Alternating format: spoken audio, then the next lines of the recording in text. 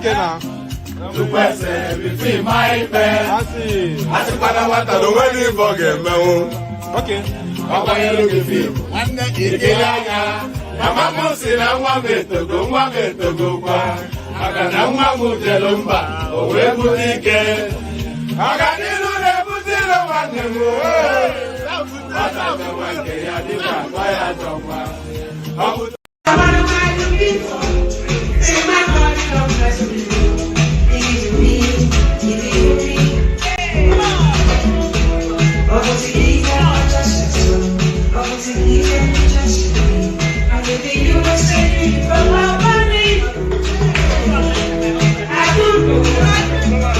I wish I go back to the old days when I used to be the kid in the 3rd grade, playing in the street with my homies all day. Cause we live so fast, now we can't relate. We come a long way, money can't wait. And no worry about a thing, happy all days. This is how we live, we cannot complain. And nobody leave, keep the old plans.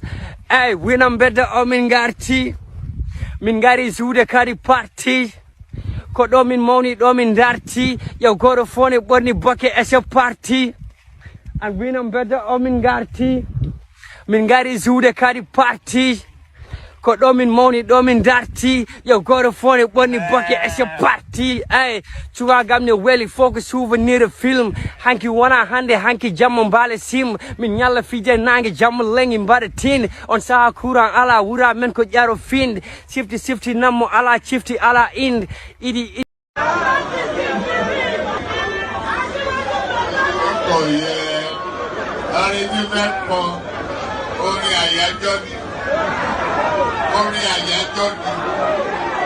wọ́n dìde wọ́n pínlẹ̀ ogun oyin tí mo rí ká bá mi wá yẹn dà ká ní kó bá mi wá.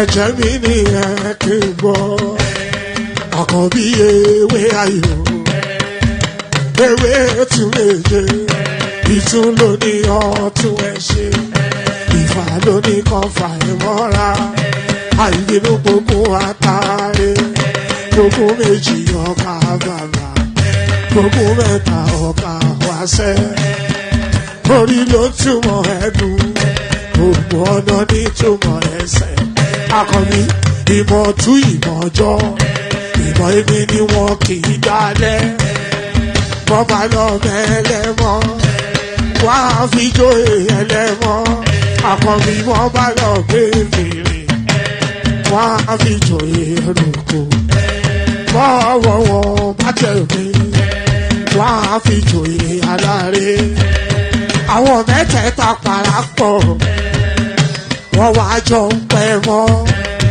ẹ̀ẹ́mọ́ olóko jẹ wọ́n pa Akíntọ́lá ọmọ Ògún wọ́n pàdé Ìyọ̀dà ọmọ Àtàràbọ̀bà Àkànbí wọ́n pàdé Ṣàtàdá dẹ ọmọ ọba Ìjẹ̀bú Mèrè Aṣíwájú odò gbólùkẹrẹ ajagun lólòdì ọ̀run tó bá ṣe pé tìyẹ tó bá ṣe pé tìyẹ lọ bá ń darí jọ wí àpérò ní kún gbọ́wọ́ ọ̀gọ́ ti ṣìgìdì bá gbé àgẹ́tì ló máa ń gbé àyàn tí ìlàyàn ewúrẹ́ ọlọ́run dákun má padà lẹ́yìn ẹ kó má gbàgbé ọ̀rọ̀ tẹ́ aṣíwájú ọlọ́run dákun má padà lẹ́yìn ẹ.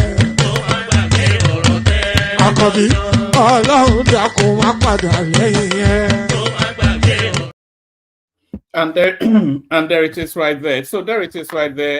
I never quite, I always line it up before I kick off, but if I move my position like this or move my position like that, then I'm out of skill somewhat, and you should really be central to the circle. I'm still not really fully central to the circle, but there it is. Good day to you, good to be in your company, and how are you? So we started off with that. Hopefully you can hear my voice. Good day to you, good to be in your company, and how are you? A real delight to be in your company. So good day. The usual protocol, click on the like button. Just as soon as you as soon as you hear me invite you to do it. That is your lift towards the upward trajectory of the platform. So I keep on asking it. So ultimately, at some point, you have to acquiesce. Whether you are a friend or a frenemy of the platform, or an outright enemy, maybe that's more the abundance than anything else. But however your sentiments are towards it, if it's part of your usual diet, this platform, then really there's somewhat an obligation. Don't worry about Chioma. I think she could pay your wages and still have plenty to go shopping. So yes, whatever your sentiments are towards the platform, really you should if it's part of your routinous diet, there's something of a decency obligation to do the like thing. So whether you like the cut of my jib or not, what I get on your nerves, hopefully I do. Because if I'm not getting on your nerves, then I'm not doing the right thing. Just because we should jar each other at where the pain points are, where the pressure points are. if we're going to have a serious conversation, then we should jar each other at where the comfort zones are. So if I get on your nerves, all the better. So that's the whole plan. So all of that really to invite you to click on like. I'm not quite sure if I've done it the right way, but invitation to click on the like button. So do that. Click on like if you are not, or if you are not already, if you have not already done that. So click on like. So do that now. As you hear me invite you, and by the way, no, let me leave that. So click on like, and then if you're not already subscribed, please correct that as well. So like and subscribe. So very, very important that you do those two things. Important, maybe not to you, but certainly to the platform that you do those things. So click on like and then click on subscribe. And then if you want to come and join us on the screen, your tickets to ride is the hyperlink that says StreamYard. So if you do want to come and join us on the screen, click on that hyperlink that says StreamYard. It will bring you into a studio space. As soon as I finish describing what we're talking about, I'll let you onto the screen, then I'll engage you in conversation. So do that. Click on like, click on subscribe, click on the hyperlink that says StreamYard if you want to come and join me on the screen. So do those things. I'm not going to push you towards the super chat because maybe I've been overlapped because this platform has been going on 3 and a bit years, and for the first phase of it, I used to really recoil from asking people to super chat. It was only when I started hanging out with Kaizo that they told me that this is exactly what you should be doing. So let's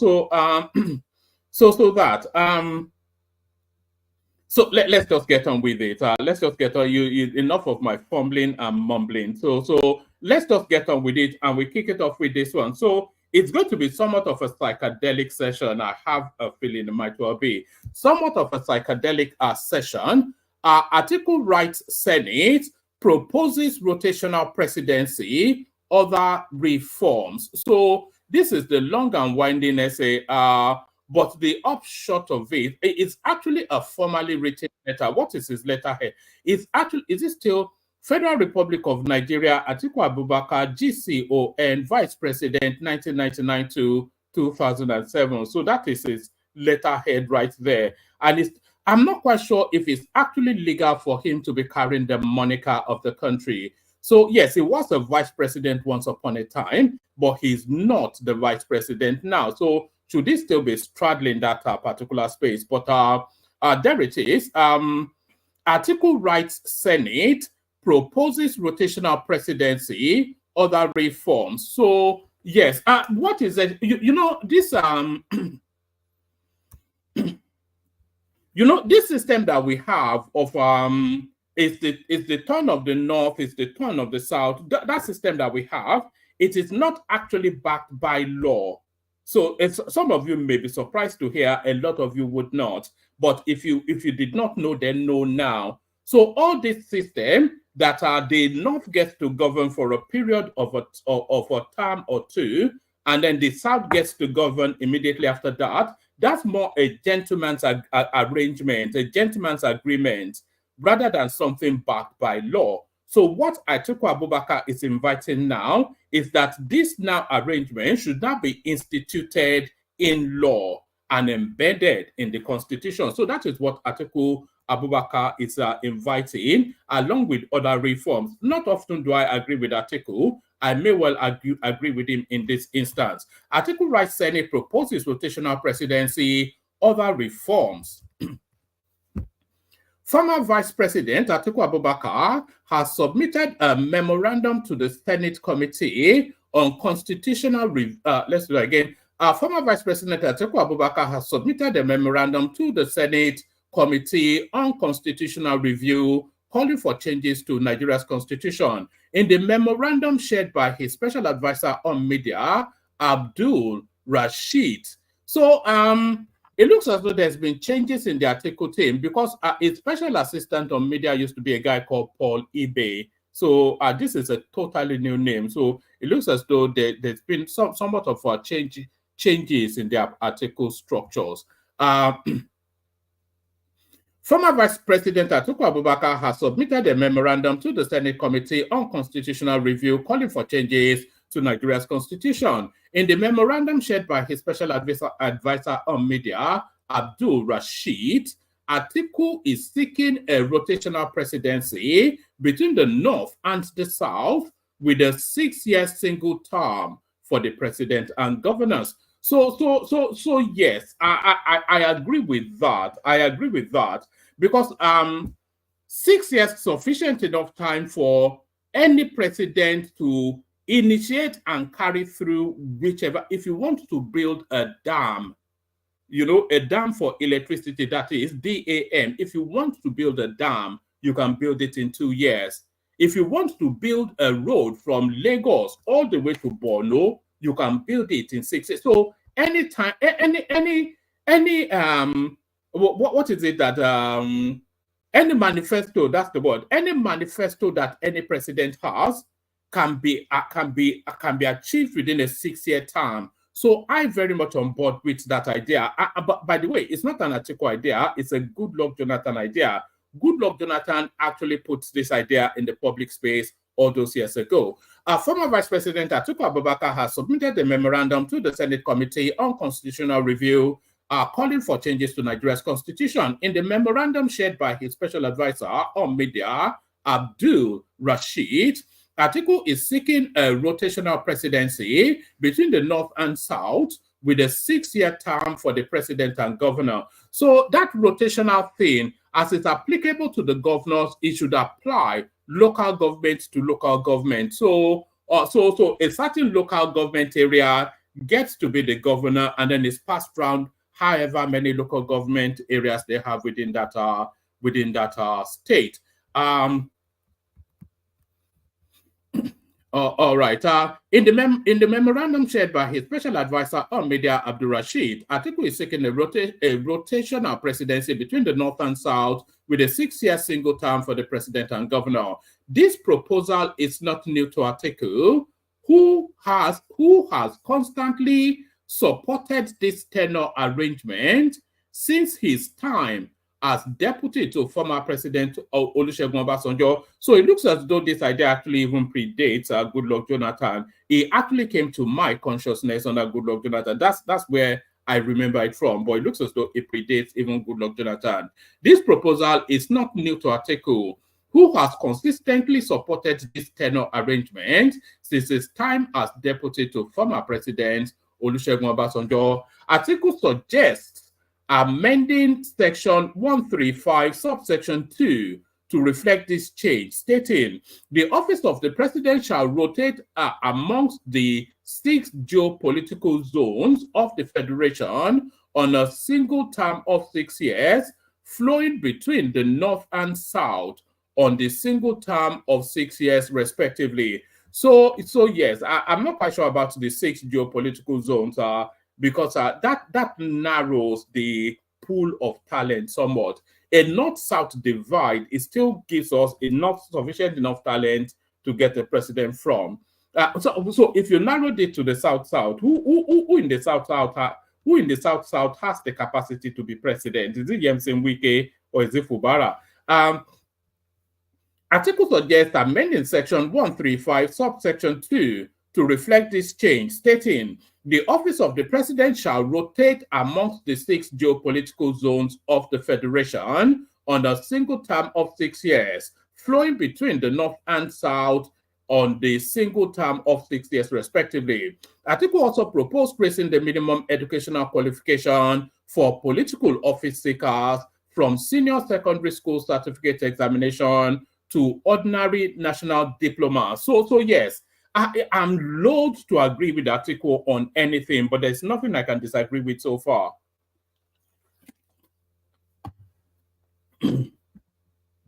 Yes, I agree that the presidency should rotate between the North and South. Yes, I agree with that. It's just for balance, because if we don't have that balance, there's the danger that one section of the country will rule that country in perpetuity, and that will be much to the chagrin of another section of the country, which will just lead to unrest. So I agree that that rotational system should be in place, I also agree that that rotational system should be embedded in the Constitution as an act of law rather than a gentleman's agreement, which is what we have now. So I agree with that as well.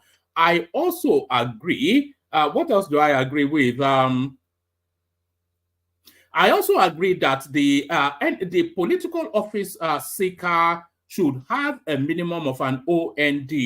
Remember when we were chasing around for Buhari's school start, and WAEC was giving us some Photoshop nonsense? Buhari, totally uneducated president of your country. ATIKU also proposes raising the minimum educational qualification for political office seekers from senior secondary school certificate examination to ordinary national diploma. Furthermore, ATIKU recommends granting political parties more authority on the candidate selection process. He suggests amending Section 65(2) sub B to require candidates to be registered members of their party with their names submitted to the Independent National Electoral Commission 30 days before primaries. So I think that's already, I'm not sure why he's proposing that, because I think that's already an act of law. Because if you, let me just acknowledge that your super chat right there. I'm not quite sure what he's proposing. Do you remember the controversy around Peter Obi, when he hopped from PDP to the Labour Party, and a lot of people were arguing that the time between that 30-day rule, that the time between him being in the Labour Party, him being in the PDP, joining the Labour Party was not sufficient enough to have established that 30-day rule before he registered as the presidential candidate. So I think that law might already be in place. Furthermore, ATIKU recommends granting political parties more authority in the candidate selection process. He suggests amending Section 65(2) sub B to require candidates to be registered members of their party with their names submitted to the Independent National Electoral Commission 30 days before primaries. So that's ATIKU and its law. I'm not going to go through all these because I think we get the thrust of I think they've picked out the thrust of what he has to say. So I'm not going to go through all this scanned document. So that's ATIKU then. Speaking sense, they say a broken clock is right twice a day. Maybe that's ATIKU broken clock metaphor. So that's ATIKU broken clock metaphor. Federal government removes VAT on diesel, cooking gas, electric vehicle, or vehicles, others to crash prices. So I'm not quite sure. I think the idea of electric vehicles in Nigeria is a misnomer. It's a term that contradicts itself. It's a misnomer. You have to have electricity before you have electric vehicles. Are you going to on the gen in order then to charge up your car to then save yourself from having to use fuel?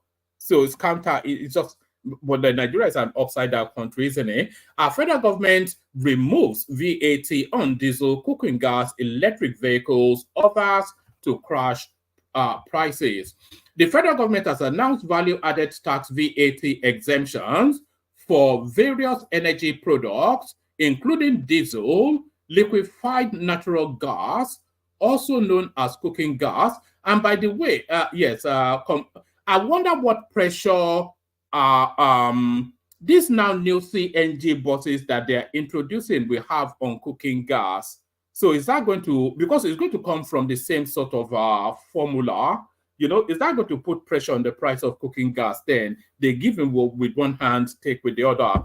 The federal government has announced value-added tax VAT exemption for various energy products, including diesel, liquefied natural gas, LNG, also known as cooking gas, compressed natural gas, CNG, and electric vehicles, amongst others.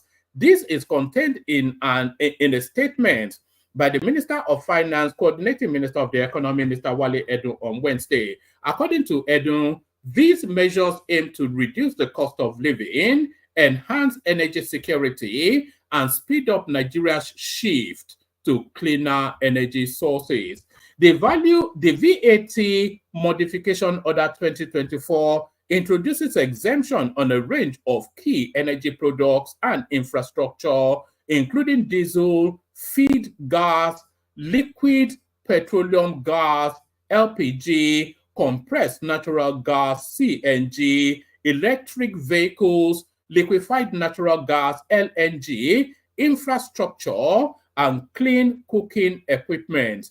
These measures are designed to lower the cost of living, bolster energy security, and accelerate Nigeria's transition to cleaner energy sources, the statement reads in part. Tax incentive for deep offshore oil and gas production. In addition, the minister also announced the introduction of tax incentives for deep offshore oil operations and gas production, as outlined in the Oil and Gas Companies Order 2024. Edun stated that the initiative is designed to establish Nigeria's deep offshore basin as a leading destination for global oil and gas investment. He explained that these reforms are part of a broader set of investment-focused policy initiatives led by His Excellency Bola Ahmed Tinubu in accordance with Policy Directives 40 to 42. In addition, the notice of tax incentive for deep offshore oil and gas production provides new tax reliefs for deep offshore projects. This initiative is aimed at positioning Nigeria's deep offshore basin as a premier destination for global oil and gas investment. So those are more difficult to reach all spaces that they're trying to open up just to meet our OPEC quota, I suspect. All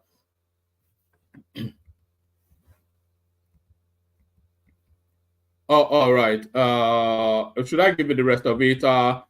These reforms are part of a broader series of investment-driven policy initiatives championed by His Excellency President Bola Ahmed Tinubu in line with Policy Directive 4042. They reflect the administration's strong commitment to fostering sustainable growth in the energy sector and enhancing Nigeria's global competitiveness in oil and gas production, Edun said. The federal government's ongoing tax reform initiative was introduced after President Bola Ahmed Tinubu established a tax and fiscal policy committee in August 2023, led by renowned tax expert Taiwo Oyedele. The committee is responsible for developing a new tax framework aimed at driving economic growth and development nationwide. As part of its mandate, the committee has proposed several reforms, including raising the value-added tax and introducing tax exemptions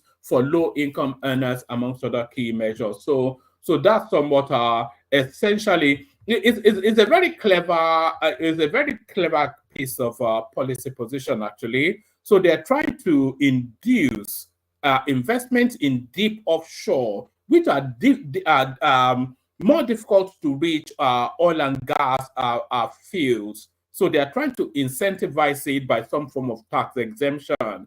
They are also trying to incentivize electric vehicles with tax exemptions, but I'm not quite sure why they will remove VAT on diesel, because it's one of the most toxic form of gas out there. So that's that. Let's go on from that to the next readout. Rufai declares intent to return to politics 2027. So I will see you at the ballot is what Rufai is saying to Tinubu's snobbery.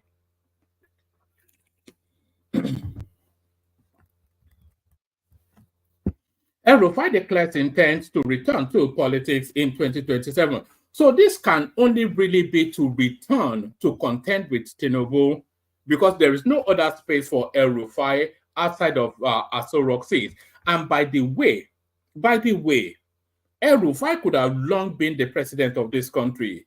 He could have long been. You see, when Obasanjo's term came to an end and he was shopping around the north for a northerner to hand over to. His first port of call was El Rufai, and I think who was that preacher man that is it Pastor Yedepo or something that contended the APC presidential ticket? He was the one that actually came up with this story. The first person that Obasanjo wanted to replace him was El Rufai, but El Rufai was playing hard to get, and he wanted Obasanjo to toast him more than his looks are required. So he was playing somewhat hard to get, to the point that Oyedepo was sent to him to go and reason with him, but it was still proving quite difficult. So Obasanjo just abandoned it and then moved on to Yadua, and we all know the rest of the story. We all know the rest of that story. So El Rufai could have a long time ago been the president of Nigeria, but his arrogance is what has stymied that. El Rufai declares intends to return to politics in 2027. So let's have it. Former Kaduna State Governor Malam Nasir El Rufai has declared his intention to return to politics in 2027. El Rufai, who made his intentions public in an interview on Freedom Radio Kaduna yesterday, also strongly denied the allegation by the Kaduna State House of Assembly that 423 billion naira was stolen or misappropriated under his watch as the governor of the state. I intend to return to politics in 2027 after completing my studies. There is no retirement in politics. By the will of Allah, we will return and continue serving the people. I didn't join politics to steal money or to enrich myself. I was satisfied with what I had before becoming Governor, El Rufai said.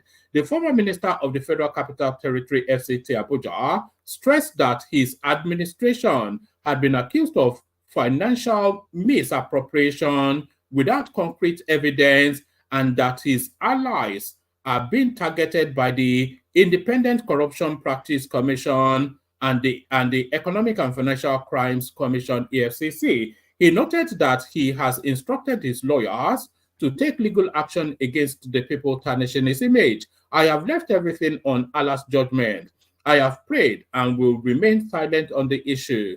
So all of this is just all this blowharding that I have instructed my lawyers. How many people have instructed their lawyers in the throes of an accusation, and then it just dies once it comes off the headlines? If they take it to court, it will probably end up in EFCC dungeons. I have left everything to Allah. So I'm not really that interested in his accusations of looting Kaduna State coffers. We all know that he looted Kaduna State coffers, but it is this one now that he intends to return to politics in 2027. That is the real news coming out. So return to politics in what capacity? And it goes on to hint then that he still feels that he has something to offer in terms of serving the people. So that can only mean the presidency, because there is no other slot. He's been a minister of the FCT, which is probably where they made his first fortune. That was under the Obasanjo regime. It was the Yemsen Wike of the Obasanjo regime, and it was the only functional one until Yemsen Wike came along. But so he's been a minister already. He's been a two-term governor. So what other political slots are available for him? He can go back to being a minister again under Tinubu's administration, but that failed already because it was rejected by the Tinubu administration. So what slot opens for him? It can only be the presidency. So this essentially is El Rufai declaring his intent to rival Tinubu in 2027. There is no other reading other than to read it that way. So there's no other reading other than to read it that way. Now, let's go on from there to another one. Still with the politics of 2027. 2027 list of southern politicians who may challenge Tinubu, who may challenge President Tinubu. So before I read out the list, you tell me what you have in mind, because I thought the name that I had in mind was Yemi Oshibanjo, because I still feel that he still has a joker up his sleeve. 2027 list of southern politicians who may challenge President Tinubu. So let's say who are they? So Peter Obi, of course. Yeah, well, we all know that one. Yemson Wike. So there's very little chance of Yemson Wike challenging Tinubu in 2027. That doesn't align with his political maneuverings and his political strategy.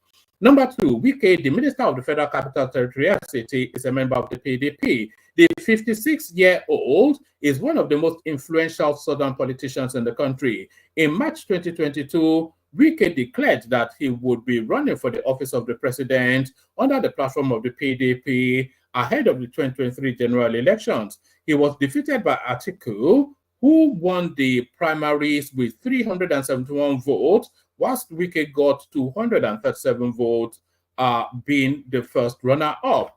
After apparently working against his party and ensuring Tinubu's victory in 2023, the president appointed him as the Minister of the FCT in August of that year, following his nomination screening and approval by the Senate. Although he appears a loyal cabinet member, some opposition party members have said the former Rivers State governor has plans to contest against Tinubu in 2027. I don't accept that one single bit. Adewale Adebayo, Barrister Adebayo is a public affairs commentator who provides advice on national issues and participates in Nigerian politics as a member of the Third Force. The Ondo-born media entrepreneur ran for president under the Social Democratic Party SDP in 2023. Following the disappointment of 2023, Adebayo shifted focus to 2027. So yes, I do expect Prince Adebayo to contest, but I'm not quite sure that I'm not sure he's going to land in that. He has no backdrop in politics, is what really puzzles me. He has no. Correct me if I've missed something, but I don't think Prince Adebayo has ever held a political office. Dan Nwayawu, so that's the last one from the south. Imo-born Nwayawu is the chairman of the Zenith Labour Party. He was chairman of the Labour Party from 2004 until 2014. Nwayawu was the ZLP's candidate in the. So yes, there's no real outside of Peter Obi. I'm not quite sure there's any name there that Tinubu would lose any sleep over. I was half expecting to see Oshibanjo actually. So this is something to do with taxation put out by Oyedele. Somebody sent it in. I'm not quite sure what they're asking us to make of it. Should I read it? Should I not? Tax is always a boring topic, isn't it? So that's some taxation, something from Taiwo Oyedele, the tax czar of the Tinubu administration.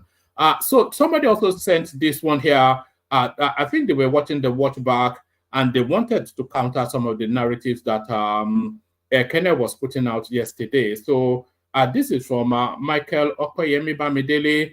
Bamidele, I am not working against Yoruba's interest. The leader of the Senate, Senator Okoyemi Bamidele, has faulted claims that is working against the interest of the Yorubas in the National Assembly. Bamidele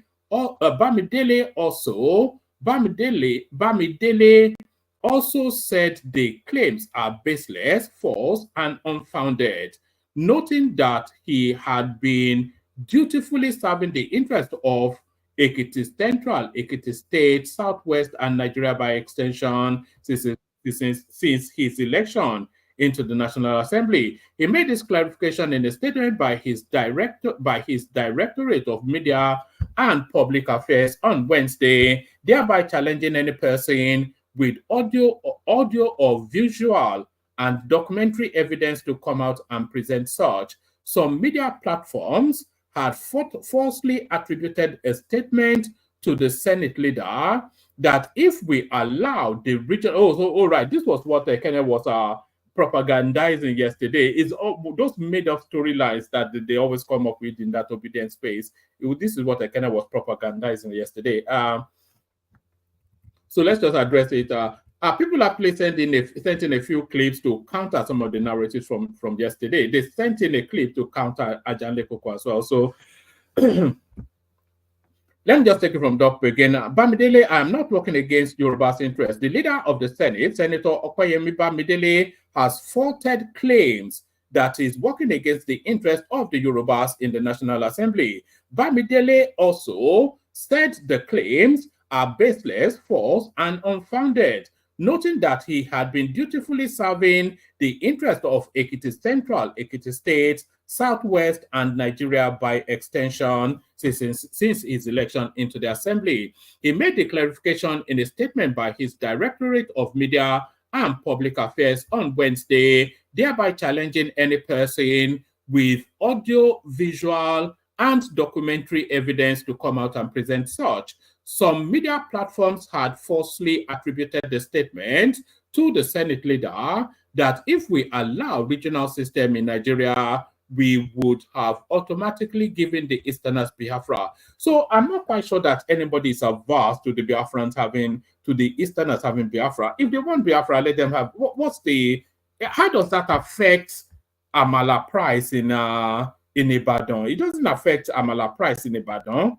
It doesn't affect the price of pounded yam in Ilesha. You know, it doesn't affect Owambe parties in Lagos. If the Southeasterners want, let them have Biafra, and then the noise with this. Who cares? You know, who cares? You know, I mean, if that Biafra is the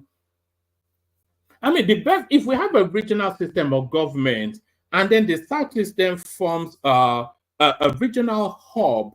That's essentially the Biafra that they want, isn't it? And if they're allowed to manage largely the bulk of their resources and develop at their own pace, then that's Biafra. So just let them have it. You know, it doesn't affect me and it doesn't affect you, but it affects them and they want it. So let them have it. So I'm not quite sure why Bamidele would object to that.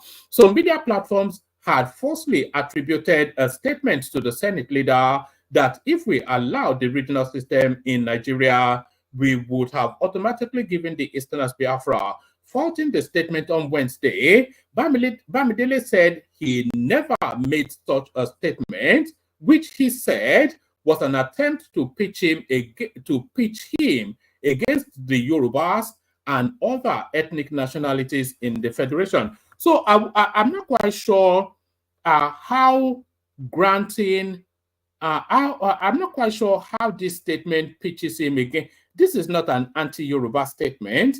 You know, if anything, it's as an anti-Southeastern statement. So how would say, if we allow the regional system in Nigeria, we would have automatically given the Easterners Nigeria. So I'm not quite sure that the Yorubas are averse to the Easterners having their Biafra. I don't see that. So how is that against the Yorubas? Faulting the statement on Wednesday, Bamidele said he never made such a statement, which he said was an attempt to pitch him against the Yorubas and other ethnic nationalities in the Federation. He added that he did not make any statement about the regional government in line with the 1960 and 1963 Constitution at the 27th and 28th September Senate retreat. Pardon me. At the yes.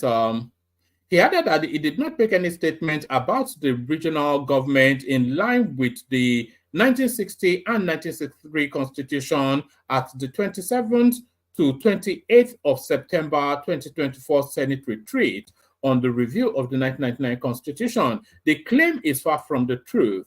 I never spoke about the return to the regional government in any forum at any forum. Neither did I make a claim that if we allow the regional system in Nigeria, we will automatically be given the Easterners Biafra. It is a sheer case of misinformation and deliberate fake news, which do not in any way represent my worldview about federal governance structure, Bamidele said. Bamidele, however, warned that he would not hesitate to legally challenge any person or establishment fabricating and circulating fake news against his person and office.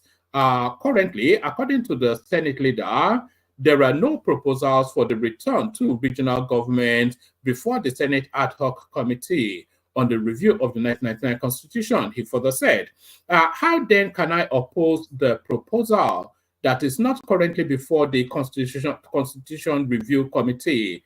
I believe this statement is politically motivated to discredit me before Nigeria as a whole. Already, the 10th Senate Constitution Review Committee has received 37 fresh constitution alteration bills. The committee is also considering 16 constitution alteration bills inherited from the 9th National Assembly, making 53 alteration bills altogether.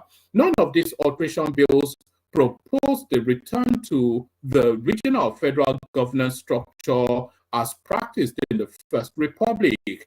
Linking me to an anti-regional government is a deliberate attempt to take my image. I am not working against the interest of the Yorubas. I will never do so for any reason, he said. So what just confuses me in the whole lot of it is how having Biafra is against Yoruba interest. That doesn't make any iota of sense to me. So that doesn't make an iota of sense to me. Let me send the link in at the room bulletin. As I often say, if you want the conversation, then it's a participatory sport. So if you want the conversation, then you have to come into the studio. So let me send the link.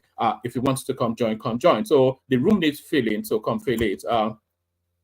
Oh, this is your super chat. One man went to Mo. I wonder if anybody, if you've ever speculated as to how I came about the name of the platform. One man went to Mo is actually just a nursery rhyme, but it resonates with a particular inflection that I wanted to put out there.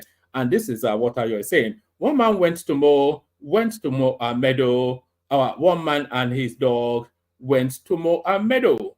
Two men went to Mo. So you all know how you should all know that song. If you have anything that purports to be an education, you should all know that nursery rhyme. So one man went to Mo. One man went to Mo a meadow. So one man went to Mo a meadow. Let's play a few clips and then hopefully a panel turns up and then we'll kick off the session. Let me play you a few clips, or let me play you. All right. All right. So let me play you this clip. It's about 20 seconds and it's coming out of the Southeast. So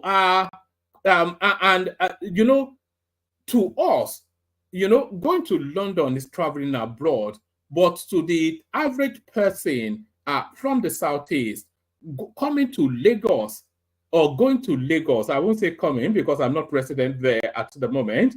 So to some of us, going to maybe America, Ghana, whatever is going abroad, but to somebody from the Southeast, going to Lagos is the equivalent of going abroad.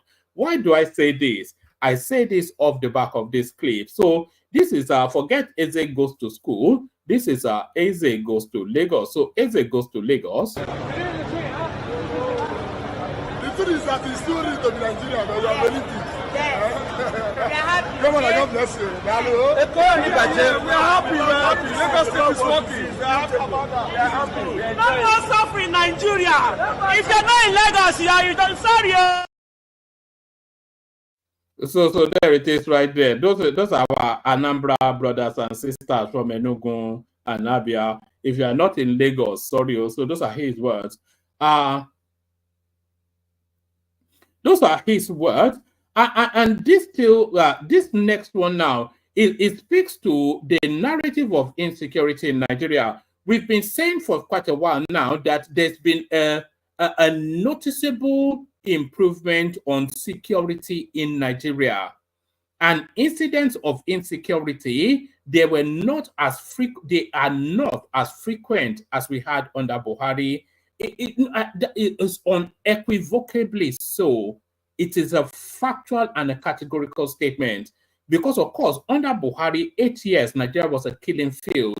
He just rolled his people in from Niger Republic and told them to slaughter all the way to the Sea of the Lagoon. So we've seen a marked, improvement in the insecurity space, and no less a figure than this funky-looking man from the north explains exactly why. The speech did have some high notes, but I'm no economist, so I'll stick to what I know, which is security.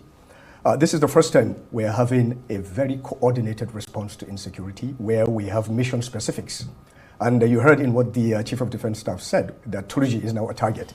This is the first time in the history of Nigeria where we have mission specifics. Targets are painted on specific individuals, and it's as a consequence of that you are witnessing the fact that quite the top layer of the leadership have been knocked off one after the other. And this is largely thanks to the new conductor of the security orchestra. When you have a 250-piece orchestra, there's always one conductor. And the symphony that will be produced is largely reliant on how well the conductor conducts. And the conductor of the security architecture for this melody, of course, is the National Security Advisor to the President. And he must be congratulated. Then, of course, the tip of the spear, the military. And it would also be unfair to talk about the military in only the kinetic component of knocking these guys out. We saw what happened in Maiduguri, the unfortunate flooding in Maiduguri. We saw our military come to bat the same way that the militaries of the United States and other countries we look up to would have come. We should congratulate our military, the defense headquarters, and all the armed forces for the response capability as demonstrated. And there's also another part that we should also look at to show that Nigeria is actually evolving. We had amphibious vehicles. So if we talk about procurement, how we have evolved from buying the wrong things to buying the right things, if we had not bought the right equipment, those trucks, those heavy equipment would have been static, and then Nigerians would have continued lambasting the military. So congratulations to the defense headquarters, and congratulations to, of course, the NSA. In terms of the security terrain, we're in the consolidation phase. Boko Haram has been degraded by 82%. I'm being specific here, 82%. ISWAP by 75%. None of them has the capability of mounting large-scale attacks, which they had about 2.5 years ago. That is a huge success. What needs to happen is to ensure that this does not roll back. It should not go back to where it was, or we begin to slide back the scale. Then the Northwest, of course, we are seeing with the new renewed vigor of the military and the charge led by the defense headquarters, where we now have a harmonization of all operations as an active theater. I think the name of the operation is now Fansang Yamma, freedom liberating the Northwest. So we can now see a concerted effort of all efforts geared towards specific objectives. So where before you had a smattering of efforts, now you have a consolidation, and it is because of that that we're seeing recording the successes that we're recording. All right. I don't feel, maybe it's drowned in the noise, but I don't feel that the Tinubu administration gets sufficient enough credit for, I mean, they are useless and all that. I'm not holding any truck for them. I'm not a spokesperson for them. A lot of you may say whatever, but I don't think they are getting enough credit for some of the achievements that they are achieving. We all lived through Buhari's administration now. 70 killed in Plateau, 90 killed in Benue, a whole community slaughtered in Jigawa, a church massacred in Owo. Every single day, this was the recording decimal. XYZ King, fashion artist's daughter kidnapped on her way to visit her father. And this was the backdrop of, this was for every single day of those miserable 8 years of Buhari. Nigeria was a killing field.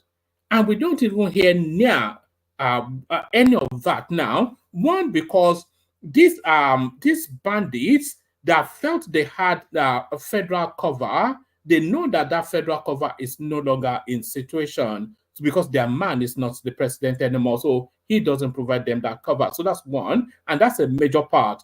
But the other part is they have been taking down a lot of the lead persons. If you have been following that space, they've been taking down a lot of the lead persons in that insecurity space to the point that Bello Toji, who is essentially the Osama bin Laden of insecurity in Nigeria, is now signaling to the federal space that he wants to negotiate. That's the foremost terrorist in Nigeria. So they've been actively, every day they bomb them. Their enclaves, their covens, the caves that they hide in, the forests that they feel, they are just massacring them, and they've brought them to their knees. And all within this a year, 6 months of this guy, and we don't get, they don't enough tell us about that. But then a lot of that, of course, is drowned in the campaign of calumny that is going on against his administration. But there is a funky brother from the north telling us just what the 411 is.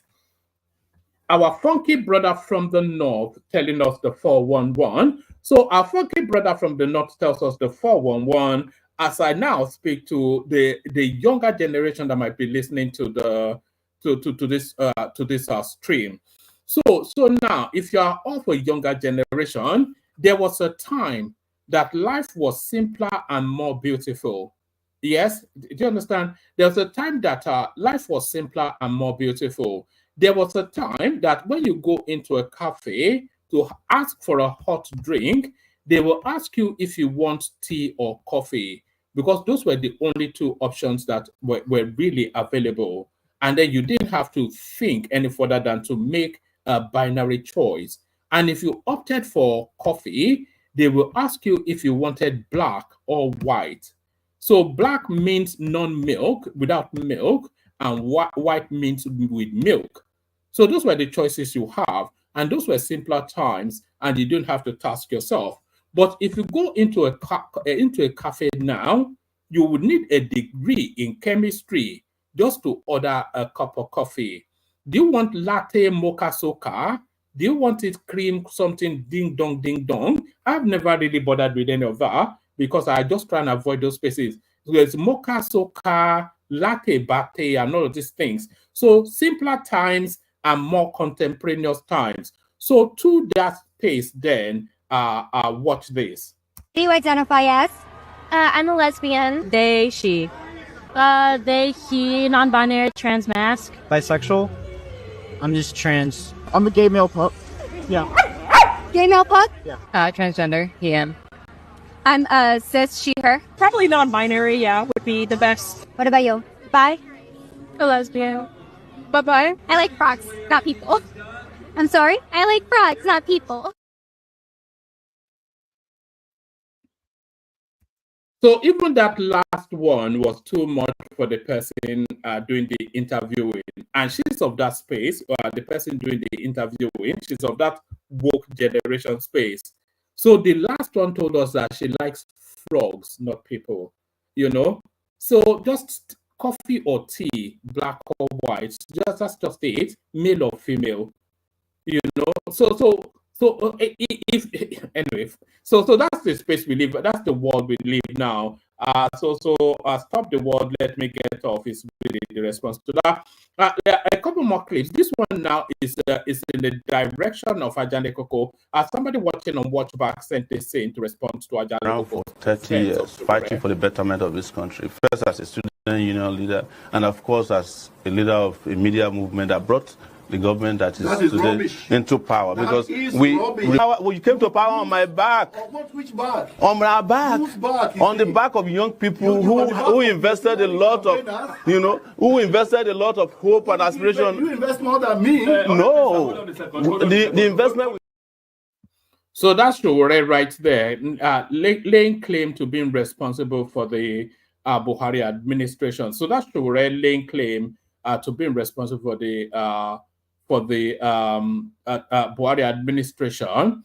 So here is a voice from the ethos telling us just that we may well be too unkind on Tinubu. So this is Dumebi Kachuku speaking somewhat something that sounds like sense.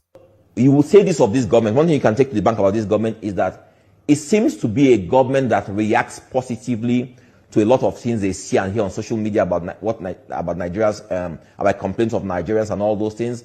And The fact that in the last 2 months or so, this government has taken on the issue of the youths and their worries, and they are doing a lot to speak about this, to address this. Whereas a lot of our last president, you can protest all you want to protest. You are just you are just probably clowning about, you know. But we see this government responding, you know, whereas they don't really. They can be like some former president, but they are responding, which is good. So there it is right there. It's a throwback to the Goodluck Jonathan administration, actually, who were very much attuned with the sentiments of the people. One of the criticisms that you cannot level against Tinubu is that he's not responding to what the people are saying. He is responding. Satisfied or not with that response is a different matter. But you cannot say that he's not responding. They respond both in words and action. So I think a lot of people would agree with that. So let's go to Buba Galadima, who takes us back to memory lane. Remember that analogy of simpler times, black or white coffee? These are simpler. This is to that theme. Let me put it that way. So remember that analogy, simpler times, black or white coffee. It is to that analogy that Buba Galadima speaks to. Watch this. As I had tried to say, that in primary school, we were almost being pampered or paid to come to school, because every Friday we had to go to the house of the emir, where we are given sumptuous dishes. In fact, sometimes cows or chicken or fish was fried for all of us to eat. We will be looking forward to those things. And I said that the teacher is the most important person at that time in the community, because apart from the emir, the next person is the headmaster.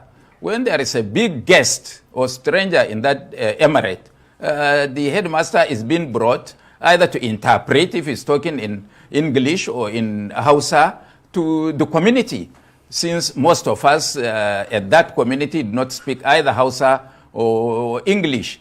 So they were the most important, revered people. But in secondary school, actually, we have what we call salary. Or because we are being paid pocket money every week by the I don't know whether it was the government or it was the native authorities that were pulling money together to be paying the students. Right. We are being given transport money. We are being given 2 sets of class uniforms, 2 sets of kaftan and the trouser for outing. And every day in the morning, we have a breakfast with bread, tea, and milk with eggs every day in the morning. Right.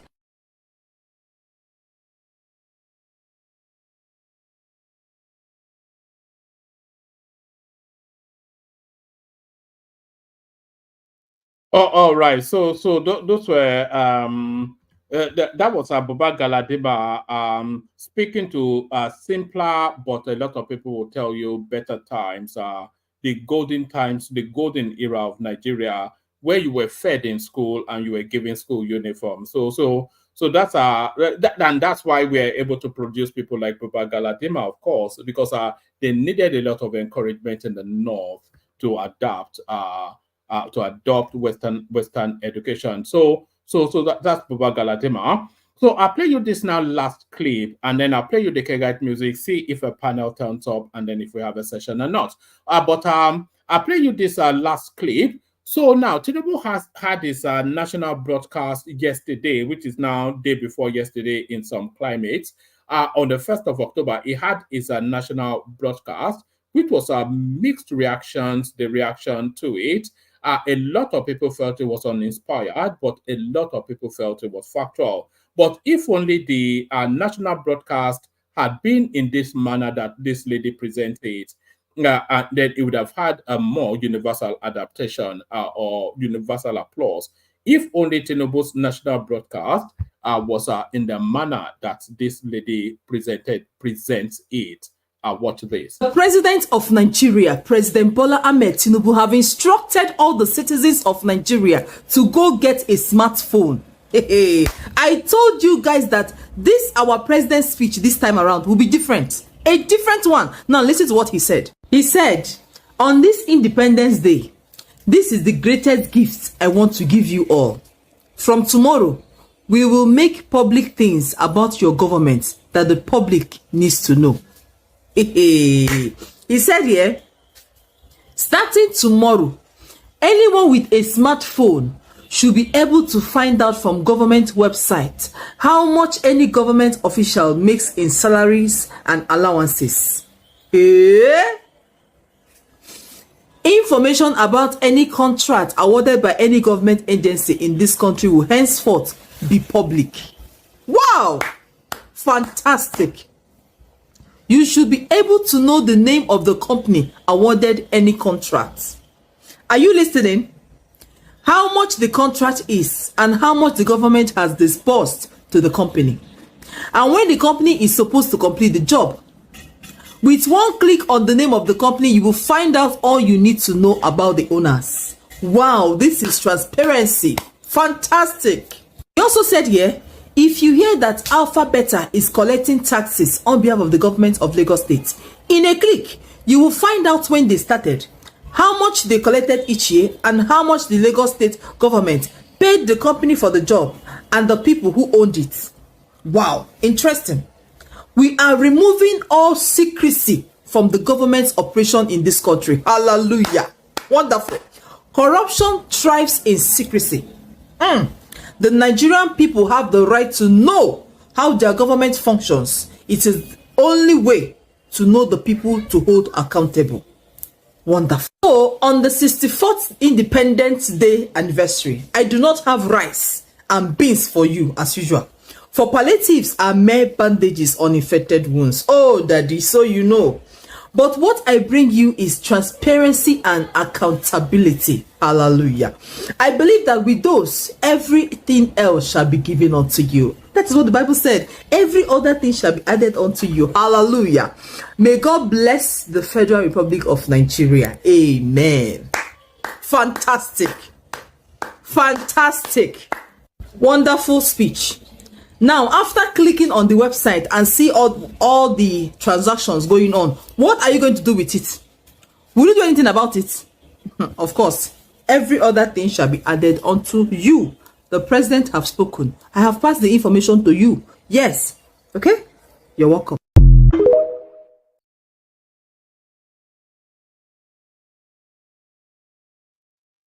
So that was that lady there presenting somewhat an alternative national broadcast, which is what a lot of people will suggest that that's how Tinubu's broadcast should have gone. So that's how Tinubu's broadcast should have gone. I'll play you the Kegite music in a moment, but it's been a moment since we had a blast of this. So let's have a blast of this, and then we have the Kegite, and then we'll see if anybody turns up.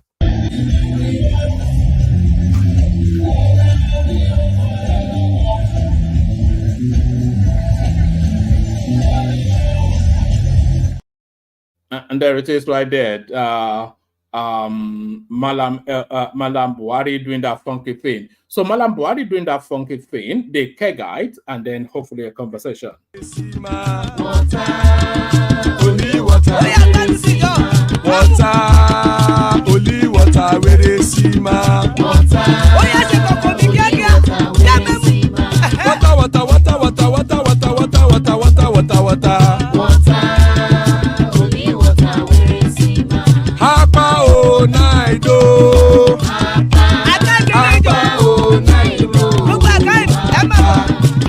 You don't come oh.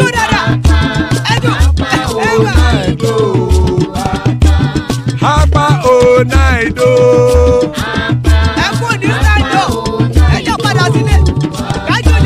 Oro keke elemu ye o.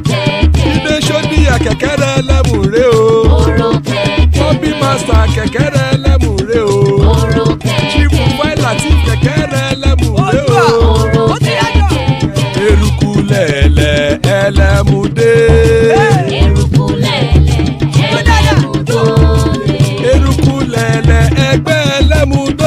rè o. Eruku lẹ̀lẹ̀ Ghana ti dé ẹgbẹ́ bọ́dì o. Ọmọ ẹlẹ́yẹ ẹ̀yẹ ẹ̀yẹ o, ó dìlé o. Odúyẹ̀lá ẹ̀yẹ o, ó dìlé o. Petro Sọ́nàmẹ̀ ẹ̀yẹ o, ó dìlé o. Petro Sọ́dúnkẹ́ ẹ̀yẹ rẹ̀ ó dìlé o. Ẹlẹ́kọ̀ ọ̀run mú ìní o.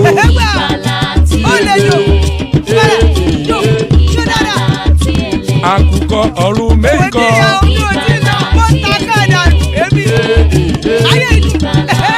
Ikú kò ní ríwà gbéṣe o.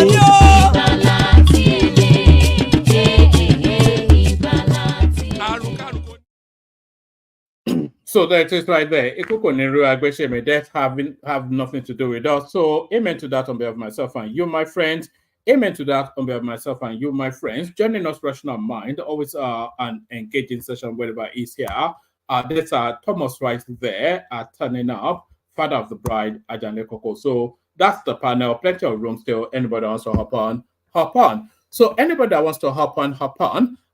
So let's kick the conversation off and take it in the direction of Rational Mind. So Rational Mind, not often does ATIKU Abubakar say anything that is agreeable, but do you agree with him with this recommendation that he's sending to Parliament? So this is ATIKU. ATIKU writes, Senate proposes rotational presidency, other reforms. So the other reforms include a single-term presidency and a single-term governorship. So are you on board with this interesting idea of ATIKU Abubakar? Woman, I just arrived. Can you go to Thomas? Let me just settle down and then I don't know. All right. Let's kick it off with Jan Lekoko then. I think he had that. All right. Thank you, woman. Greetings to our listeners around the world. Click on the like button, share and subscribe if you haven't done so. Well, ATIKU proposal sounds good, but that is not the solution to our problem. Bit by bit, reform to our constitution, our amendment to our constitution, cannot give us the best constitution that can really serve us, that can really represent our interests and the way we want our country to be run. So that is its own personal proposal. I don't buy it. What I will propose is for us to sit down as people and write another constitution that Nigerian people can truly no, that's the wider space though. So if we are rewriting that constitution, should what he's saying be embedded in that new constitution? No. I don't buy the idea of one term in office. It sounds good, but to me, I don't think it's not. I don't buy it. I like 2 terms of office. 2 terms of office give you more time to deliver more and better for the people. But you don't think 6 years is sufficient enough time to deliver your manifesto?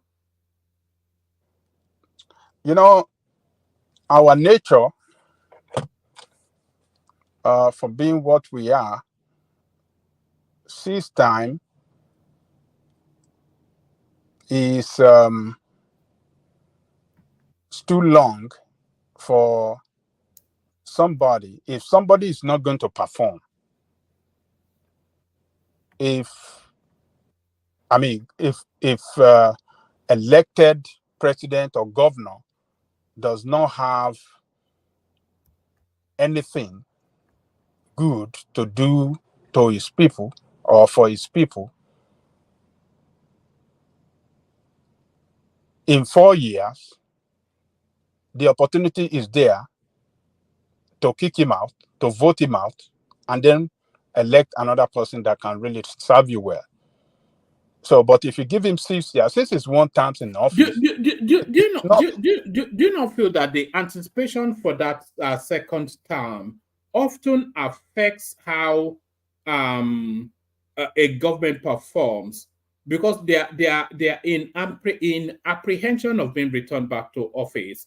But if that apprehension is not there, then they can move with more skill, more determination, more sure-footedness. You know,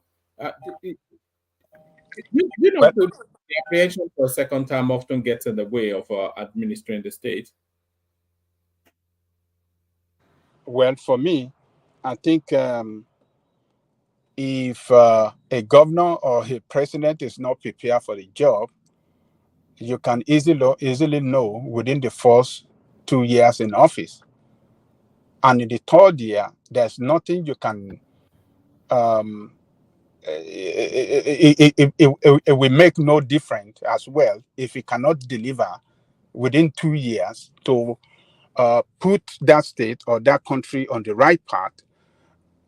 Then in third year, there's nothing he could do. So if you give him... Let's use Tinubu as an example. Okay, Tinubu has always been a proponent of restructuring, you know, but a lot of people felt it was a conversation that he would have already initiated. But people also feel that if he initiates conversations around restructuring now, that will put his second term in jeopardy.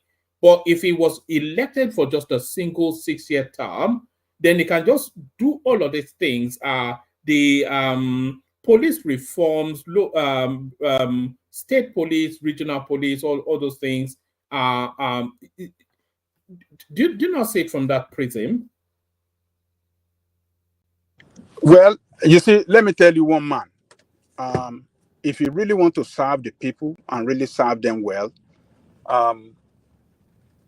whatever you promise them, you roll out policy to start to implement it from day one.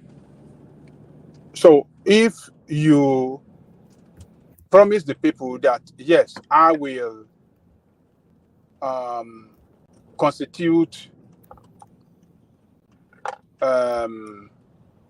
constitutional reform committee or something like that within 100 days in office or within 90 days in office, and you don't do it, then it shows that you are not ready to deliver to the people on what you promised them. So second time in office should not be an issue at all. It's the first time, whatever you promise them, which politician on this planet thinks like that? Did they not do that in your country, in Britain? Yeah, but the constitution, the constitution does not limit terms in the UK. You can rule for as long as in United States. In United States, yes, the president promised this is what I'm going to do. It's 4 years in office that people elected him to serve, not 8 years. So when he's thinking of 8 years, that, oh, what you promised the people 4 years, because you want to get re-elected, you don't want to do it. What is the guarantee that you'll be able to do it in 8 years? So it's 6 years to me that they are proposing we give this politician in Nigeria the opportunity to loot more, to mismanage your resources to their own advantage and at your detriment, at the detriment of the people. So 4 years is enough. First, then the people will start preparing to vote him out at the end of his terms of office. So I don't buy the idea of 6 years. It sounds good, but it's not it cannot really deliver well as far as I'm concerned. It gives the opportunity, because you don't have anything to do for 6 years. He will serve whether you like it or not, except it's impeached. And in most cases, you don't get the president or the governor impeached.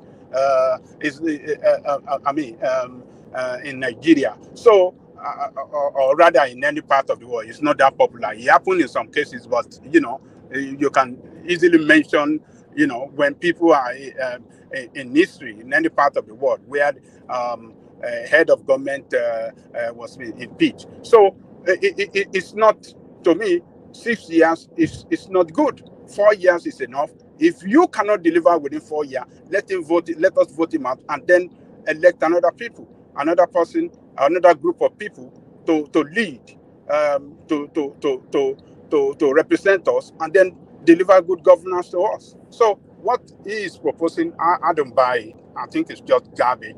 He just wants to be in the news. Jonathan said the same thing when he was there as the president. It's just bunch of rubbish. I don't agree with them. So 4 years in office is enough. You don't serve within 4 years, we vote you out, then get another person in. One man, you there? I am here. Brilliant. No, me, Joe Lowo. I was thinking maybe should I take Ajale Koko on that or move him to another one, but because I agree that a 6-year term will be, you can be brave, you can be bold, you don't have to pay too much attention to the criticism, because criticism is different from feedback, of course. So you can just go all out to deliver your manifesto, because you only have that slot. But if you are in apprehension of a re-election, then you have to go on tippy toes through, as we are seeing with Tinubu now, just soft gloving his way through governance. And we know that Tinubu can show steel if he has to. So I think a 6-year term is sufficient enough for you to deliver your manifesto. And often instances as well, they rig themselves back in anyway. So I'm not quite sure. I think Goodluck Jonathan was the anomalous one, and he even served 6 years. So it's very rare that you vote a president out of office in Nigeria. So I think 6 years is just perfect. You deliver or not. Let me tell you, one man, 6 years is not perfect. It's just too long for politicians in Nigeria. Politicians that doesn't serve the people in the first place. What is 6 years going to do? They serve 8 years. You can't point to what they did for 8 years. So how is 6 years going to work? They will just use that 6 years to loot, extreme looting, because they know they are not coming back. They want to loot for that 6 years and then get away. Look, in Second Republic, it's better than looting for 8 years, though, is it not? What did you say? I said it's better than looting for 8 years, which was what we had under Buhari. It's all looting, but in 4 years, I mean, if people really organize themselves well,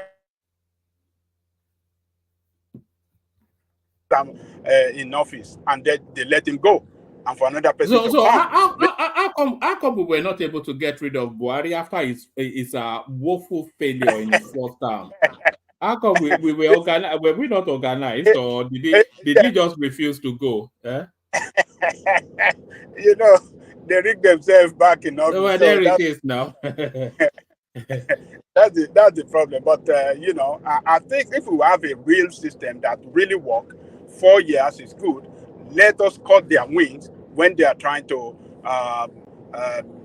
show to us that they are non-performance and they cannot deliver. So we just cut their wings and let him go 4 years than staying there for 6 years for non-performance. So let me tell you this. In the Central Republic, when the UPN, our party said, free education, 3 years service, affordable housing, head state.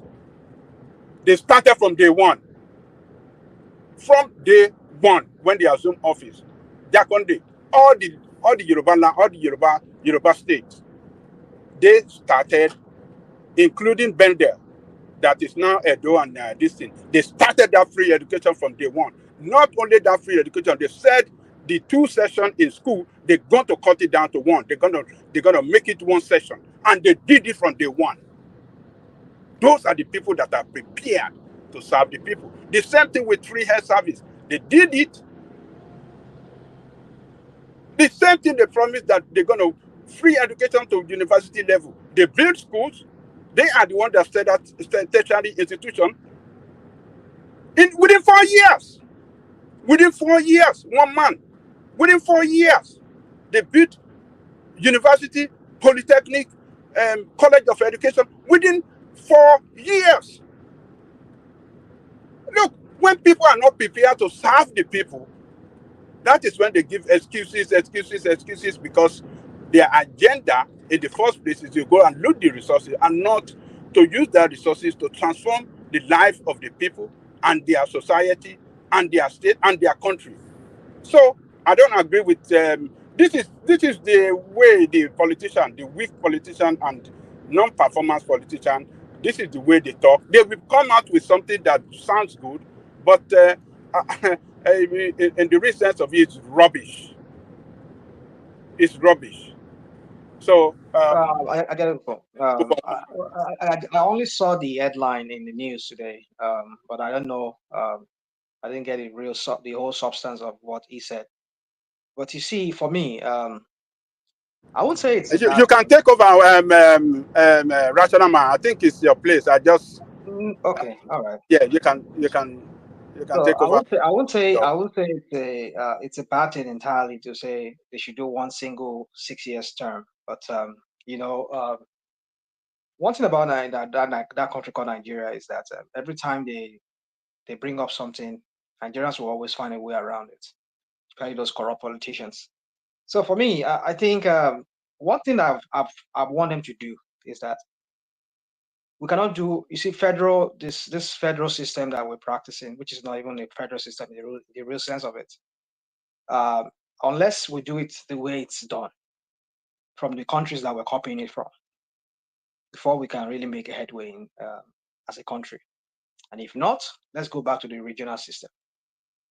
So, because when you do a regional system and we have a parliamentary system, everybody who is in the house, who is a member of the House of Parliament, we don't have to now start looking for ministers. There will be ministers. Each of them will be commissioners and ministers, just elected officers. You get it? So you see, when we say 6 years, it sounds like okay, that's another fair way of maybe. But you see, for me, I mean, maybe we can limit each party that comes to power. We limit them to 6 years in the parliamentary system, not under this federal system. For a federal system, I don't think that's a good approach, because the kind of federal system we run is the president comes in and he brings his own minister, and that in itself, it's you have to pay separate ministers and all of that. It's 6 years for me. I don't think it's enough for them to even do that in a federal system that we want with the presidential system we're running right now. It's not enough. So I think that 2 term would be better. And if we cannot do that, let us go to parliamentary system, whereby we don't have to start paying individuals, people to become ministers. People who serve as member of the parliament, they will be ministers, they will be commissioners. That way we will cut down on cost of governance. And we have one unicameral. That will also, you see, these people are not talking about these kind of things, but you just want to talk about 1 single year term of 6 years. I mean, you see, ATIKU, for me, I don't even know maybe the guy even understands the real problem the real challenge we are facing in that country. For them, it's just they want to be in power, because if he says 6 years, because how many years does he have to live? He's almost 80 something now. So by the time he gets in there, if he gets in there 2027, he's going to do 6 years. But then he will be like in his late 80s. So I think that's why he's just proposing that. I think because he felt like he doesn't. He cannot. I think he has been championing that narrative since he was the vice president. When was that? I don't know. I can't remember. As far as I can remember, I can't remember that he ever did that. Oh, no, that's what the article said, that he has been pushing that The only agenda. time I know the champion that was during the Goodluck Jonathan time. Yes, it was highlighted then, but I wasn't. That I was with you in that thought as well. That it was a Goodluck Jonathan idea, but according to the article, that he also championed it. Yeah, when he was vice president. Well, I don't know if that. I can't remember that, but I don't know. We can't know it all. But I just know that 6 years single time will not for the kind of presidential system we are practicing, whereby governors. You see, if we do not restructure that country we don't go back to that regional. Let me not say we go back to regional. Let us take up regional system, because that's the only time Nigeria really worked. Ever since we tried this crap that they've been doing, we've never really worked as a country. So let's just go back to the regional system, so that way we'll have a very weak. But there's actually no proposal to go back to regional. Woman, that to she movie from to she from Ekiti State here. I mean, they killed it now. No, he told us that there's actually no bill. Nobody has put it forward. So why was he making those commentary that he was making? He actually came out to deny it. That he never said it. Yes. You see, that's why we need this kind of US system. And he said they will take to law for anybody that repeats it again. Oh, you take anybody? Okay. Yeah. I mean, it's all over the media now that he said it. Yeah. I saw it on the media this morning. Somebody was even. Let me bring you his response. I think you. Let me just speed through this. It says, okay. This is from his handle, Michael Okoyemi Bamidele. Bamidele, I am not working against Yoruba's interest. The leader of the Senate, Senator Okoyemi Bamidele, has faulted claims that is working against the interest of the Yorubas in the National Assembly. Bamidele also said the claim are baseless, false, and unfounded, noting that he had been dutifully serving the interests of Ekiti Central, Ekiti State, Southwest, and Nigeria by extension since his election into the National Assembly. He made this clarification in a statement by his Directorate of Media and Public Affairs on Wednesday, thereby challenging any person with any audio-visual and documentary evidence to come out and present such. Some media platforms had falsely attributed the statement to the Senate leader that if we allow the regional system in Nigeria, we would have automatically given the Easterners Biafra. Faulting the statement on Wednesday, Bamidele said he never made such a statement, which he said was an attempt to pitch him against the Yorubas and other ethnic nationalities in the Federation. He added that he did not make any statement about the regional government in line with the 1960 and 1963 Constitution at the 27th to 28 September 2024 Senate retreat on the review of the 1999 Constitution. This claim is far from the truth. I never spoke about the return to regional government at any forum. Neither did I make a claim that if we allow the regional system in Nigeria, we will automatically have given the Easterners Biafra. It is a sheer case of misinformation and deliberate fake news, which do not in any way represent my worldview about the federal governance structure, Bamidele said. Bamidele, however, warned that he would not hesitate to legally challenge any individual or establishment fabricating and circulating fake news against his person and his office. Currently, according to the senator, there is no proposal for the return to regional government before the Senate ad hoc committee on the review of the 1999 Constitution. He further said, how then can I oppose the proposal that is not currently before the Constitutional Review Committee? I believe this statement is politically motivated to discredit me before Nigeria as a whole. Already, the 10th Senate Constitution Review Committee has received 37 fresh constitution alteration bills. The committee is also considering 16 constitution alteration bills inherited from the 9th National Assembly, making 53 alteration bills altogether. None of these alteration bills proposed the return to the regional federal governance structure as practiced in the First Republic. Linking me to an anti-regional government is a deliberate attempt to tarnish my image. I am not working against the interests of the Yorubas. I will never do so for any reason, he said. So there is no proposal, even for all of the conversation around it. There is actually no proposal before the Senate to revert to regional governance. All right, that's it. I mean, that's a good thing that if he said he never said something like that. I mean, that's something, but it's just sometimes, you know, I think Nigeria, we need to have what we have here in America, here in the Senate and House of Rep. We call it C-SPAN. It's they record every proceeding, every proceeding that the Senate and the House of Rep here they do. It's like their own camera. I mean, their own TV station.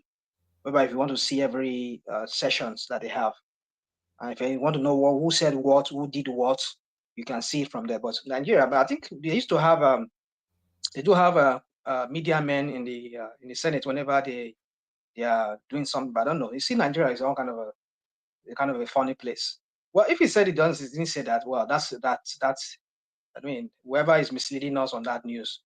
See, that's why we say. You see, Nigeria, we don't even know what news to believe anymore. That's why sometimes when I come here, I sometimes try to bite my tongue from saying certain things so that it doesn't appear that I just I'm propagating, spreading rumors and lies and falsehood.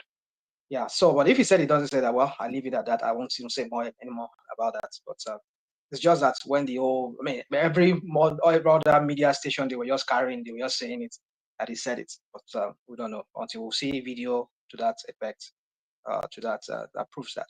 Woman, take me to another topic, please. All right. Let me take you to Rufai, who is declaring that he will return to politics in 2027. So there are only real two possibilities for him. But if it says that he's going to serve the people, then that tells you that he wants to be elected into a slot. So there's only one slot available. So by osmosis, we can conclude then that Rufai is signaling then his intentions to wrestle Tinubu out of power 2027. It could be that he wants to contest. He wants to contest. He also might want to contest for Senate and go to Senate and maybe wrestle Akpabio.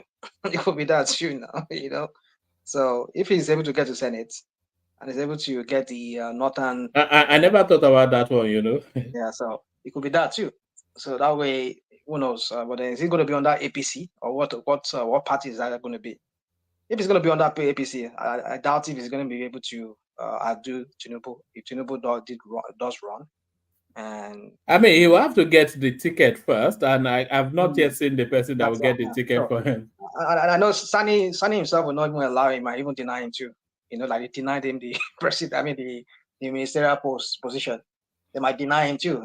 Like the treatment he gave to Sani, the other Sani, the other Shehu Sani. They might also pay him back in that. This Sani, the governor now, might also pay him back. That at least you do that. I'm going to deny you too. You say, I think this guy is just. I mean, I saw him today. He has some kind of is it mustache. I've been like some beard. He's been growing beard too. He's been gradually looking like all these their affairs now, all these their mullahs now. So you can see that he's preparing himself. He's been trying to bring in this religious angle to it because Rufai is always clean. The only father that I know is always clean shaven. But I was surprised today when I saw him. I started having a beard. I was like, wow. Rufai, you're growing beards. When did he appear? I didn't know he was still in circulation. There was one clip I saw somewhere today, and then he was talking. He was talking about the same thing too. About I think that was where he even made the pronouncement that I will swear by the Quran. If anybody say I stole money, let them go and prove it that we stole. This is we.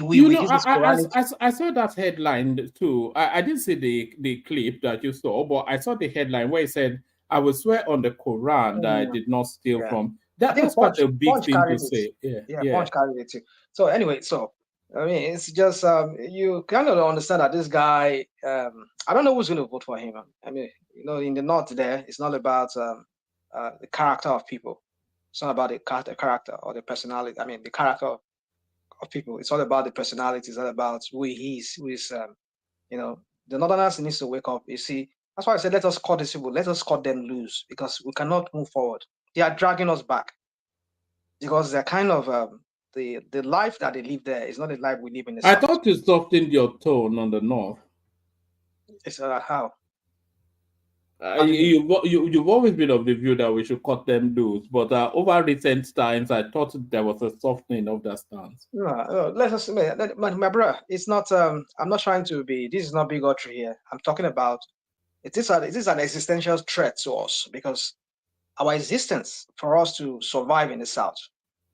If these people in the North does not get their crap together, it's going to always affect us. They'll always drag us. Look at this banditry of a thing. I mean, they're just leeching on the southern resources. What do they contribute to the resources of Nigeria? The whole resources, I mean, more than 80% of the resources of Nigeria is from the South.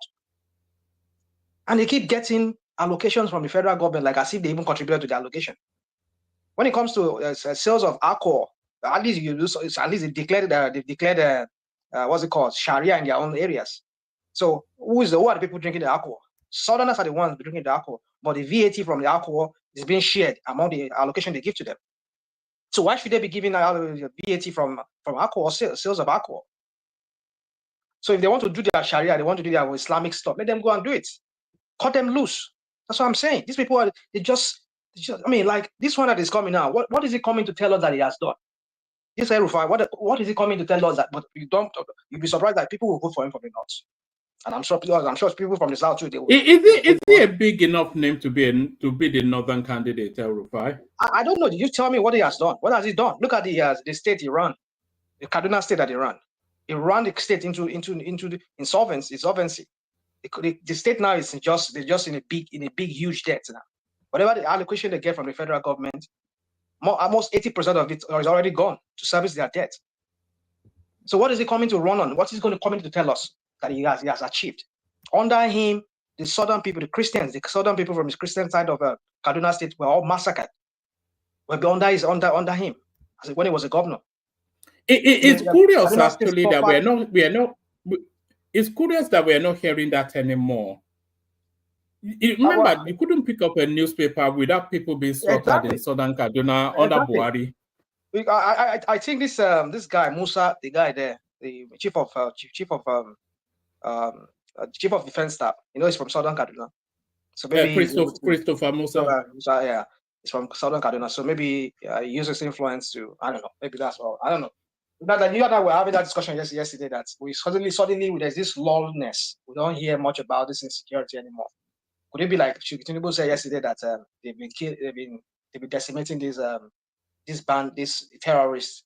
Could that be the case truly? Because just because so many lies he talks, so many propaganda they've done, so many things they've done so they'll make us doubt if truly what they said was true. So my point is this: you see, I don't know what Rufai is coming to do, but you're going to see people are going to vote for him from his own side. If not, if it's going to have a massive vote, if you're going to look at the chunk of the votes he's going to be having, if ever it stands for election, it's going to be from the North. But why would those people vote for this idiot? And you had a sitting governor right now telling that he just used dark states, just borrowed money and looted the whole money, and there's no evidence, there's nothing to show for it. 420 something billion. That's quite that's an eye-popping amount of money. Oh, you kind of wonder. And then he's telling you he's going to swear by Quran that he never stole money. I mean, it's the hypocrisy over there is just, remember, see, Nigeria, I mean, like somebody was saying ZAB when he was saying that, I was reading his comment in the comment section. I mean, I think presidential system is not a system we can run in our country. We should go back to parliamentary. And you're just trying to address AB. And I don't know what you're talking about. I don't know what participated in presidential system. Did he participate? Was he elected as an officer under a presidential system, or his men who ran under his party, the people like Jack Condi and the rest of them, and all of them? Is that what you're talking about, or are you talking about he standing for an election under because he did one in 1977, he lost to Shagari, and I think he tried another one in 1981 or in 1980, he lost again. So what are you talking about? I don't know what you're talking about, Maybe you want to come and tell us what you're talking about. So my point is this, one man, is that, you see, I don't know what Rufai is coming to do. So for me, either you run for Senate or you run for president. I don't know who's going to vote for him. But if anybody, I won't be surprised if they vote for him, because to them in the north, there, it's not about character. It's about the about personality. ethnicity and religion in the north. Yeah. So if you have another topic for me, bring it on, please. Yes. This one here, list of southern politicians who may challenge Tinubu. So in 2027. So I was in anticipation that I would see Yemi Osinbajo there. But the list of people coming out of the South, Peter Obi, Yemson Wike, Adewale Adebayo, and Dan Nwayamu, who are of the Zenith Labour Party. So on the surface of it, if you remove Peter Obi, there's no real potency coming out of the South to challenge Tinubu. Well, you see, woman, when I say, I don't know, maybe I noticed that a lot of people have not been coming on here much these days. I don't know, maybe people are just getting tired. And one of those things that is tiring, that is exhausting, is it's like we see the same news, and these news are like somebody like, was it Bansat? I was reading what Bansat was saying, that people are just distracting. These are just all for distractions. Distract us from the main issue that is the very main issue that is facing people living in that country. Why are we talking about 2027 now? Why are we talking about who's going to contest against him? This guy has not done anything. So now we are here and all of us are fighting ourselves. You not contest, you start talking about it. The main issue about the economy and everything that is going downward, economy that is going on a decline. Are we even sure we're going to have 2027? We're going to survive up to 2027. We're not talking about what this guy, not as if we're not talking about, even when we talk about it, you get so it's so overwhelming that you don't even know what to talk about anymore. I think that's why a lot of people just sit down in their house and sit down and stare at us on their screen, talk about these things. Like, I notice a lot of people don't come online anymore because people are getting wary and leery of all these things. They're becoming just overwhelmed, becoming just way down. I'm becoming so way down about it, just getting tired of it. Why should we be talking about 2027 now? Let us talk about this guy. I don't know. Don't get me wrong, one man, and our audience, our listeners. We do talk about economy. The other day, we talk about economy. But it's just that so many things just keep coming out of news, keep coming out from that country. We're not talking about development of people. What Peter will refer to as a human development. We're not talking about that. How our kids will be skilled, be able to at least, create wealth. Have their own small business. But all of those things come out of governance, surely. But I get you, woman. It comes out of governance. But these idiots, they don't do anything. They just get there and then they want to ask for another one more term when they've not even done anything right now. It's not what we should be talking about. But you see, woman, it's all right. You see, Nigeria matter don't tire me sometimes. So are you proposing a people's revolution? Because I think that's been attempted as well. Well, people revolution. What is even the people revolution? The one that this one is doing. What's his name? Where is it taking them to? They make noise. Luta. What I'm trying to say is, when I heard that Okwebamidele said what he said, I was thinking in my head. I said, these are some of the things that they should be going there. They should pack all of them and go in front of the National Assembly and demand for regional kind of a system. Such things, because if you try to dislodge people through protest, through some kind of mass revolution, like the masses all troop out and then go just storm into Aso Rock, storm into the National Assembly and chase everybody out, and maybe the military come in and then somehow something just happened, they all run away. Just give me 1 minute, woman. Go on, please. All right. I take on board what you're saying, rational mind. But you see, the problem is Nigeria is not structured in a way for that to ever really happen. Because I've heard a lot.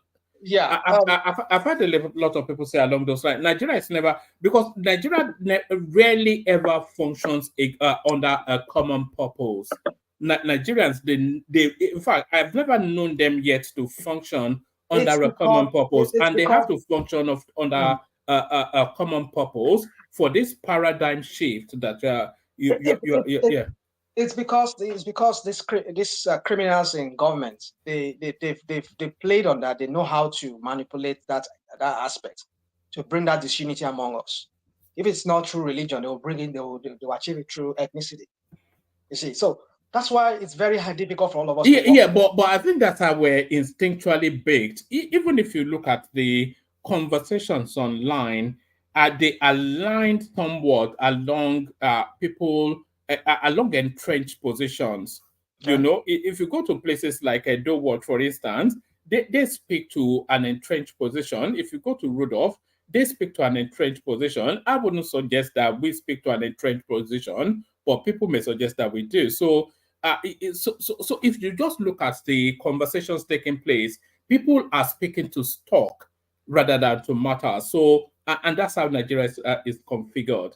Yeah, People go by this, you said don't that's speak what to that's how stock. it's yeah, you said that use that word configured. So Yeah. it's like we've been our minds and our being, our psyche has been conditioned to that. And that is why I agree with you somewhat on what you just said, woman. That's why you see we don't make, even on this platform, when we come here, this is how we'll talk, that one we'll talk. I mean, so a few days ago, I was hearing Kulata. He was talking about what was it? He was talking about Tinubu and everything there. I was just like, oh, Kulata. I mean, when did you become like this? This is the same Kulata that will come here and be telling us I'm championing what Tinubu is doing and what this is. I mean, like, okay, what's you see? I know everybody has their opinion. Everybody has right to have their whole opinion on anything, but it's just that sometimes it just kind of bewilders me here how some of us just can't see through certain things, and you wonder why somebody would do 8 years, nothing to show for it. Another will come do another 8 years, and then before you know, 30 years is gone of our lives, and then nothing to show for it. You know, when I came to that realization, it was when Buhari came in that the price we pay with our lives as we wait for because when Buhari came in, I knew immediately that that's 8 years are gone from my life as a Nigerian. Nothing to show for it. And I felt that those 8 years, they are prime years, Exactly. you know, which I won't be able to impact in the way that, yes. And then, you know, so yes, but that's just the storyline. If Tinubu doesn't deliver and the next person doesn't deliver, so that's us done. You know, that's us as a Are you sure it's generation. all done? Some people. Are you sure it's all done? Some people. Some. No. I mean, I said that is sycophants, us. That is us. People of our generation. That means we're. Oh, okay, it's just you know. Yeah, I totally agree with you on that. You see, Yes. one man, for me, it's just I don't know. It's just so tiring talking about Nigeria because I want to see things work. I want to see our people doing stuff for their life. They only have like 80 years or 90 years tops. And I mean, out of that 90 years, I mean, they can only use like 40 or 50 of it with their youthfulness and their strength. When it's getting to 60 or like even 55, a lot of them just start, they start packing up. So when you're already your 55 years of your life, nothing to show for it. Or let's even say 40 years of your life, nothing to show for it. When are you not going to start enjoying that life itself? Or you know, Nigeria actually shows how the country impacts on individual lives. But our people don't have that consciousness. It's like our people don't have that consciousness. They're not conscious of that.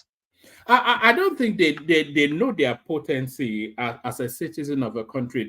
They don't know quite what that means.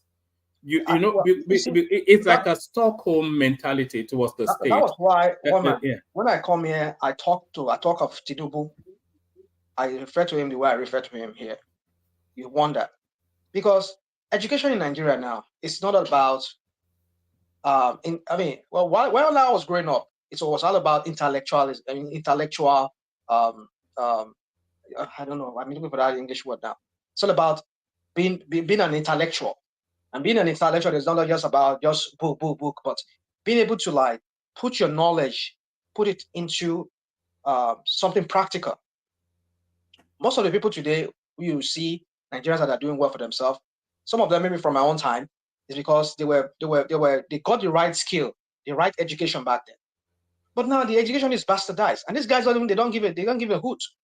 They don't care. As long as their own kids are able to go to Harvard, go to one of the best schools abroad, or maybe within Nigeria, and that's it. They don't care about the common man anymore.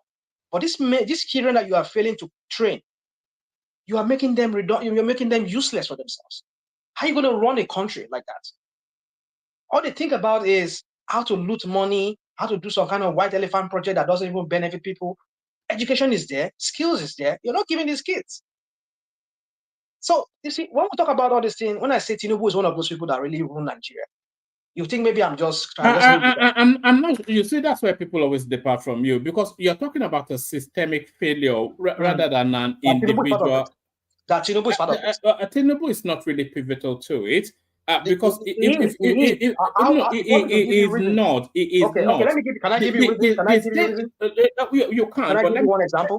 Let me just say this. Okay, we know you have a personal dislike for that guy, but Nigeria has been failing right from start. Ahmed Bello, all of that was a failure. Chagari, and do you remember who was that guy? The minister that slept and forgot about £500,000 in a British black cab and all of those sort of things. And then you had the Umaru Diko. So you had all of that. You had the Buhari administration, military, when about 2 billion disappeared in Midlands Bank in the United Kingdom, all money, no trace. And then you had the Shagari era that was a failure. So it's the culmination of all of this that has conditioned the space. And Tinubu is a latter player rather than at the center of what led us to this space. That's just what. Thank you for all the Dogo Turenchi. Yeah. Thank you for the. Yeah, you see, woman, I agree with you that there has been a cumulative effect over time. But this guy, you see, when somebody says, "Okay, I have a solution," so the solution that he's providing, does it depart from those cumulative effects over the years? No, it doesn't. Because when Tinubu came into the scene, we thought this guy was just a real Democrat, like he's called himself, until you hijack a whole state to yourself. You silence opposition. You even implant your own moles within those opposition to be causing katakata in those opposition. Nobody can challenge you. You rule supreme in your state, in Lagos State. So that anything you do, Ashegbeni, you don't do them, nobody's going to question you. So when you don't allow a different opinion, then how do you expect to be corrected, to be shown that what you are doing is wrong? And then you kind of institutionalize Agbero in Lagos State, all because you want to continue using these guys to help you rig election, to help you take over some areas, so that when you put fear in people will not come out and vote. And you people that come to vote, they will all align, they will all just fall in line and vote you. That is what I'm talking about. You might think that it's politics. No, it's not politics. You're playing with the life of people. All these Agberos, how many of them went to school? This one that is calling himself MC Olueron, whatever it comes to say. Somebody said recently he's going back to school. Is it not now that he's going back to school? But how many of those boys that are under him that are going to school? They're all useless. All they think about is to go and stay in one corner, collecting egunje, collecting roja, collecting 20 naira, 15 naira, 100 naira, or 1,000 naira from bus drivers. That's what we're talking about, woman. When a man is selfish, all he can see is that his own personal ambition is what matters. He doesn't care how he realizes it. That's what I'm talking about. You see, the point is this: is like you might say, "Oh, it's gonna be," but what has he done differently? That's the question. Because if you say you're going to help me change my life, you said, "Okay, vote me in. I will transform your life. I will change the society." Okay, what should we be doing differently? Don't ask me that question. I'm not going to answer that question here. I'm not going to answer that question because you see, when people, it's not as if you care to know even what my answer is. Because I feel he's doing a lot differently. I feel that he's restructuring the country so that it can work seamlessly without interference. Let me quote the place. I don't like going religious, but let me quote the one of the man, a guy that used to call him Jesus. That's people refer to him as the greatest personality that has ever lived on earth. He said, "Wisdom is proved right by its results." What is the result of what Tinubu has done? What is the results? What has been the fruitage of the fruit of what Tinubu has done? Go and look at the Lagos you people come here and come and champion. Can you woman that live somewhere else? I live here. Can you live in that kind of? I mean, I know you can live because maybe that's where we are all born. But what I'm saying is that compared to where you live now, if you were given opportunity, where would you want to live? You want to continue living where you live. I want to live where I live because even though I go there, I can't stay there for more than maybe 1, 2, 3 months. When he went there, Iran come back here. They did not. We're telling us Lagos State there's light in one Lagos State. And look at how people are making noise. I don't know if you watch. Let me not go into that. But my point is that people like that when they come here and say, "Oh, there's light in Lagos State." Where is the light? You call it a mega city. You call it the biggest city in Africa. I mean, you just need to look at what the people say they've done. He just used propaganda to rule that state, and that's the same thing he's doing again in federal. So, woman, let me not go. I don't want to sound too because it's like I repeat the same thing every time, and people get bored here when I repeat this. But my point is that for me, Tinubu is part of the problem. He came and he added his own problem to it. That's what I see. And I felt he should have learned from that mistake he done in Lagos. But because he felt what he did in Lagos was right, that was what he was trying to do. He was trying to replicate in the federal. But look at where we're getting all of us to tell you that what he did was not the right way. For me, it's just what makes me shed tears every time when I wake up every morning is I look at the millions of kids, millions of people who are unskilled. Woman, you just need to come. I mean, you live abroad. You live abroad now. You see, when we talk about people having skills, it's not like just doing TikTok, doing skits, doing comedy, doing all this singing and doing dancing your bum, shaking your bum. That's not what it is. It's all about you being able to think and invent stuff. I mean, there are different things you can do, but our kids don't think that. How many of our architects can design a bridge and build a bridge? How many of our engineers can do can even construct a road? We have to give this contract out to look at Wike. I was looking at Wike today. All the people that were working doing the road, they were all Chinese. Why can't our own people do it? Our own engineers, our own architects, our own civil engineers. Why can't they do that stuff? Because the education they get in school, university, even though they had a degree, it's nothing. So you see, these are what we're talking about. And you want to translate. You want a $1 trillion economy. You see, when these people talk all these things, you just need to listen to them and see and check it in. I mean, side by side with what is the reality on ground or what they're saying they are doing. You don't see anything. You don't create a $1 trillion economy just from thin air by borrowing money and bringing in people that will bring in their money and invest and then pull out their money after the whole thing is they got in their interest. I mean, they that gain. You want to invest in your people.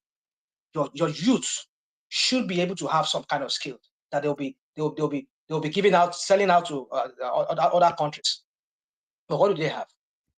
Is it TikTok? Is it comedy skit? Are you saying Nigerians are not skilled? Let me show you. Let me show you this. Don't give me one. Don't go and give me one person. You just speak up from one. No. I'm actually telling you how the United Kingdom is disagreeing with you. How British Nigerians quietly made their way to the top. So Nigerians are universally acknowledged to be highly skilled. Woman, you see what I said? Don't go and bring all these things. This person you are talking about, these people you are talking about, these British Nigerians you're talking. You said British Nigerians, right? Take note of that word. You said British Nigerians. They must have lived in your society and learn those things from there. And if they don't learn it there, they had opportunity that create that opportunity for them. And they saw they were in an atmosphere that created an opportunity for them to hone whatever skill they have in them. You said British Nigerians, didn't say just Nigerians. So that's tell you that either they were born there, or they schooled there, or they did some part of their school there, or they went from Nigeria and they saw opportunities there and then they jumped on the opportunities. Like I came here. Some of the many things I've done here, it was this country that trained me. That's my point. Nigeria did not train you. Oh, come on, woman. Let's not go there. Nigeria did not train me. I don't want to. Nigeria trained me. Nigeria trained most of. But did you use it in Nigeria? How do you mean? Did you use that training in Nigeria? Did you use that training? But the training Nigeria gave me served me to build a life. Build a life, but so the opportunity. Who gave you the opportunity? Nigeria. No, who gave you the opportunity where you build that life now? No, Nigeria equipped me to be able to build a life. Okay, so let me give an example. Who equipped you to build a life? Ah, come on, woman, don't give me this. Who equipped me? The point is the opportunities. That's what I'm talking about. Yeah, you can have that skill or whatever. You can only take advantage of the opportunities if you're equipped. Woman, you see, let's not nick. Let's not nick. I mean, am I wrong in what? Am I wrong? No, you see, you're just trying to justify the crap of the place called Nigeria. Don't get me wrong. I'm not saying. I mean, there are so many people, so many Nigerians who are engineers. Who equipped? Okay, let me ask a question. The president of the World Trade Organization, who equipped her to be able to get that job? Okay, fine. But where did he go? Where did he go and get a degrees? Did she not get degrees outside Nigeria? She got a degree from Nzuka. No. That was what propelled her in life. She did more. She did more of more education that landed her off the back of her degree from Nzuka. Yes. Well, yeah, that's what we're saying. But the opportunity, where did he get the opportunity? I mean, the real opportunity that brought her into the limelight. It was outside Nigeria. That's the point. No, she built her life. You see, anyway. Mama, I get what you're saying. You might be saying, "Oh, Nigeria gives." Yeah, it might give you some kind of skill, but the opportunity for you to develop that skill. The launching pad that launched your life is from Nigeria. No, forget it. But that is those are people like you and I probably who are opportune to get those training. But how many of the kids do they have that training? That's the question. How many of these Gen Zs or even Gen Zs and Gen Y? I mean, yeah, Gen Y. Rational mind. Yeah, Larry, go. Yeah, I think I can actually do a little bit of pushback. Right. I think for me, I agree more with one man. Right. Because it's not all about being in a space where there are lots of opportunities. There are lots of kids in the US that have those opportunities, but because of the mindset, right, that they have, you see some of them not really utilizing those opportunities. What Nigeria does for you, aside training you, it kind of like give you a tough mindset, that tenacity to be able to go into any space and conquer. That is what Nigeria does for you. So it's not by accident that you see Nigerians going into every tough space with the mindset of, number one, making it, with the mindset of growing, and with the mindset of getting to the top. So that's kind of like how Nigeria is being, if you've gone through Nigerian schooling system, it's tough, right? And when you are in a space that is tough and you get to a space that is softer, then there is nothing that holds you from getting what you want. We've seen instances, right, of people in Nigeria that are probably, they were even struggling to have third class in Nigeria because it's tough. And when they go to Europe, they go to America, you see them having distinction. So that mindset is the key. And that's what Nigeria does for you. It cooks you to be able to attack anything and achieve it. I like what you just used now. That's a very, very good example. Nigeria can make you to be can develop some kind of survival skills in you. I agree with that on that. But I'm saying the opportunity that opened that thing that opened that opportunity for you to be able to find yourself, you and I, all of us, were just testimony to this. To find yourself whereby you have that prosperity. How many of our people back home has that opportunity?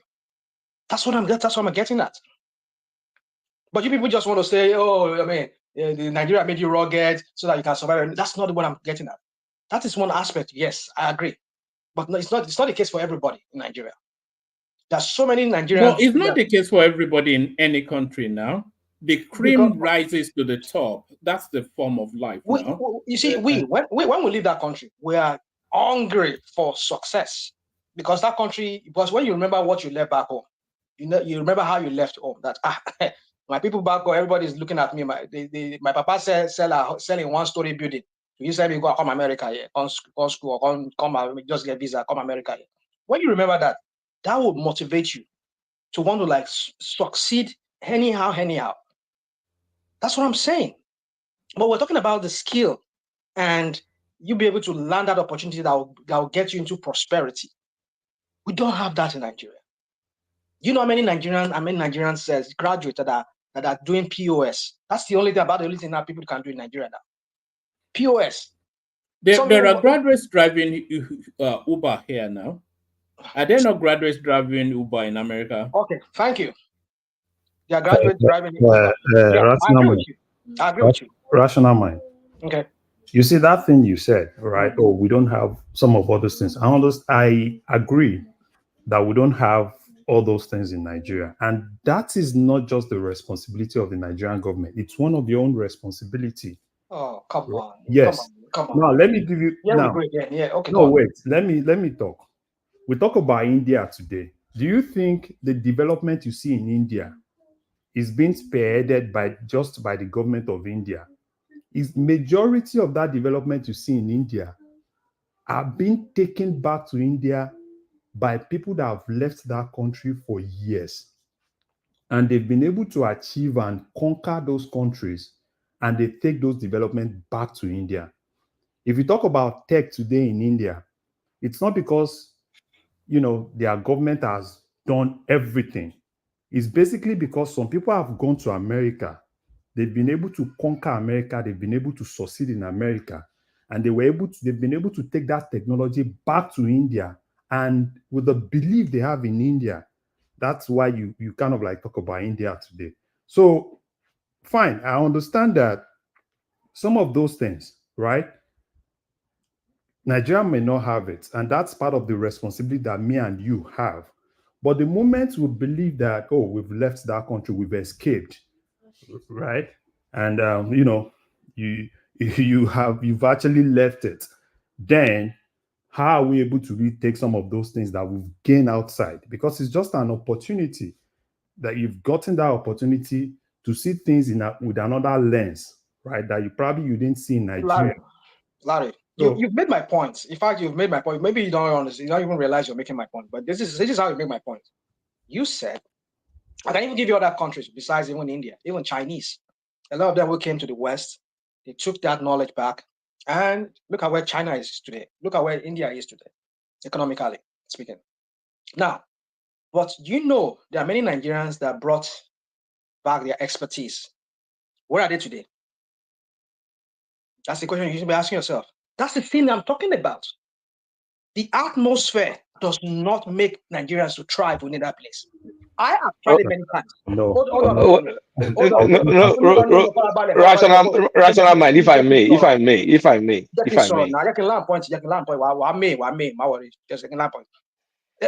me use Kulata. Kulata here has told me that he has tried business in Nigeria. Ajaleko Koya said he has started business in Nigeria. All of us, we've tried business in Nigeria. We packed up. We came back here. That's what I'm saying.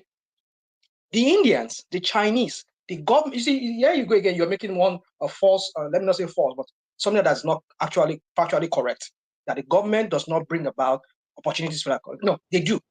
No, I'm not saying, wait, don't. You have to create an atmosphere for people to bring, let me not say the way you said it. Maybe I'm saying the government does not only do those things, right? It's a collaborative thing. I agree with you but that the government does not have any responsibility to bring about some kind of an atmosphere where people can thrive, where you can bring in business. I mean, how many? Okay, if truly Nigeria is viable, why are many?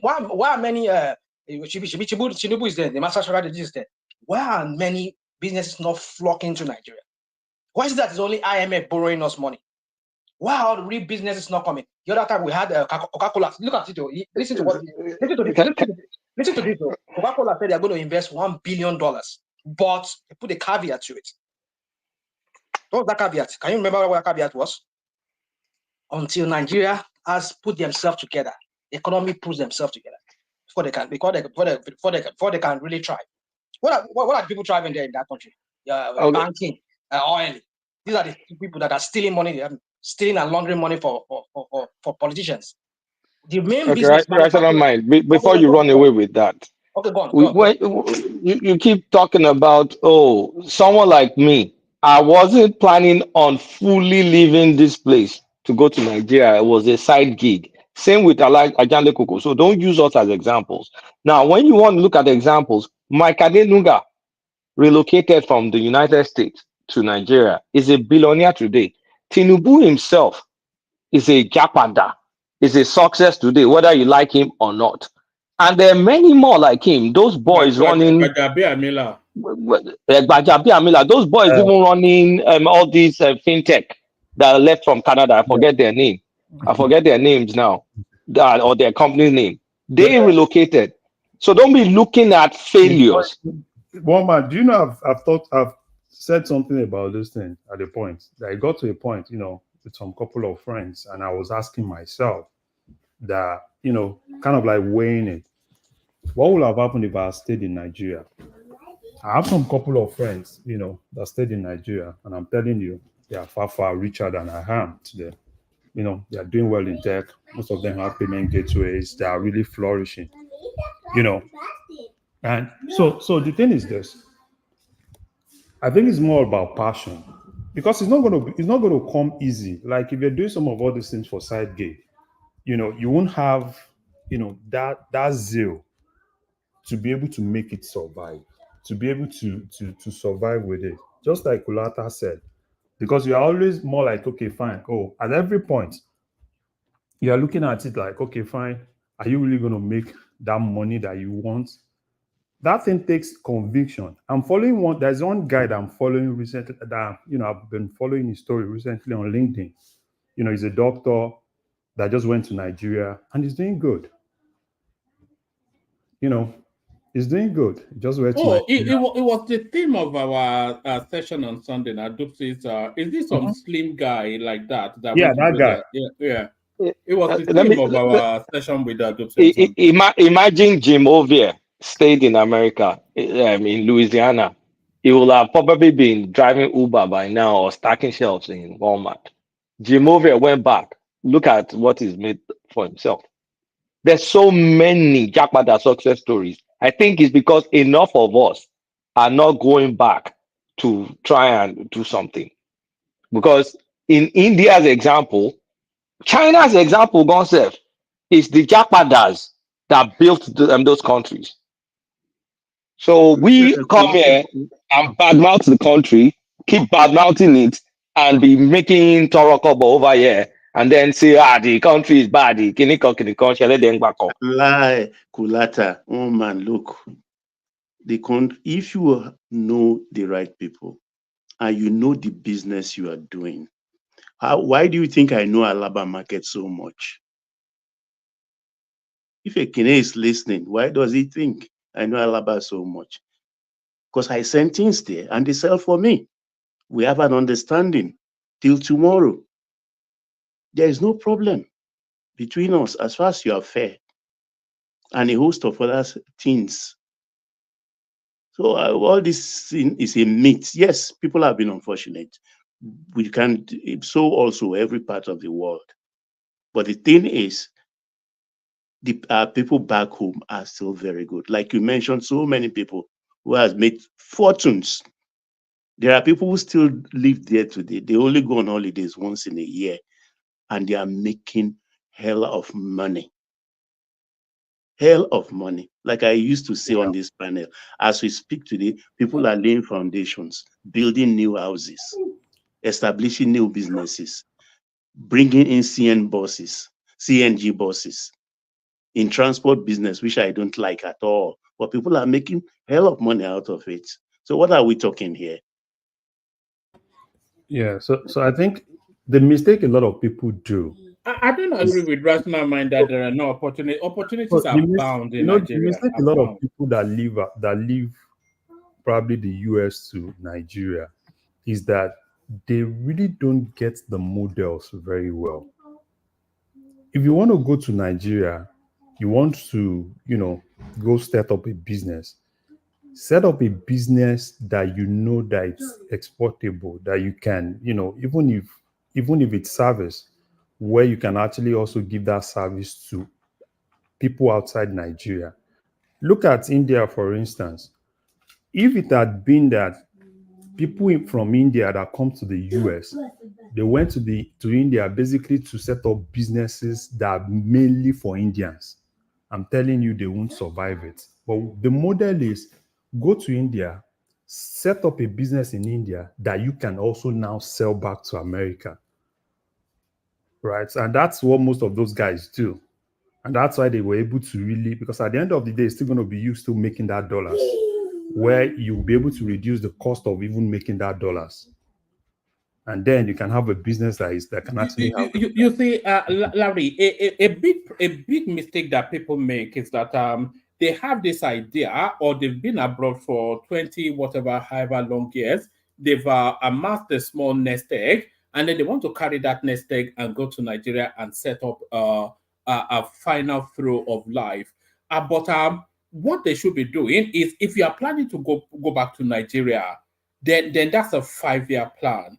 So you go for 6 weeks, then go for 6 months, go undercover, go low key, and then study the lay of the land before you start to move heavy resources back there. But some people, they say, oh yeah, there's a lack of this, that in Nigeria. I have the expertise, I have this nest egg, I'll throw everything in and go and make it. No, it doesn't work like that. One man, I mean, let me not sound like don't go through the Don't go through the You see, the thing is this. You see, if people can go on and just try to justify the crap going on in that country as you see, when somebody like Larry is just making example. You see, sometimes certain things you don't just use as an example without looking at all the factors that surround that example you're talking about. India, even though they are a very poor country, by the standard of what you say, an industrialized country, they still have, because of their billion population, and a lot of their population are still, but Indians are doing well outside, like we Nigerians are doing well. They bring back, just people you just mentioned, Adenuga, this and that, those are the exception, they're not the rule. But in India, there's no the rule. I mean, there's no exception, it's the rule. That's rational. That's baloney. It's the rule there that when you come there, you bring, that's baloney. Can I line my point, please? No, but acknowledge that what you just said is baloney sandwich. It's opata. How can you say success is the rule? No, in any business, even in the United States, if you set up a business, success is the exception, not the rule. Okay, come on. What I say, I'm just using. Come on. You see, we want to micromanage the whole. No, it's not micromanage. You say like, okay, anybody that jackpot to India automatically makes it, No, but that's BS. Majority don't make it. Okay, let me say this in a better way. If every 100 Indians move back to India, it is guaranteed. Let me not use. Okay, if I use the word guaranteed now, you're gonna flame up again. Because it's not true. Use technically correct language. Hold on. Well, you see, the language. Yeah, now language is an issue for you, right? You want me to start using your? Don't hold me down with all these side things. My point is this: is that it is given that you will find nothing less than 70% of them being successful. That's not true. Yeah, they will. No, because I have a lot of Indian friends. Don't give me this BS. That is not true. You've seen India and seen everything. It's not because I've been to India. I work with Indians. I have a lot of Indian friends and colleagues. That is not true. Chinese today in my locality here, where I live here. I mean, I live close to Microsoft here, the world headquarters of Microsoft. Most of the properties here are owned by the Asians. Chinese. There's a whole city here where I go walk. 90% of those properties are owned by Chinese. Even not even growing here. They brought it from China. They make the money in China. They bring it here. So the point is this: is that what I'm getting at is that how did China become prosperous today? People move back. The government thought about, okay, let us create wealth in our country. Let us create an enabling environment for people to thrive. And people, they went back and they were able to. I mean, you mean when don't get me wrong, I'm not saying there's no corruption over there, but they set standard. Why can't your country called Nigeria set standard? The same thing in India. India, to some extent, you're given that if you bring your business, at least The chances of you losing your money, like the way it's easy in Nigeria, it's not like that in China, in India or China. That is what you're not factoring in. There is no. I mean, why is even the electricity for you to even bring about that skill, develop that skill? Where is the industry? You want to bring in machineries? You want to depend on diesel? You run it with diesel? You see, these are what we're talking about. And people come here, you want to like compare Nigeria to Nigeria situation to India or China or whatever crap you people want to do here. Come on, let's not do this. Let's not do this. Rational mind. Yeah, one more. You see another thing I would say. Go on, please. Nigeria as a country, a lot of people are taken from Nigeria, you know, and they escaped with Nigerians' money. I'll give you an example. PTDF today, there are lots of people that took PTDF scholarship from Nigeria. They went to school in the UK, they went to school in France, and I think Germany too. And they signed bonds with Nigeria. After Nigeria will have spent millions of naira to send them there. And after they are done, they stay put in those countries. And there are no consequences. It's not like Nigeria is the only country that does that. India too does something similar, and it's the same thing with China. But what you see in those ones is immediately they are done, because they know that it's more like a loan that they have to repay. They go back to their countries. But if you look at UK, majority, hardly will you see anybody that has actually taken PTDF scholarship, gone to school in the UK, going back to Nigeria. You know, I'm telling you this because, you know, it's a personal experience. When I was coming to the US, I got a PTDF scholarship, and I had the intention of also coming to the US. But because I knew that I was not really gonna go back, I just stayed in the US, because the PTDF scholarship was to take me to University of Manchester at that year then. But I forfeited it. And I have a lot of people that got that PTDF scholarship at that time that left for UK. Till today, they are still in the UK. They've not gone back to Nigeria. So Nigeria has invested a lot. What's a PTDF scholarship for the benefit of those outside of the loop? Okay, Petroleum Trust Fund. That's PTDF. I think Petroleum Development, at a point it was called PTF. There are several other ones like that. There is NDDC scholarship, there's PTDF scholarship, there are a whole lot of them. And majorly they send people to the UK. And I think they did France. At a point they started China, you know, and there are a lot of people. These are millions of naira that Nigeria invests in people. Right. And at a point I looked at it and I'm like, yeah, why would Nigeria be investing this in people? And you see those people, you know, they go do masters, they go do PhD in the UK, and they are still in the UK till today. Right? And if you ask those people, those are the same people. You ask them about Nigeria, they tell you, oh, that country, this and that.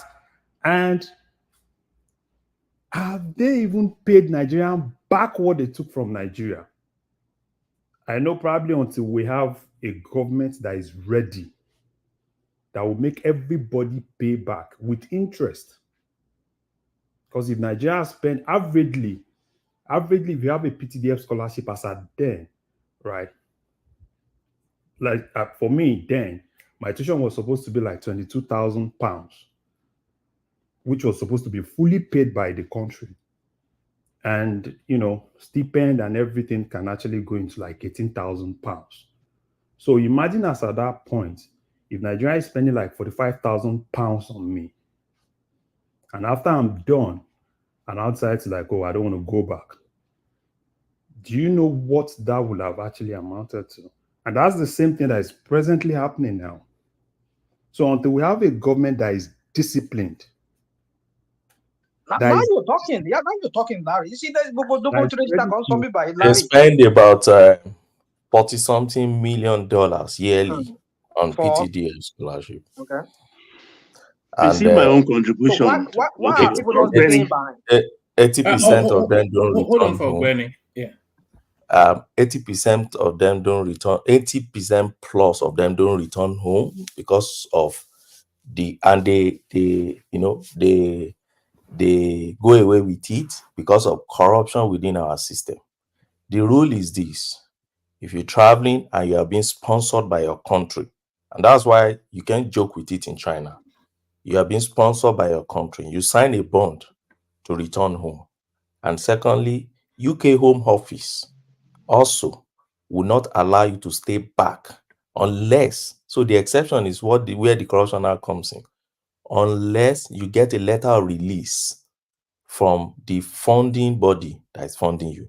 So what they do most time is, as they are rounding off their program, they go and bribe those ones in PTDF, and then they get a letter of release. They send it to the Home Office, and then they are able to get whatever sponsorship or post-study or whatever they are getting. So I agree with the last speaker that it is the corruption within our system. But I don't know if the topic is that Nigerians that goes back home don't flourish or their businesses are not successful. If that is the position anybody is taking on this platform, that's a wrong position. There are many Nigerians that have gone back home and their businesses are thriving to date.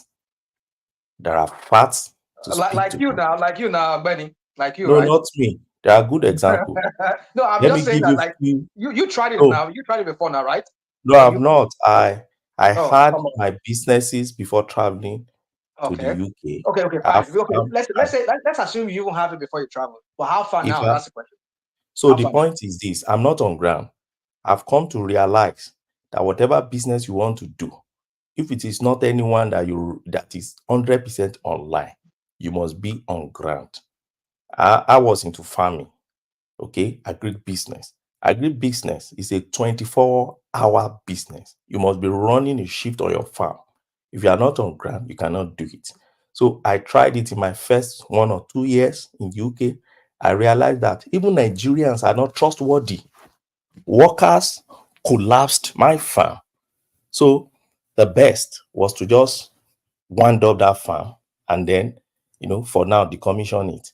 So I decided not to, because my workers were even stealing my things. I'm not talking about our political leader or whatever. Workers, people that I was helping, people I was paying. So because of that, I'm not on ground, so I can't. But to talk of Nigerians that have returned home, we have so many examples of them. I was just thinking, the guy that started Jumia came from, was it US? That guy came, Temidayo Ojo. Jumia is a major brand in Nigeria today, and they are making millions on a daily basis. The same guy who brought Konga, that Nnamdi, he also came from abroad. He picked the idea of Amazon and eBay. He took it to Nigeria. Konga is a major brand in Nigeria today. Look at Uber. Dr. Akinwumi brought Uber to Nigeria. Uber is doing fine. Bolt and all those guys also have come to join. He brought Uber from abroad. It was abroad, brand. He got the franchise. He went back to Nigeria. Even Mr. Peter Obi brought his idea of Next from Sainsbury, Asda, Walmart, and others. And he went back to Nigeria after spending years abroad. And he started Next. Next is a major brand in Nigeria today. A lot of them. The lady who has Ebony Live TV, Mo Abudu, was in UK for many years. She went back home. Even when you go to IT, all those IT guys you see, many of them were Nigerians who traveled abroad. And they saw these things and went back. Look at Fluto Wave. This guy, Inyolua Aboyede, Fluto Wave from abroad. Ella Niger, the lady, Uche Pedro. Do you know Uche Pedro was working with Shell Canada? But he got the idea of Bella Naija. I went back home and see Bella Naija as a major brand in media. A lot of them you can talk about. Paystack, Then you can count till tomorrow morning. Smart These are Becamp. success But stories. Rational Mind will tell you that they are all doing tweet talk and shaking their bum. Because he won't speak with fact and Come on, statistics. That's the issue I One always have man. with Rational Mind. Look at Yeah, Tiwa Savage.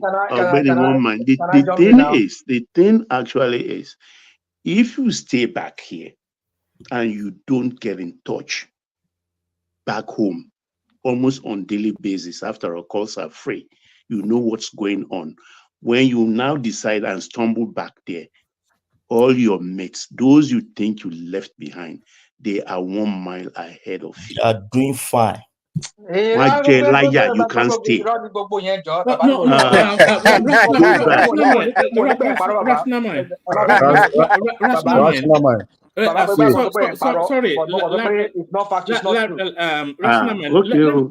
me just say this to what Larry just said. There was this chap that we grew up so much together. It was from the lower classes. Let me just put it that way. It was from the lower classes. It was like a builder of some sort. Then it became like a building contractor, and then I think about a week or so ago, I saw some of his pictures on Facebook. And I said, "Oh, I didn't know you jackpot from the country." He said, "No, I just came on holiday to the UK for a month. That I was struggling to get hold of your number." So this was a guy that one of those people that you think, "Oh, I must help this guy out." The guy was sufficiently enough in Nigeria to be able to travel from Nigeria for a month, and this was from the lower classes. So those opportunities are there. Is the point that I'm making. Well, you see, it's very easy for you people to come here and start. Let me just tell you a personal thing. If one or two, you cannot use your personal thing. We're looking at what's on ground. And they carry all my bag and they go back Nigeria.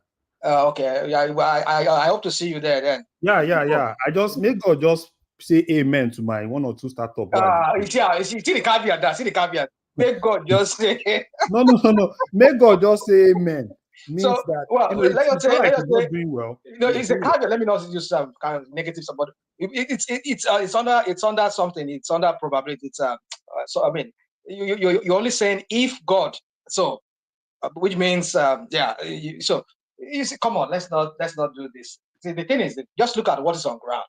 You can say Flutterwave, you can say Moabudu, you can say all those. But the question is, what is the impact on the people of Nigeria themselves? People living on ground.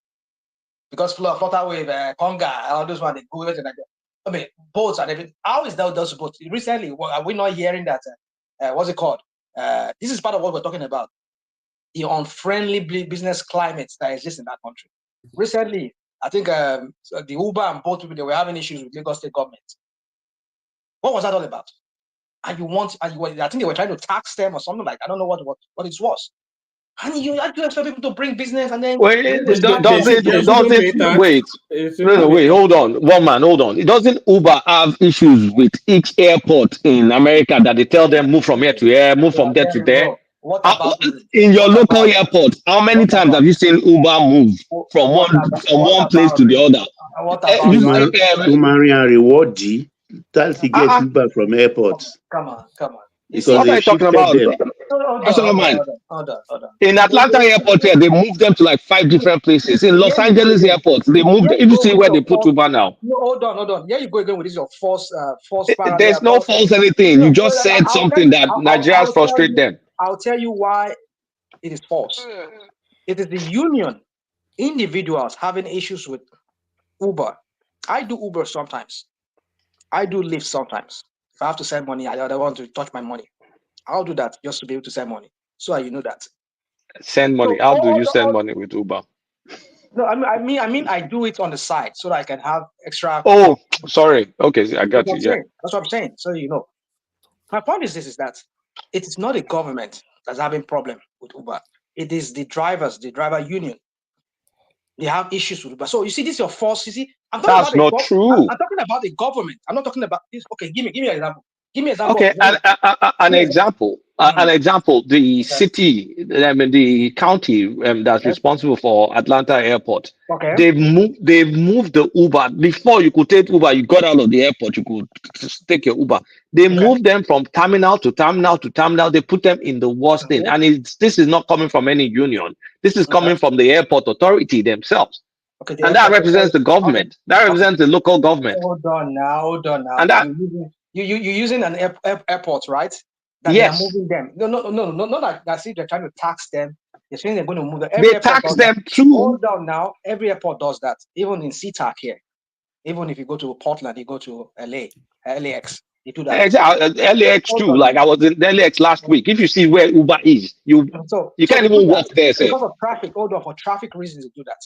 So that one is a different thing. We're talking about the business itself being overtaxed, making it so hostile for them. No, this is rational mind. Do you know? Let me give you an example now. Just this year, I think since 2021, Uber has been having. What about again? Come on, I'm coming now. You said Kulata example was wrong, and I wanted to give an example of UK. I don't know how much you follow news in UK. Uber has been having problem with UK government on VAT, and the issue has been Uber was claiming those private owners that are doing like you now, that is doing the business by the side, that they are not VATable. But the UK government is saying no, their businesses are VATable and they should be deemed as Uber's worker. It became a serious issue. I think just July or August this year, just few weeks or months ago, that their Court of Appeal eventually ruled, I think, against Uber, that they should be charging that 20%, which Uber believes that it will affect its business. So issues must arise on businesses. But the question is Uber thriving in Nigeria? The answer is yes. Uber is everywhere in Nigeria, Nigerian major cities. But who started it? Somebody from diaspora brought it home, got the franchise, saw what was good, and relocated back home to bring it. So every environment has its own problems, ups and downs, and all those things. Here we go. And it doesn't mean people don't go home and they are successful. Here we go. You see, but the way we demonize, nobody demonize your country as if nobody demonize anything. Whatever let me even put something to rational mind. Can you close in your workplace and on your way home you do kabu with your car? You can't do it here. But with all the things back home, you can do it back home. And get money to buy your fuel. People do it every day. Your own personal car or the company's car? Your own personal car. As you close, you stop at the bus stop. Okay. Maryland. No, I said, but if you do it here abroad,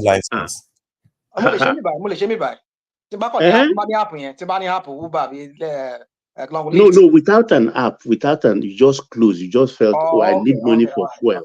You must be a private. You must get a license as a private driver now. But that's one good side of our country, because you can do it and get away with it. There's nothing good about it. There's nothing. You see, here again, you see, Baba, it's your car. It's your hustle. We know. You are using your brain. You use that money to buy fuel. If I'm in government, I will extend my tax net to those. So how do you tax those people? That's the thing. So when you have a country that is not premised on rational mind, if they tax them, you will be the first to come and complain here, Joe. That is why you get what you get. That is why, come on. You see, guys, or you if can they come tax and give me them, many. You say what? Rational mind, you will come here to come and complain. Why are they taxing them?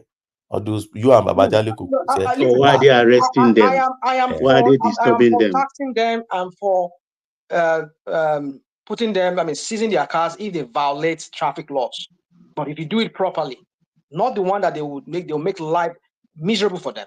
If you have to find them, okay, go through the 911 channel, go and pay the money to the government's account. Not that VOI, last month, they were collecting money from you behind, and that money doesn't go into the government coffers. And then they now use that as a business.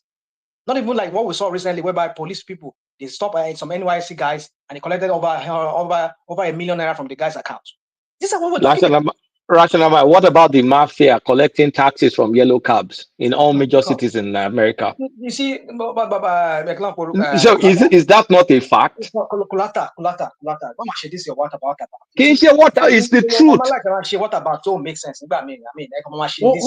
Hold on, Rational Mind. You know, you make all of these things, and what people often say to you is that is neither unique or peculiar to Nigeria. It is unique. It is unique to Nigeria in some ways. What about the example Kulata is giving you there? You see, so are you trying to tell me you are not aware of mafia that is not a government agency collecting? Maybe you're talking about the 50s in here in America, maybe 50s or in the 80s. No, today. They collect money in New York, in Atlanta, every major city. Taxis, all those construction. people who sell candy on the side in Manhattan, do you think they don't collect more side money from them? You think you can just carry your people and put on the road side in Manhattan and start selling candy? Here in the Pacific Northwest, which is the paradise of America, we are sane people here. We are not crazy people like the Kulata and Atlanta. Atlanta and New York. That's one of the biggest economy in the world, New York City. If you want to live in America, and you know you're illegal. If you want to know that really you're living in America, come and live here. From California to Alaska. These are the sustainable. Omar Rakpalani, you can't tie him down. Vaseline Kungubuare. When you go grab him one place, he will slip away. What I'm saying is this: is that what is happening in New York is not a rule here in America. It's the exception. I'm not saying that there are not people who are not doing those, especially some of those Irish or those Italian mafians that are doing collecting money from even store owners and things like that. I mean, we've seen that in the films. But my point is that you see, let's not make excuse for this backward country. Nigeria is in a steep decline. You people come here, you're making it sound like, oh, there's nothing wrong. People are moving back. Come on, let's not do that. Nigeria is in a big mess. The country is heavily in debt. UK woman. It's on leave. Leave not leave not the man. Annual leave 2 weeks.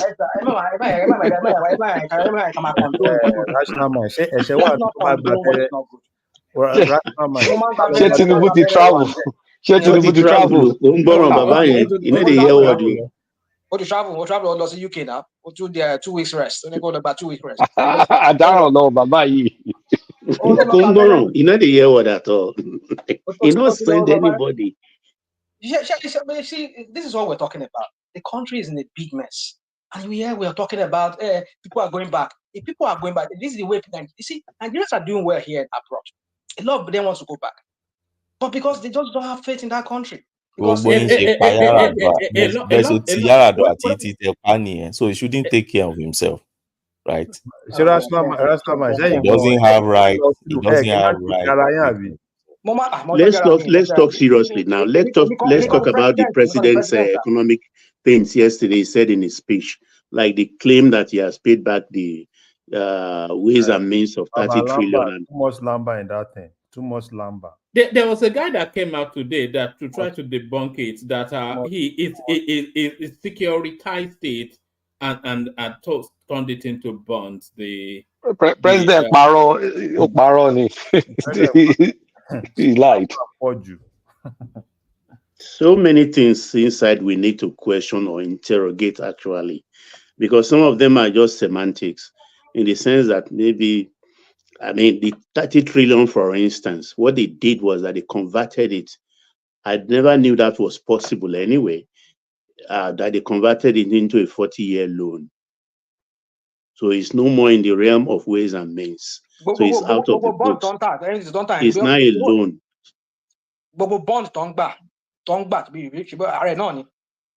When they are collecting bond, the only thing in that speech that I think I've been validating is this issue of bandits. So for the last 2 weeks, I've been following up with Zamfara, Sokoto, and almost every day is either one or two of these key bandits are just being killed. So, I think the army they're really doing very great job in that aspect. They've been killing and killing and killing. No, I think they adopted the Mossad system or the the Israeli forces. Rather than go after them en masse, they are just taking out the head. Yes. And I think it's brilliant, but it's slow. But Baba, that's I think if that is going to work for us, at least take them one by one, take them one by one. Because almost every day, okay, I think I didn't say anything yesterday. I've been following it up. It's been, oh, they've killed this person, they've killed this person. And most times when you see some of those things, you see a lot of people, a lot of Hausa guys from Zamfara kind of like praising the army. So that's why for me, I think the fight between Matawale and that other guy in Zamfara, I think is beginning to yield something. You know, let them fight more. Why is Matawale still in situation? As quickly as they suspended Beta Edu, he's still there. The Minister of Defense is a terrorist. I mean, unbelievable. Only in Nigeria. It's a lot of politics. It's a lot of politics. They know themselves. Yeah, but they should still suspend him anyway. You have to suspend your VP too. They shouldn't suspend him. They shouldn't suspend him. They should make him do the job. Take those guys out. And that's exactly what's been happening. But the governor of Zamfara State swears by his position that Matawale is a terrorist. Matawale also told him to swear by the Quran. Matawale told him to Quran the law, the constitution. He's not the first person to accuse Matawale of that. I think it's been under that allegation for about 4 years now. No. I think it's the major thing. I think the major thing they are kind of like accusing Matawale of is that he kind of like negotiated and with some of those bandits. And Matawale said almost all the governors in the north at that point negotiated with them. So for me, I don't even have a problem. The basic thing is just that if he's going to really help the army to do those jobs, he should help them. You know, and which I think he's doing. Like this other guy, that guy that they arrested that was stealing Zamfara gold. No, I said that Libya gold. Do you remember that guy? Okay, that clip one man showed some time ago. Yeah, so it was actually Matawale that masterminded how they were able to arrest that guy. So for me, right? Oh, they've arrested the guy? Yeah, they arrested the guy now. Oh, great. But it wasn't Nigeria. And not just that, when they sacked, after they sacked Bichi, you know, Bichi is a leaker. That Bichi that I saw on has been balling all over Abuja. Tinubu fired him in August. And after they fired him and they fired some other security guy, that was when they started recording all the successes. Because apparently there's been leak from Bichi's office to those bandits. And as soon as they got rid of Bichi and I forget the other guy that they got rid of, then they started making these successes. Okay, the guy in NSA. NSA. Oh, I don't even know. This is DSS. NSA is Rivado now. It was NIA. NIA, yeah. So for me, okay, is he up to 300? I don't know.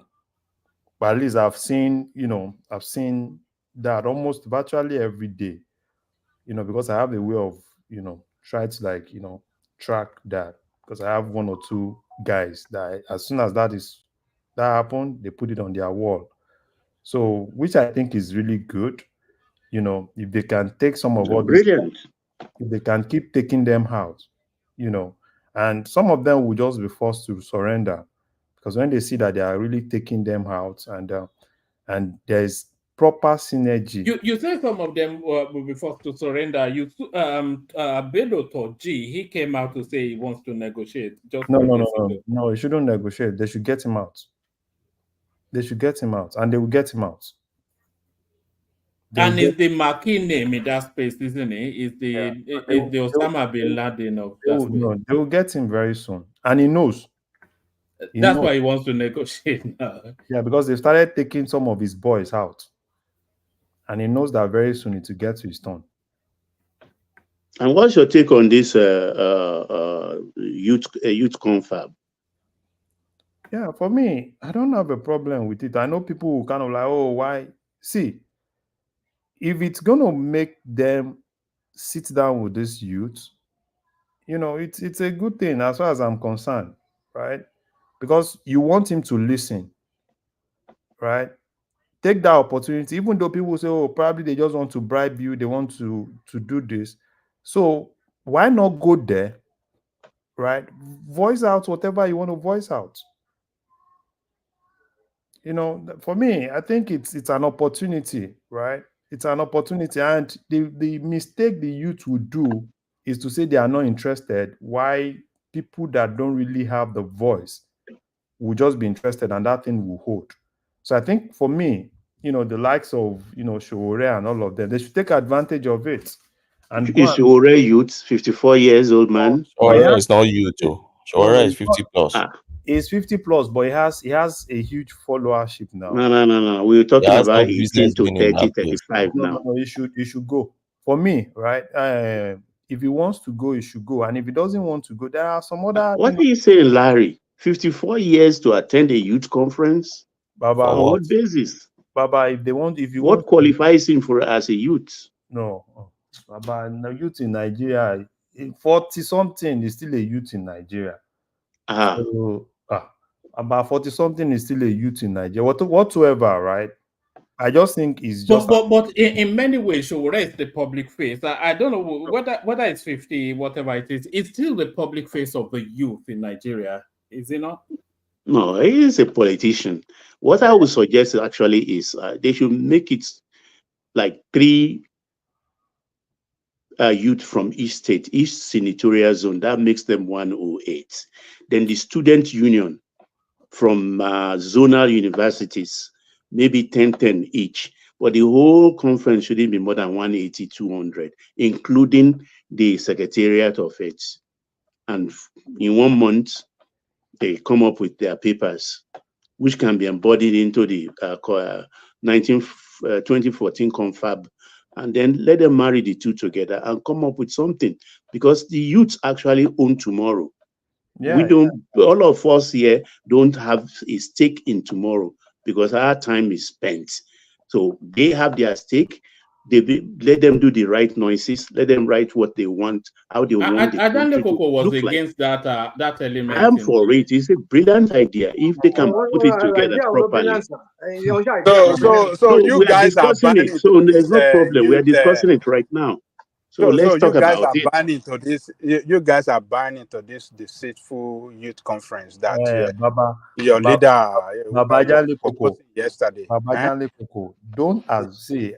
I understand your perspective, right? But yeah, let's just still assume that is what he wants to do. How about us sending the right people? How about you sending the right people to that place? Exactly. Which right to achieve what? To achieve what? Just to do what? Tell me what is to articulate their wants. To articulate their wants. Yes. To articulate their wants. Yes. The number one complaint of the youth is that the government is not listening. The government is saying, "Come and tell us what you want." So, I mean, are you guys serious? Okay. So they don't own tomorrow. Hold on, you guys. Hold on, you guys. So sometimes when you guys fall into this politician trap, when they try to how do I say cause a distraction, use you against each other, and then use you to get position, and then dump you. It's just surprising. So when the youth were working for them, campaigning for them, so they don't know the want of the youth. They don't know what the youth want. When they were organizing their youth forum, do you know that they have youth wings in their party? So they don't know the want of the youth. Hold on, Baba. Let me land. So do you know they have youth wing in their party? So they don't know the want of the youth. I mean, look, don't fall into this. I mean, it can be. I don't know why. Claudette and Shebai now. It's no longer a party affairs now. What do you mean by no party affair? Is it not the party that is governing the state? No. Listen, you support the patriots who want a new constitution. The man doesn't know what the youth want You before need to he understand. started preparing to contest for election. You need to understand the difference between. Which understand kí tó máa ń a tẹ̀yìn people yìí tẹ máa ń try láti máa kọ̀ parọ́ fúnra yìí. wait What for what? now. Listen to Nítorí us. ẹ̀ ń support man yìí. Hold on. Let Ogbeni present a contrary Nítorí view. pé ẹ fẹ́ support man yìí by all costs. No, you can't say Listen that to now. us You can't now. Kí ló ń ṣe yín for God's sake, for God's You sake? can't blackmail láti him now. dàgbòrú now. Don't blackmail him. Ẹ jẹ́ ká sí yín ní gbẹ́rẹ́ ìpàkọ́ náà. Irọ́ mo fẹ́ má mú blade wá akíní kó wá fi sí mi gbẹ́rẹ́. Bàbá Jálè kòkó. Oh God, bàbá ẹ jẹ́ ká sí àwọn ọmọ yìí gbẹ́rẹ́ ìpàkọ́ náà. Táwọn pípò yìí má tì wọ́n lọ́nà. Wọ́n fẹ́ tà wọ́n dànù, wọ́n fẹ́ tà àwọn ọmọ yìí dànù. Àwọn politicians yìí fẹ́ tà wọ́n dànù. Wait now. See my understanding. Sima. Let somebody come. This is my understanding of this whole thing. When I listened to it, it was just night yesterday. I listened to the president because I'm not too happy with some things. So when I listened to it, and he said, "Oh, there'll be comfort for the youth and da." They are not specific enough as to what exactly the comfort will be like. The only thing I heard was that it's going to be 30 days. Well, plus or minus. For me, this is the way I look at it. Everything, no matter how it goes, no matter how we scatter it, no matter how we complain about it, we'll still come back to a round table to discuss it. If we like, we can shack from here to, we'll still come back. Even if we change the government by revolution or by all means, we'll still come back to this table. Rwanda, in all their problem, they still came back to a round table to end it. The Second World War, they still came back to the round table to end it. So my understanding of the whole thing is this: look, if you're talking about youth of APC is not youth of Nigeria. It's a youth that has political affiliation and then biases. What I understand the president saying is this: over time, many people have been hedging the youth on. We've been seeing it every day. Go to the TV before you know it, the youth are hungry. Media will always say the youth are hungry, as if they are the only one in Nigeria. Oh, if the youth hear this, Obi will say so, Yusuf Baba will say so. They're always referring to the youth, as if they are the only one occupying Nigeria. Okay, fine. If the problem is only about the youth, if the only people that believe they are in that country and the country is affecting negatively is the youth, or they are the one who has the loudest voice and probably understand the problem with the country most, then let us have them converge and then let us talk with them. You can't say dialoguing with the youth is insignificant or is irrelevant. Not even in democracy. We are running democracy now. We don't run military. So if in a democracy, government is saying, okay, let me give the youth. Ogbeni, Ajane Koko's argument yesterday was that Tinubu should have known what the youth wants and should not then have a need to call them to come and have a conversation, which I thought was quite a curious position. No, but you understand my position on that. In the afternoon yesterday, okay, Shawara is leading the youth, right? At least in his own revolution. He's now. leading protesters, not youths. Yeah. Well, many of them are youths. Now, okay, what are their demands? We tried to analyze some of it yesterday afternoon. Some of their demands are not down to specifics. If you're saying government should return subsidy, and government is saying, I can't return this subsidy, and you say the reason why government must return subsidy is because it's affecting people so negatively that people are now dying. And government say, okay, if that is a demand, now we have two positions. My position is that the government position is that they believe removal of this subsidy will pay off with time. The belief of the youth, in quote now, or the Showore gang or own people is that no, we don't see it paying off, or whether it will pay off or not, we want immediate succor now. So the person we want you to reverse it back. So you have a divergent opinion. Okay, let's converge and discuss this. But the issue me I have, I don't have any issue with it. I think in a democracy, dialogue should always be encouraged. We don't have to gaslight it and say, oh, no. Dialogue should always be encouraged. And in all the protests we've been seeing, there is no dialogue. Protest is not a dialogue. Protest is a one-way thing. It's one traffic. It's only one person talking in protest. Protest don't try dialogue. So if the government is calling for dialogue, it's something we should welcome, and the youth should ensure that they hijack that thing and make it useful for themselves. Let me tell you, Now, I'm the youth. Let me tell you what the youth want. You guys are old people. Let me tell you what the youth want. We want to ban Nigeria, enough. We're the youth. People now, it's the 1960, Nigeria failed to 1960. Enough. We're the youth. We want to ban Nigeria, enough. We're the youth. We want to ban Nigeria. All the parties go to hell. I don't give a shit, but all to go to hell. All the parties for Nigeria since 1960. Enough. Who is going to hell? one man is talking. All these old But he's contributed his own. Those who understand will understand. That's fine.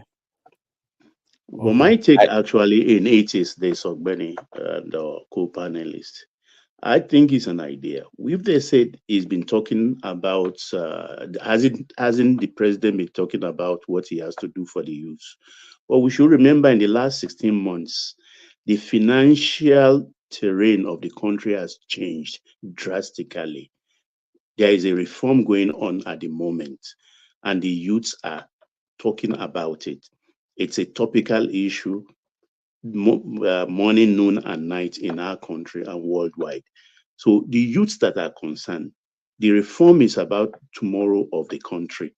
Most of elderly people, maybe from 50, their times already is spent. So let the youths come out based on on the urgency of now. Let them sit down and really carve a path for themselves because the president is not going to back away from this reform. Over time, in the last 16 months, it has shown that he's not backing away. He has tripled down, more than doubled down on his policies. So based on these policies, the youths have to sit down. The thing is, we have to define the youths. Who is a youth? Let me finish, Larry. Just one. I will conclude. No, I just in 1 want to minute. say something. Who are we sponsoring from this? Let's sponsor somebody from this platform, probably Uptown or one man. Up Guinea. Uptown is too partisan now. I want to make a suggestion as to those who will participate. You, Larry, will be the perfect person, actually.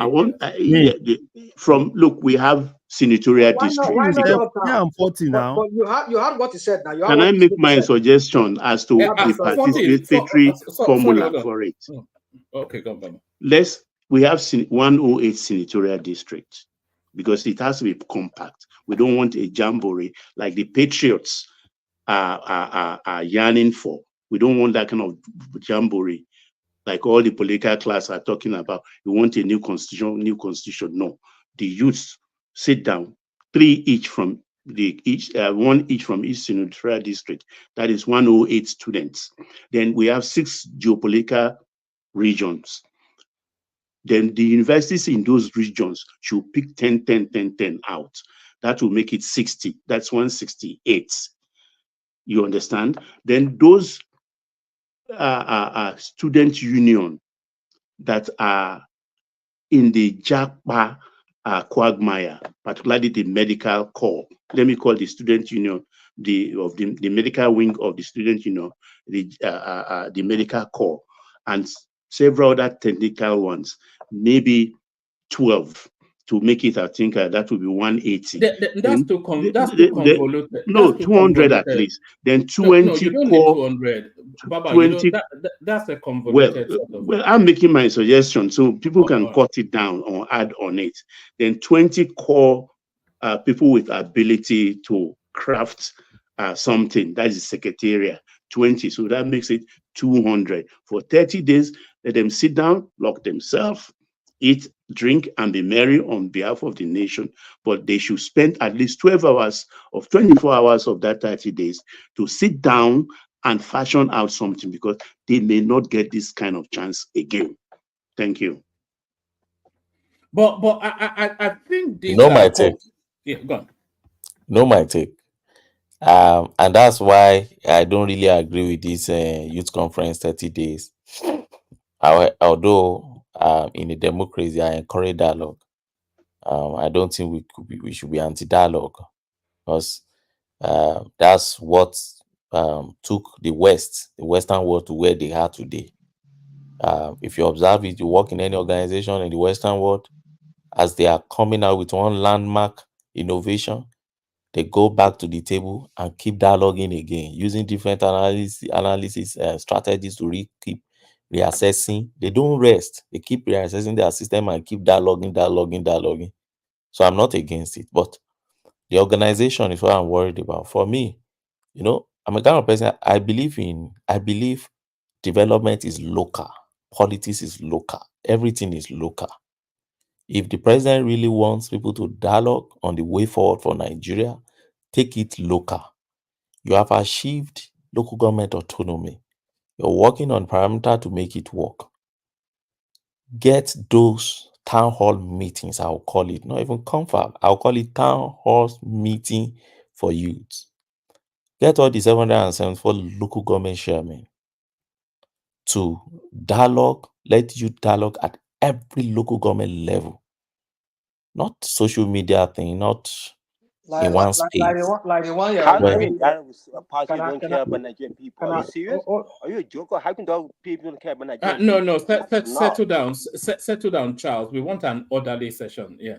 so woman, let me just say this. You see, I'm not sure the person asking that question has ever been to Nigeria before. I'm not sure.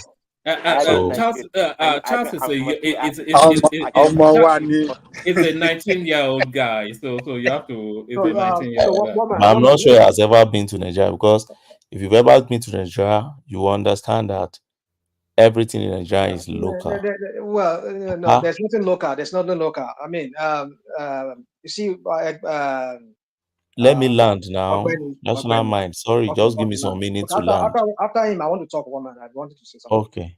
So when I said things are local, I know what I'm saying. Politics, demand in Ekiti is not demand as your state in Ondo. Demand in Ondo is not demand at Edo. Don't think what I need in Ekiti is what an Oyo man need. No. An average youth in Ekiti understand what they need for Ekiti. And they can't speak for Nigeria. They speak for Ekiti. And that's why I keep saying it. Even within Ekiti, we all have different demands. So, it's local. In Katangura, in So, Biu, Ogbeni, so in you now Aspra. agree with me that what Tinubu is proposing is a fraud I by don't say your own, no. by your own, Obadanle Koko, by what Tinubu is what you are proposing, suggesting now, that it should go local and not nonsense conference is talking about. So it's a fraud. If you what want did to go Tinubu tell us? Did he say, you see, that's the issue. You read into his mind. You even tell him, you I mean, understand? you and it's even giving time frame 30 days. You see Yes, this but fraud. did he? You guys, and you people, you more the politician Buffett Lou Wait and till when. now, Babadale Koko. You say it's Okay, fraud. continue. That's what I When want the to politician engage want you to on. use you, Baba Jale Kogo, protest mo, a fẹ́ jókòó, a fẹ́ okay, sọ̀rọ̀, okay, protest a lot mo. of, okay, a lot talk, a lot So, talk. Babadale Koko, what I'm saying is this. Yeah, I'm only suggesting how I feel there could be an impactful meetings or dialogue or conferences. I don't know which one the president is suggesting. He has not even suggested the pattern, but you're just speaking to his mind. But that is, for me, what I think he should do. They should take it local. Get what exactly. See, when we did fourth alteration to the constitution, except that many people were not in Nigeria, when we did fourth alteration to that our constitution, they took everything local. That was during Buhari time.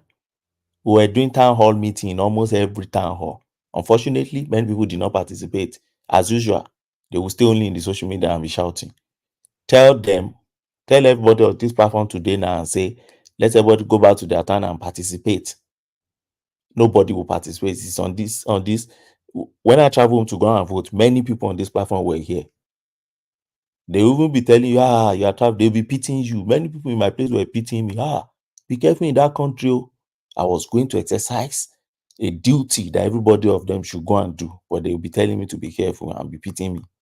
So that's the way I see it. They should take it local. That's the form me I am proposing. Yeah. We've had you said that look every time. Only times you've read it about almost seven times here now so far. Benny, you see something when you say certain things, I just wonder that. I mean, is this somebody talking? I mean, what's going on? Yeah, you see, the last time when I think you mentioned it in the past. I don't know, maybe that's the same thing we're talking about. When Bubu was there, they did a jamboree of some sort, where all the senators and rep they went to their locality and they did their own town hall, where we saw your present first lady acting like Jaguda. I mean, insulting a girl who was trying to confront her. So this is what we're talking about. So at the end of the day, what came out of it? What came out of it? Nothing came out of it. Buhari did not do any town hall meeting. Where do you get that one from? No. The Senate did their own town hall meeting, different from Bala Blue. I just gave an example now, where your president, first lady, was acting like a Jaguda, like a Omota. In a town hall meeting? Yeah. You forgot to see. I'm not aware of that. That's true. That was in Lagos State. Yeah, she threatened to slap some lady. No, I said a town. They did a town hall meting. All done now. It was a town hall meeting. It was a town hall meeting. Yeah, they did it. Was it? They were doing they call it constitutional something review or whatever. Constitutional review something, yes. Something. So some of us are there. So like some of us have already forgotten all these things that happened on that Buhari. My point is this. So what came out of it? Nothing came out of it. These people and billions of naira was voted for that crap that those people did. So you see, now Tinubu wants to do another thing, and then it's not even 5 days. Hold on. There are 53 amendment bills to the Constitution presently under review with the Parliament. 19 of them from the 9th Assembly. So you can't say nothing came out of it. I beg you, oh man, it's okay. What is always I beg you all the time? Do you expect them to finish the town hall and just use Biro to? How are you sure those things were? But even if they didn't do anything, at least they did the electoral act now. And the record is there. Yeah, all right. They did the electoral act, and then they unbundled the electricity. Rational mind, the Magbemi is okay. But people. No, you know, RM, you had a field day for 1 hour plus in the beginning. Baba, just hold on. Let's actually have it as a conversation rather than this skepticism, cynicism. Okay. They had the constitutional review something, which our Ogbeni spoke to. Everybody knows, you even referenced. So you are asking what came out of it. So they will have the review, identify where the changes are needed, and then they will take it to a Senate ad hoc committee. And the Senate leader is telling us that there are 53 bills under consideration at that ad hoc committee. Do you expect the town hall to finish and then they just take a biro to the Constitution and make they still have to go through the parliamentary process, and that is what they're telling us is ongoing. So what's your expectation? Yeah, it's ongoing, right? All right, we shall be here. There's nothing else. You see, woman, you like this. You like to follow these people that comes here and tell us all this crap. I mean, how many years ago? That was about almost like 3-4 years ago when they did this constitutional review. And it's a proposal. How long is it going to take them? Tinubu now to collect this one now. I mean, they will vote billions of naira again. They will gather some youths into one. Has significant changes not been made to the Constitution? There's no significant. There's nothing significant. They remove rail transport, electricity from the first schedule. No, there's no impact. The impact is not felt. Nothing is You felt. said they should demolish the Constitution and bring another one. You are still the same people complaining about how long will it take them to not in the way and manner. Not in the way and manner they are doing it. Waiting, you want? Do you think it's only one day they amend Constitution? What I said was not in the manner in which they are doing. Yes, I wanted to dismantle this Constitution, but not in this manner and way they are going about it. That's not it. That's my point. So my point is this: is that they will vote billions of naira. I mean, Obasanjo did his own. I think Jonathan did his own. What's his name? Buhari sent what's his name? Rufai to go and do some whatever crap. He did his own too. Yeah, that one, Rufai submitted it. We didn't say anything from it. National Assembly of under Bubu, he did their own. What are we talking about? These people are not any conscience on people. Tinubu now almost do his own too. Then he actually rather for 4 years. Towards the end of his tenure, and Emma already said the next person that will come after me, Shetima will implement the confab. You see, people in 2031. It's just a waste of time. We've seen the pattern with these people. They're not ready to do anything. So you people, you are just okay. What are you suggesting? Baba, at this point, I'm not suggesting anything anymore. I know they get any suggestion ahead. I don't have any. That's their you know that Guru approached me. What rational mind said is actually factually untrue. Yes, it's factually untrue because the Constitution is an ever-evolving document, and that Constitution that was handed to Obasanjo when it started, it bears no resemblance to the Constitution we're functioning under now. As a result of endless, do you know how many times the electoral rules has been the impact? That's the question. What has been the impact? Beavers, all these sort of innovations that are sanitizing. What has Beaver done in the election? He has given us yet the best election we've ever had. No, it has not done anything. I don't say that. It has not done anything. So you cannot say all of these things. One man. You see the accident that makes these people, they close their mind. When Buhari adjusted that INEC regulations about the IREV, they didn't read it. They ran away with the fact that IREV will be automatic, not knowing that it is not automatic, it is discretionary. That discretionary, if they were alert, they did not close their mind. What's the point of the IRA? What's the point? If it's let me finish my point now. This is the attitude. You have to pay attention to what is happening. Sorry, we don't want three voices. You have to pay attention I'm not to what talking. is happening. I'm just laughing at rational mind. It's okay. You see, they close their mind. So everything they just lash out. If they were paying attention during that Buhari time, when that electoral cycle, they were trying to tweak with the laws, they would have been alert to the fact that it's about discretionary power for the IRF, and it's not a law. What's the point of the IRF? What's the point of the IRF? If it's discretionary. INEC deemed it fit and it's usable, they should use it. But if they don't use it, there is no problem. No, it is you, the citizen. It is you, the citizen. Baba, hold on. Rational Mind asked a question. So the IREV is the platform that shows you the electoral results. So that is it. So I think you may be conflating IREV with automatic transmission or not. So IREV is the platform. Yeah, exactly. Automatic transmission. Hold on, Baba. IREV is the platform that that shows you the electoral results at the earliest possible opportunity, and that worked. You know, whether the results were in you keep on laughing, but you don't. How did it work? How did it work? Well, were people not looking at the result on the platform? Hold on. Hold on now. Don't be doing this.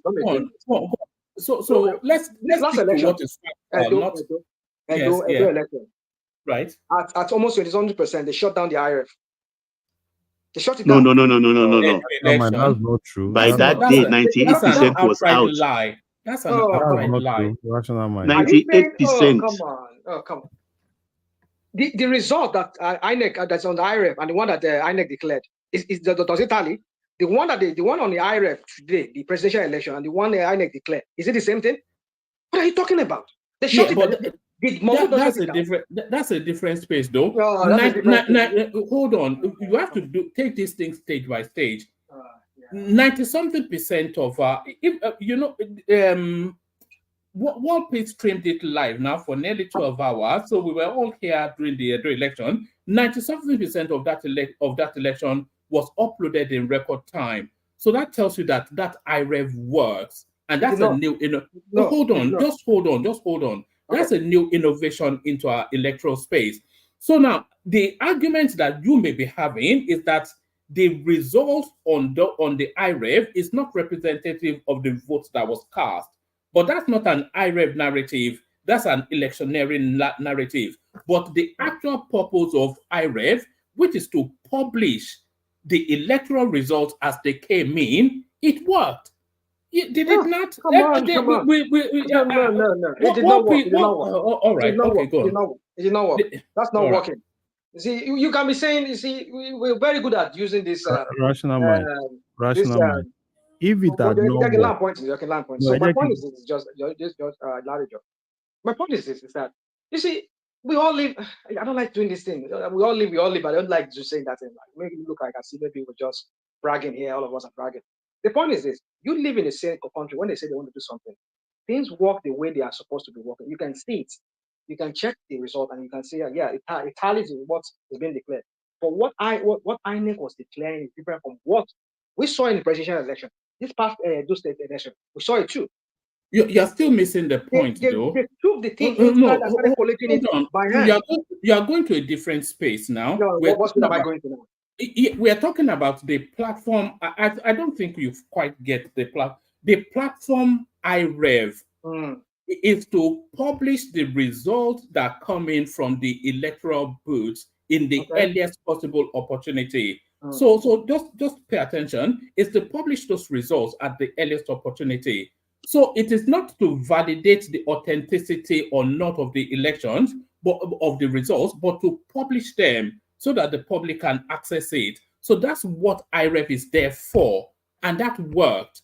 So if you are saying the results being published were rigged, were amended, were this, that, and the other, that's a separate narrative outside of IREV. It's not IREV's job to validate the results or not. It is to publish them for public perusal, and it worked. Come on, man. I'm not going to subject myself to this kind of mental reasoning that you want to start. I mean, I'm not that kind of a person. If we say something is designed for a purpose, and the purpose is to show to the people that what we are seeing on during the election is what we are declaring. But if what you are declaring is different from what is on the IREF, then there's a question there. So what's the point of the IREF? Yes, I get you. It works in a sense. Maybe it shows the public what to see. But sorry, let me say something. Rational mind. But do you know that that IREF, whatever you see on IREF or whatever IREF carry is not tenable at the court? Do you know that? Yeah, we go again. So what's the point of the IREF? It's not. It's just for show. It's not anything that is tenable at the court. It's not. What's the point? What's the point then? Why are they voting billions of naira, even dollars on that? But that's not true. Sorry, let me say something. Sorry, that's not true. You see, sometimes I've watched media over time. They conceive some ideas, and some politicians, they push it outside there, and everybody start peddling it. See, if it is really true that what is in IREF is different from what INEC declared, by now you will be seeing all those analyses, not the generalization. They just say, oh, just like what you are doing now. You will be seeing, particularly that Shanes, that guy, what's his name? That guy they call the analyst, that election analyst. I don't know when he has become analyst. That guy, they always bring in. That guy would have come to Shanes and start telling you, look at this local government. They will be pulling out IREF and tell you, they will be presenting earlier and be showcasing it and tell you, you see what is there, you see what they declare, you see what is there, you see what is. I know them. But In the absence of that, see, all these things are just political statements.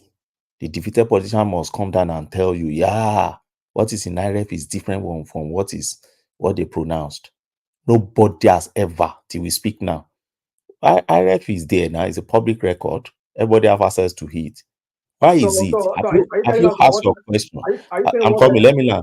Have you asked yourself question? Why is it that there is yet to be one person out of 300 million Nigeria, one person to come out and pull out, even if it's just one local government, and say, look at this local government, see what is on IREF, project it, see what they declared, project it.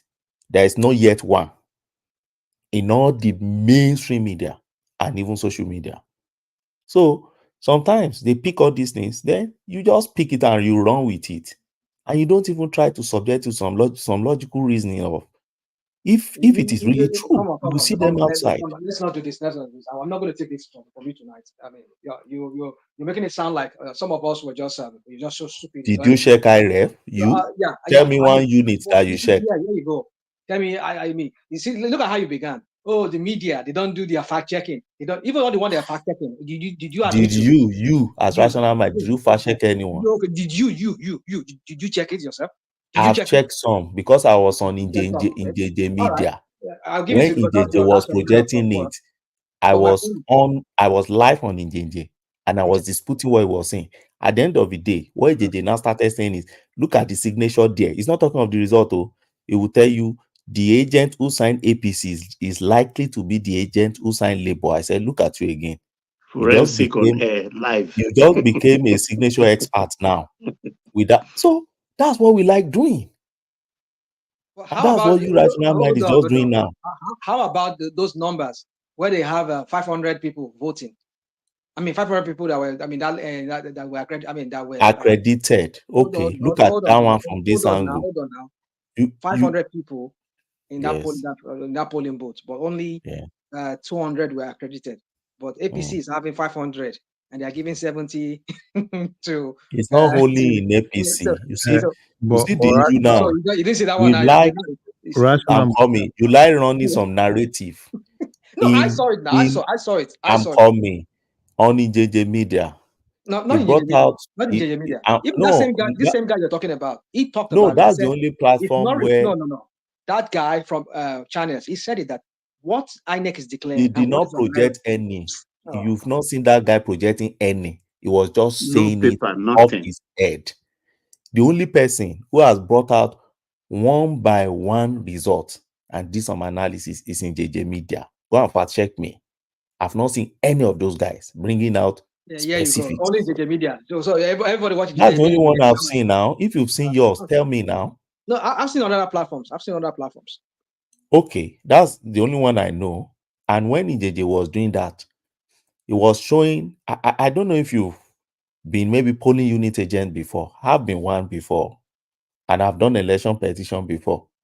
Yes, the election process itself is different from that recording they are recording. I hope you know that it is when they finish the whole election, they bring out that form and start recording. Wait, Ogbeni, we pay rational mind or teach polling agentry because there's no profession that rational mind has not done. Rational mind, you try. Rational mind is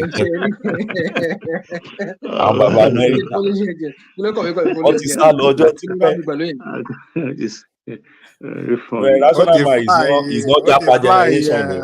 What they fly fighter jet from Israel, you know.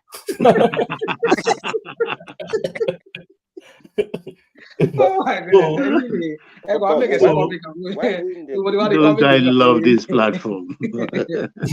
So, rational mind, that is my point. I think my point is just is right what he's saying.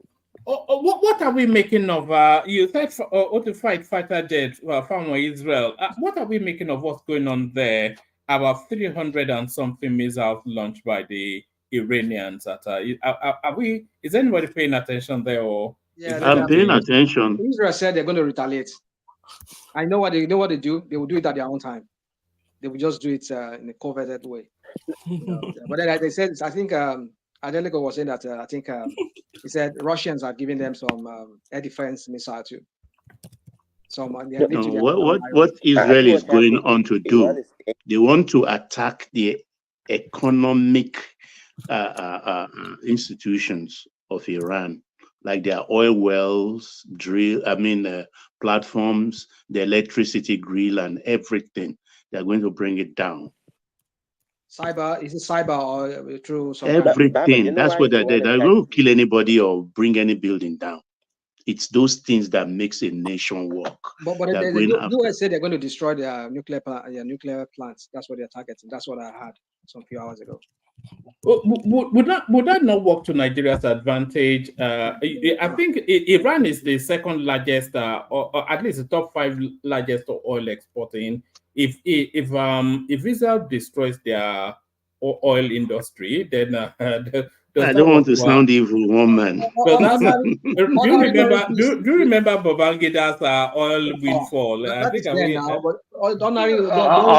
unfortunately, one man, oil windfall is now bad news for Nigeria because number one, our output is low. Number two, it means petrol is going to be expensive. So we don't longer enjoy with oil windfall anymore. Nigeria is cursed. When oil prices go up, we cry instead of laughing. So don't think it's going to help us. It's going to hurt people because petrol price is going up.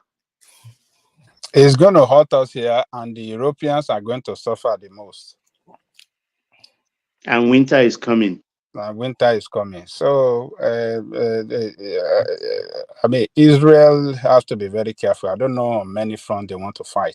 Now, why should they be careful? Tell me, I beg. Oh, yeah, you can see what is happening to them in southern Lebanon. They are killing their soldiers now.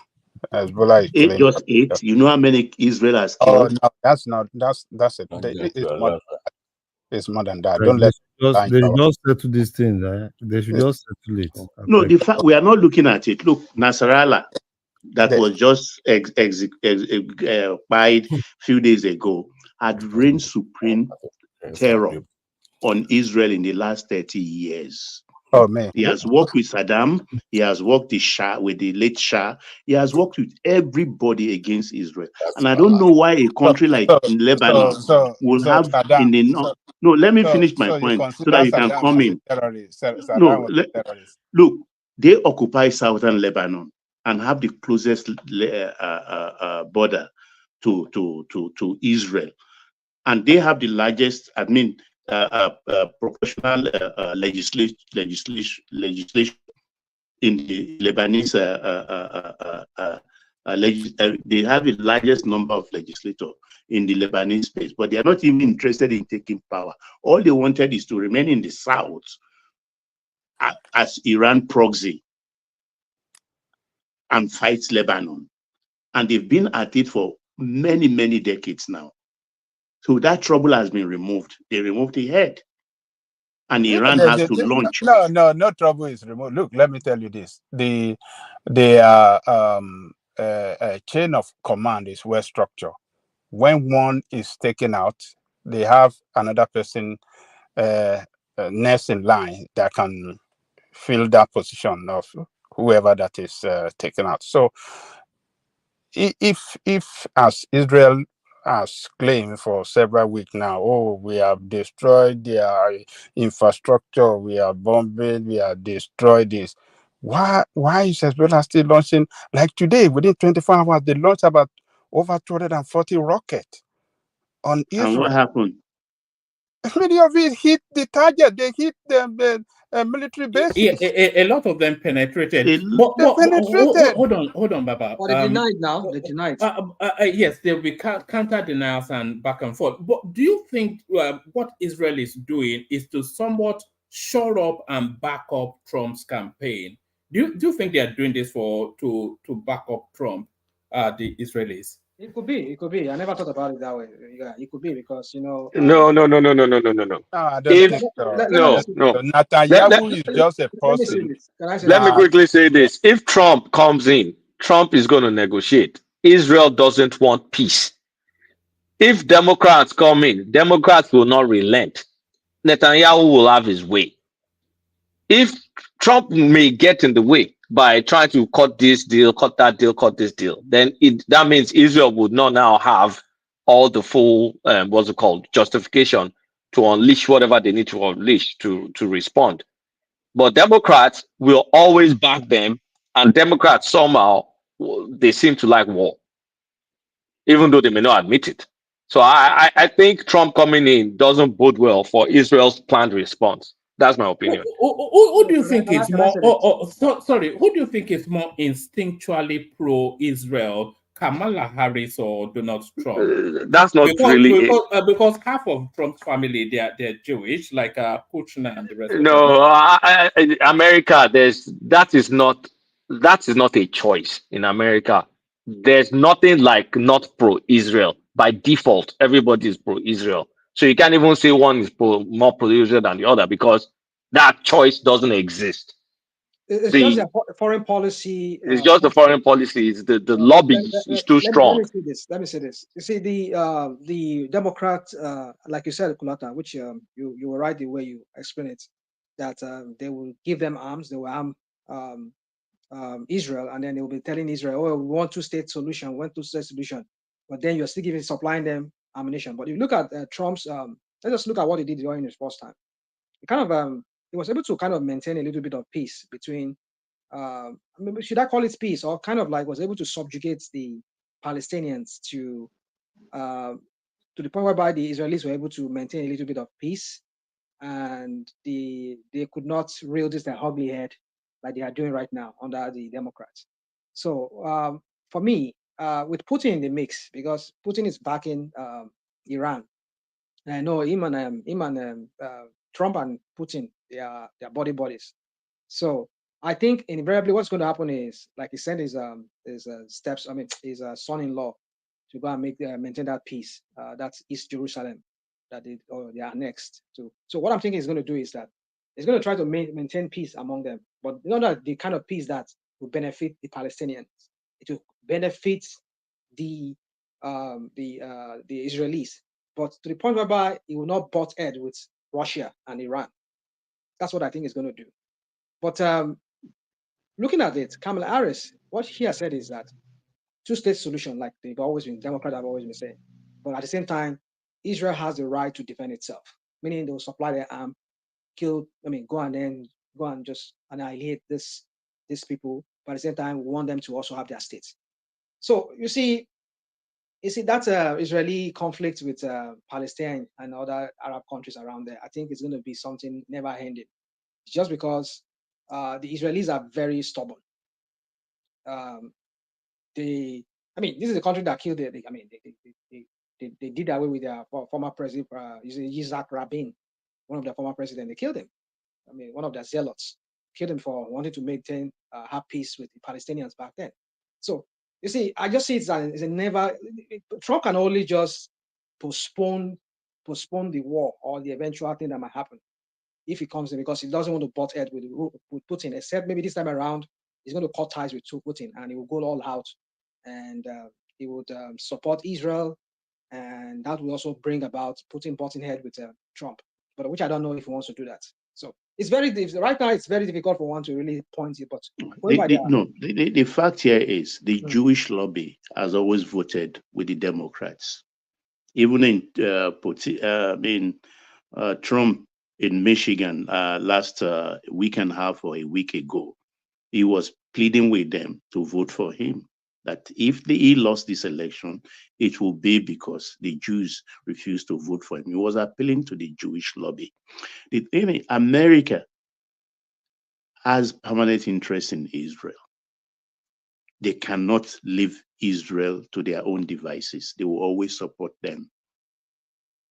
When this happened, what did Biden do? What did Biden do? He has sent a fleet already to that region to marshal against and parade strength, show of strength, to show that they are always behind Israel. And the fact that the only solution to it, because first, let's situate this Nasrallah issue. Nasrallah in southern Lebanon has been fighting a proxy war for and on behalf of Iran, because Iran has to cross through Jordan to reach Israel. So they've been supplying them all their ammunitions and things like that. Now they've taken out Nasrallah. and they killed I think the deputy and somebody inside, being protected by the Secret Service of Iran inside Iraq, inside Iran. And that shocked them, because how did they know the man was there? That was 3 weeks ago. The man was killed right inside Iran. A man protected by their secrets, the highest echelon of their Secret Service. So it's like a war that is going on. And don't forget, Israel bombed their bunker, that 3-layer bunker where they took their nuclear reactor to. Israel damaged it with their bunker busting bomb. I think that was about 3 years ago. So they still have that grudge. They are rebuilding. They have the capacity. And Israel is in their interest, and they are determined to destroy that capacity to produce a nuclear weapon, because that's an Arab bomb by definition, and it is dangerous to their well-being. What is the solution? Two-state solution. But who has worked against two-state solution more than the Arabs themselves? The nearest they've gone, it was at Camp David during Clinton's time. Did that work out? It did not work out. So the problem is, but the Jewish have a right to exist. The Jewish state of Israel has a right to exist. Whether they like it or not, it's a nation that has come to stay. Don't let's go into anything other than say it's a nation, there are people, there are about 6 million now or 7 million. Anybody can fact check me. So where do you want them to go? If you say you don't want them to exist, the Palestinian PLO as an authority has purged themselves of that, the right of Israel not to exist, but Hamas has not. Because Hamas has to come to the table and give them that guarantee. So with Nasrallah out of the way now, maybe the Hamas, their wings has been clipped by the exit of Nasrallah. So they may be now are able to come to round table and discuss the existence of both states. I think I get what you're saying, but Hamas is hibernating, if not because I think it's a distraction, because that southern part of towards the Egyptian border there, I think there's still some remnants there that are they're just I mean that they are underground bunkers and tunnels. They're building it, because the one thing about you Israel, can't believe the extent of those bunkers. Unbelievable. Israel is distracted right now, and I think all these things that they're doing now, they're facing north now. They're facing the northern enemies now, and I know these guys they are doing so. You see, it's a mess. I just don't know. I don't see how. I don't just see a pathway to this resolving that problem there, because I just don't see it. Israel. Another thing again is this guy. What's his name? If you know, when he was not prime minister for some time, there was a little bit of relative peace they enjoyed. As soon as this guy Benjamin Netanyahu became prime minister again, these people they just went all out for Israel again. So it's a very hawkish sort of a person. Yeah. Netanyahu Netanyahu's he's foreign always policy, on a war footing. yeah, Always. His foreign policy and his posture towards Palestine has always been one of For me, I'm more concerned about how this will benefit Nigerian economy. All these wars. I don't know. That's international politics. It's how you benefit your countries that should matter to you first. And that's the way very cool, Dog Benny. but that's it. That's the reality of international politics. That's the reality. When things are happening in a neighboring country, you think about it's going to affect you. What are the advantages you are gaining from there? And that is why country has alliances everywhere around. So if that is happening, is it going to raise oil price? If it's raising oil price, that's what I was suggesting earlier on. Would that be a plus for us?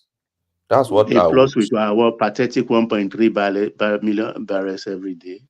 That's what I would look for. Maybe an economist to come and explain to us on this platform. I say, I'm not an economist, but it's not going to be a plus for us with our current production levels. It's actually going to be a negative for us Remember when everybody was enjoying when Russia attacked Ukraine? What happened to us?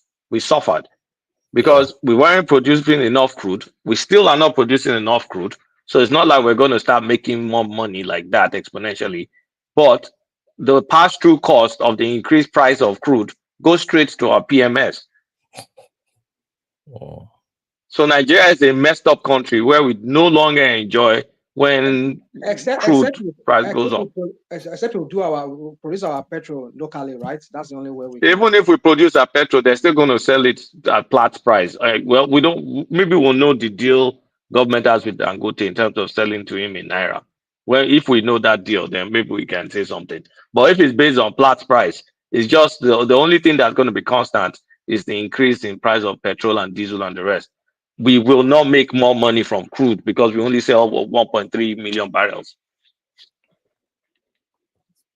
Like the money that we'll make, the if we additional are money we'll selling make that is at not a going to be higher, plenty. if we say selling It's marginal now, as opposed to when we were selling 2.5 or 2.8 million barrels. That's up there. If it has over 2 billion, that's up there now for us. But with what's stopping 1.3, us from increasing our production?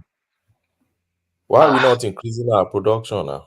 That's the core of the matter. One still here, 1G. Is it Oh, and I forget that that Buhari has kind of like a lot of money we could be making from crude is tied to debt now. You remember that a lot of it is collateral for borrowing. Yeah, sold so many. So imagine, so actually forget that 1.3. Maybe what we'll be selling or whatever, maybe 600,000 barrels that comes to Nigeria. It's a shame now.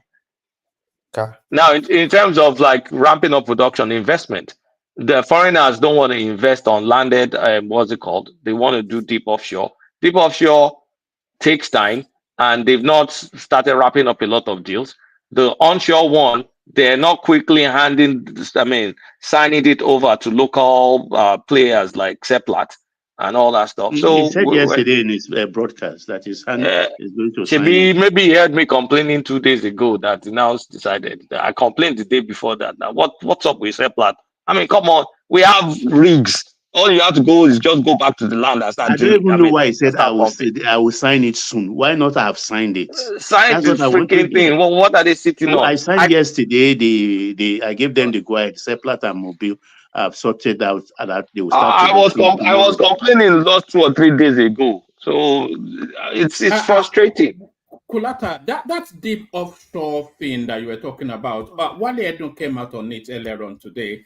Let me give you a couple of paragraphs. It says, in addition, the minister also announced the introduction of tax incentives for deep offshore oil operation and gas production, as outlined in the Oil and Gas Companies XYZ Order 2024.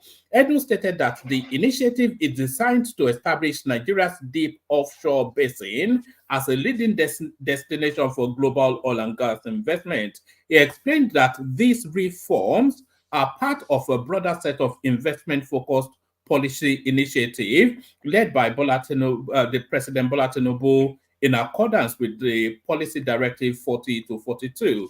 In addition, the new tax incentive for deep offshore oil and gas production provides new tax reliefs for deep offshore projects. This initiative is aimed at positioning Nigeria's deep offshore basin as a premier destination for global oil and gas investment. These reforms are part of a broader series of investment-driven policy initiatives. So I think they are really pushing aggressively towards that deep offshore that we were just talking about. They're competing with Guyana. Kulata, are you guys aware that Wando now is worth $4 billion? Fìyẹn o tún fẹ́ lọ sọ́dọ̀ Tinubu mo ti gbà lọ́wọ́ ẹ̀ 30 minutes ago mo gbà lọ́wọ́ ẹ̀ o tún fẹ́ lọ bẹ̀ ṣá. That's the only indigenous. That's the only indigenous. That's the only indigenous oil company that is valued that is worth that. Within how many years? But mind you, let me reserve my comment. She won't tell her. Is the AJIP which they brought over? TML 245. Yeah, they bought a few assets now, so All right, we'll see. Anyway, I mean, we're all there. So I'll do my Congo. But the question you should ask is that they should show you receipts. Did O&O paid? I mean, did they pay for it? Showing Jailara journey. Is there any receipt they ever show for anything? I mean, you see, around Nigeria, it's just that's why we get overwhelmed sometimes here. We get tired. But at least rational mind, RM, it is our own. It's indigenous. That money will come to us one way or the other. It's not coming to us. It's coming to Tinubu and his people. Don't. It's not coming But they didn't go away. They are here with us. Look at, like you said about Lagos the other time. I think when we talked about it 2 months ago, Kulata made a point that, look, with all the corruption, I'll be the first person to say, yes, there's corruption in Lagos State. But is it not working? It is working. So when we talk about this corruption at times, looking at the example of Lagos, I always think it's even overrated, because there is no doubt about it. There's corruption going on in Lagos, but it's working one way or the other. So the two can go side by side. Maybe corruption is minimal. It's not as large as the one on a larger scale like we have nationally. I just don't know, but I know that at least in the midst of the blind states, Lagos still has one eye. You understand?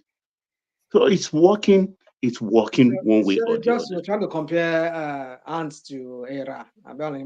So it's just it's okay. It's okay. I understand where some of us stand on this matter. So if O&O is making waves, you get my point. I don't mind that, because it's still an indigenous oil company. All right, let's start bringing people into the conversation.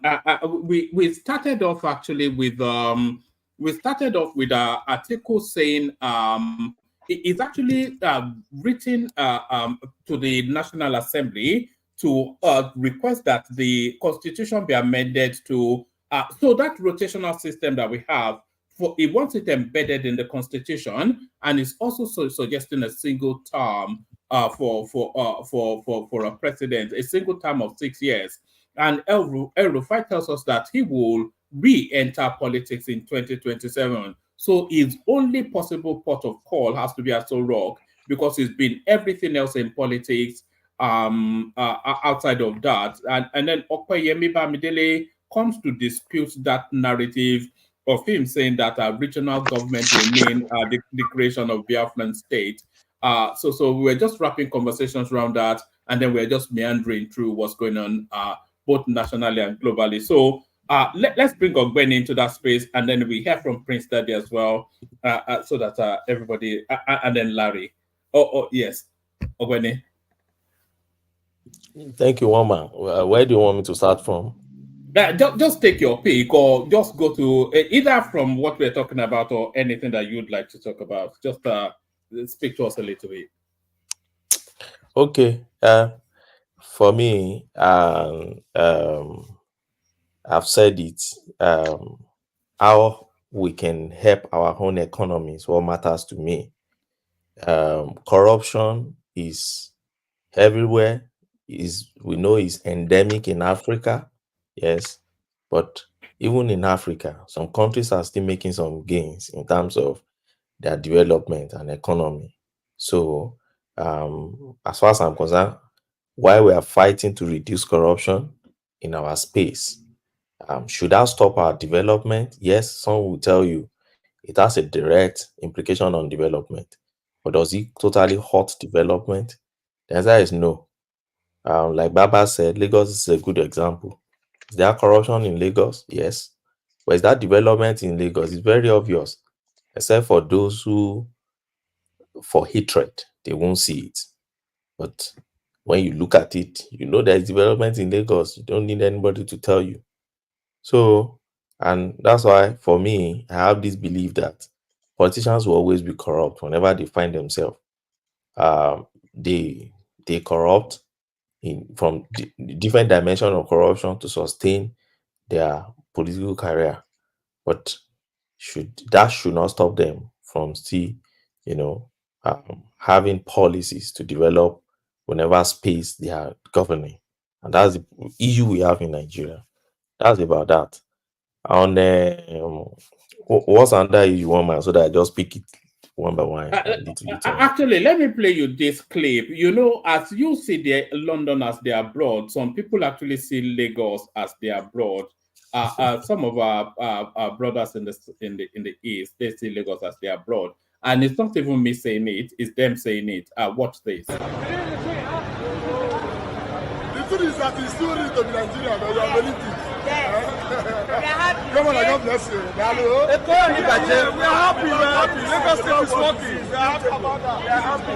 No more suffering, Nigeria. If you're not in Lagos, you don't sorry. So if you are not in Lagos, sorry, it just tallies with what you were saying earlier. You know, I won't be surprised if Lagos starts requiring that people get a visa to come in. One man, you're so elated. Look, I could hear you from your voice. Lagos is worried. Look at the leap, though. They are running rail services in Lagos. Rail and service. in most parts of Nigeria, they don't even have a bus In the country of the blind, who is the king? One eye king. One eye man is their king. Exactly. All right then. One man just leave Pansat. Sorry, I said Pansat. Leave I saw you fighting him in the comment section. Don't mind Pansat. The only language you understand is insult. When you insult him, you mellow down. You better ignore him. It's when you ignore him, even he cools off. He's been if you insult him very well, he will mellow down. So I've understood him. So leave rational mind though. Everybody knows Lagos is working, and everybody rushes Lagos every day. But one thing is, I don't think it's only for the Southeastern now. That's why I think it's for everybody in Nigeria. I remember when I was serving in Adamawa, I remember my secretary back then in that office, she will always say Lagos, if I can take her to Lagos. And I said, even this Lagos, I don't, how do I put it? I don't think I can really stay in Lagos. I don't know. Although many people have told me that Lagos is not for human living now. It's not for a civilized human being. I had the opportunity of relocating to Lagos sometimes in was it 2010? That 2010 or so, or 2011 or so. I chose to stay in my Abuja. JJ, I didn't even bother at all. And anytime I find myself in Lagos within 2-3 days, I'm already tired of Lagos. I want to really go back. Not because there's no development in Lagos, but I think the busy city life, I just prefer Abuja. Abuja for me is just the masterpiece, the road networking, the serene environment, and rather than Lagos. But Lagos is working. So what I just want to say about that clip is it's not only people from Southeast. Everybody wants to go to Lagos, including Southeastern brothers. And whenever you hear anybody talking, what is in Lagos, it's out of hatred or sometimes ignorance of not knowing what exactly Lagos carries. If you remove Lagos from Nigeria, I don't think Nigeria can stand, because everything is about Lagos. It's not no be mouth, but I understand that. About Michael Opeyemi Bamidele, one man is just the next election that is playing out. There's nothing. Opeyemi has his ground in Ekiti. He has the president on his side. Okay, and so it's going to be a serious battle in the next election in Ekiti, and I think that is what is playing out now. Does he have gubernatorial ambitions? Yes, now he has contested. You forgot, he has been contesting now. He has been contesting the primaries, and I think the 2 elections ago he contested. It was the man that they shot. They shot him during I think it was APC primaries, the one that got Fayemi to the position. In their primaries, he was shot now, and they rushed him abroad. And then he returned home again and continued his politics. So he has been there, and he's a very popular candidate. Let me tell you, very, very popular. He's the only senator, for as far as I'm concerned, that there was a time I wanted to get a letter of recommendation from my senator. He's actually my senator. And I've tried all my best. I couldn't get, and somebody gave me was it secretary's number or something? Somebody just helped me to get a number from the National Assembly to a secretary or something like that. And I just sent a message that I needed this. And he called me the next day. That was 2019 or 2020. And when he called my foreign number, I never expected the senator to call me. I know that happened here. MP can call you if you demand. But in Nigeria, who born you? The senator is calling you. Who you be your baba? So yeah, he's a man that's very close to the people, and so whatever is happening to him now, I think it's just Ekiti politics that is just playing out, and it's next election that is playing out. So I wish him well. Let's see how he can. Who do you wish well? MOB. Michael Bambi. He has been struggling to just govern this thing. So his stature is what you don't like now, or his face.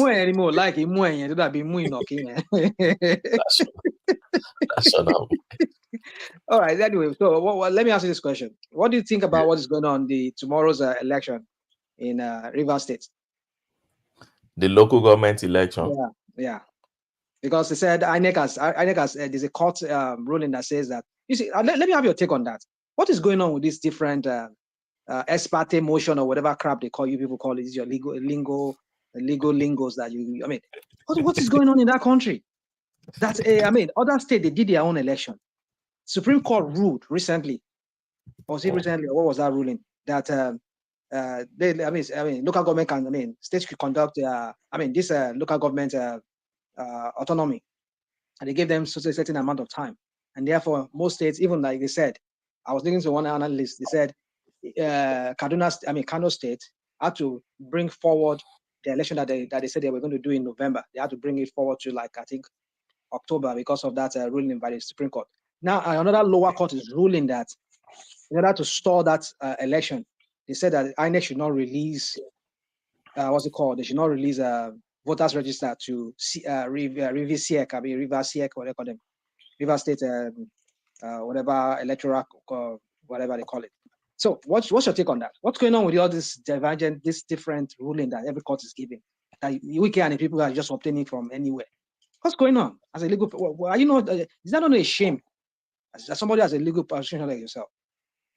It's embarrassing when you see judges granting different orders that are contradictory. I don't think it's something any lawyer should be proud of. It's embarrassing. It's a shame, and it's a stain on the legal profession and the professional generally in Nigeria. But so if you ask me where the problem is from, I think I've taken my time to analyze it here on this platform before. The problem is actually from the way we structure our judiciary, and I think it's one of the things we need to amend in our constitution. I don't know what the solution should be, but this is it. Our courts in Nigeria are structured along the how do I put it now? The political structure, if I'm correct. No. But what I'm saying is this: it's structured along the federal state dichotomy. Now, we have some courts that are federal courts, and we have some courts that are state courts. Now, our state court ends at High Court of the state. Now, our federal court starts from another high court, now called Federal High Court. Then it rolls down to Supreme Court. So look at it from this angle. Whatever case you are bringing from that state will still escalate to the federal. Okay, and that starts from Court of Appeal and your Supreme Court.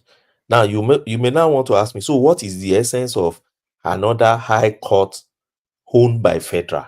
And when I say owned by federal, what I'm saying is this: so those judges that are in your federal high court, they are appointed, okay, by the president.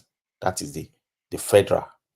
The judges at the state level, they are appointed really by a particular body, but recommended by the state executive for their appointment. And the state executive also removes them too. Now, where is the contradiction now coming from? And where do you have the chunk of all these contradictory orders? It's from the High Court of a state and the High Court, the one belong to the federal. So why do they issue orders that contradict each other? Because they are not, first, controlled by the same head. The Federal High Court has its own CJ, who is the Chief Judge of Federal High Court. Each state in Nigeria has its own CJ, who are the Chief Judge of each state. See where the EU is now. So they run at parallel and they don't cross-set and they don't communicate to each other at all. One is federal. In fact, the Federal High Court do believe that they are a bit superior, you know, the way it is in Nigeria, to the High Court of the state. So because they run at the same parallel and they carry almost the same power, and unfortunately again, because our laws, there are no clarification in so many areas of our laws. So sometimes mischievous lawyers find a way, okay, to inject some cases that ordinarily, when you look at it, should go to High Court. But because it cross-set a bit with some powers of the Federal High Court, they find a way to come to the Federal High Court if it's the more convenient forum for them. Okay, let me give you an instance. If you are taking a case to High Court of Rivers State, there's every tendency that, except the case is abundantly clear against the state government, there's every tendency that the CJ or whatever High Court you have there will have this kind of, you know, a sympathetic disposition for the state government. Okay, except in cases of maybe human rights violation and cases that are so clear against the state government. But possibly, for instance, you want to injunct the state government. At the state level, the High Court judge will look at, why do you want to injunct the government? Because they are on ground, they see what is happening. But it may be easier for you to go to the Federal High Court now, which is federal, which is outside the control of the state, to get such injunction. So what do people do? You see some party running to the Federal High Court because it's a more convenient space for them to go and get injunction. Another party will run to the High Court. And don't forget, I said these two courts don't communicate. They are run at parallel. They will go to that High Court to go and convince that High Court too why the High Court should grant the judgment. Now, if you are bringing the decision of this court, this federal, and say, my lord, look at this. Your brother at also place has granted. The man will be telling you that, see, that court is not superior to me. Whatever is happening in that court, I will still do my own here. You see where the problem is now? So, in many cases, you find issues like that. Let me give you an instance. Look at Kano State. You know that it's court that caused all those issues in Kano State to date. And we have not even seen any solution. They have two emirs as it stands now. And they are still running parallel. Everybody doing his own ceremony on his own festival on its own. Why? Because a party went to Federal High Court. Another party went to the State High Court. During Ibori time, same thing. One went to Asaba, another one went to Kaduna. During, I think, Fayoshi also, one went to Federal High Court, Akure. One was in the High Court of Ekiti. So, the issue is, so if we're going to amend our constitution, we need to find a way to either scrap that Federal High Court or find a way to rename it or find a way to get a clear demarcation of what their powers should be. But we are yet to achieve that. And that is, as far as I'm concerned, that's what the legal professionals, particularly in judiciary, should be brainstorming every day and reassessing. But you know, but we keep having all this in our system. Who is thinking of reforms to those areas? Well, maybe people in academics, but how far do we hear their voice in the political space? Do they even reckon with them? No. So they carry out their research, they pocket it, they put their research on shelf, they got academic rank for that, and then they get retired with time. So we don't pay attention to all these things. We only come and, you know, talk about it and go. So that's my take on that rational mind. It's very embarrassing and very embarrassing. A while ago, I was saying in the Who is playing like a guitar? Somebody is playing like a guitar. Could that be Pansat? No, Pansat is it's really like something else. But carry on. So Mama, what I the floor. Okay, all right, brilliant. Make that comment, and then from that comment, we hear from Larry, and then Prince Daddy. Ajande Koko still not spoken, of course. He started with us. So real quick, anybody can take that question after. I mean, it's a question or more like a position I want to throw out. I mean, the Rivers State Electoral Commission said they've not given the voters registered to the Rivers SIEC. I mean, I don't know, maybe the local government arm of the Rivers State Electoral Commission. So, but the question is, what does that even mean? That INEC has to give INEC resident, Rivers State resident electoral commissioner has not given the Rivers State Rivers SIEC their own. What does that even mean? Can somebody even explain that to me? What's going on here? We didn't hear this happen in what's it called, Imo State, in Kwara State, where they all did their election. I mean, why? What's going on? And Tinubu is officiating all of this thing. I mean, Tinubu. Tinubu is allowing all these things to go on.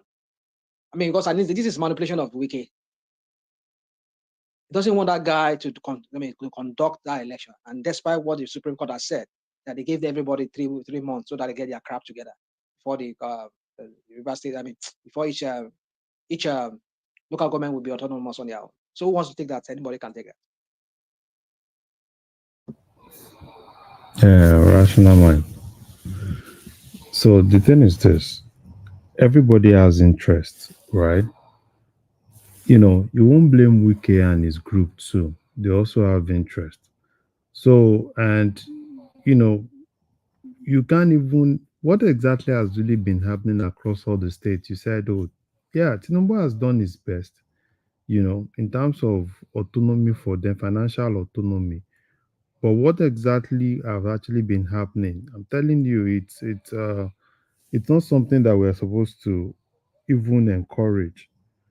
Basically, what has been happening across all the states is just the governor just writing names. It's not like there's election anywhere. It happened everywhere. So everybody's just now doing their own thing. Like, okay, I think Kwara did their own. Everybody's just doing their own. And I think at this point, they are supposed to go to a point where people will be able to challenge that, right? Because it's gotten to that point where nobody even cares again, right? Because it's the whole thing of this financial autonomy is to like, okay, fine, it's gonna allow those guys to be able to at least have access to their money and they will be able to do something. But what have you seen? So what we've seen is just that these governors, when they saw that they couldn't even hijack that other process, so they now basically they don't even care, right? It's just basically all of them just come in and you just write names, and even where there's no election, and it's really crazy. And that's where, for me, all these media people that shout and you know, that's where I think they need to be active. I've not even seen one state in Nigeria that it's at least that has the conscience to be able to do the right thing, right? So what is going to happen in Rivers is just basically, you know, the normal thing. So he's also going to write the names of people he wants, right? And I think his people went to APP, basically kind of like just writes the name of those people he wants. And it's more like, yeah, everybody's doing it, let me do my own. So that's not the conversation I think we are supposed to be having, right? Like, oh, let him do his own too. Everybody start doing it, right? Because everybody is stealing. Then we need to like, okay, he should just go and do his own, steal his own too. Until we have that situation where we have even the media, you know, they have the conscience to be able to ask the right questions. You may not like Wike, you may not like any of those guys, but the bottom line is these guys are just basically, you know, this is the resources of the state. So what's the whole essence of you saying all those shenanigans, you're spending billions for election, when at the end of the day, it's just going to be somebody who writes names? Look at what happened in Imo.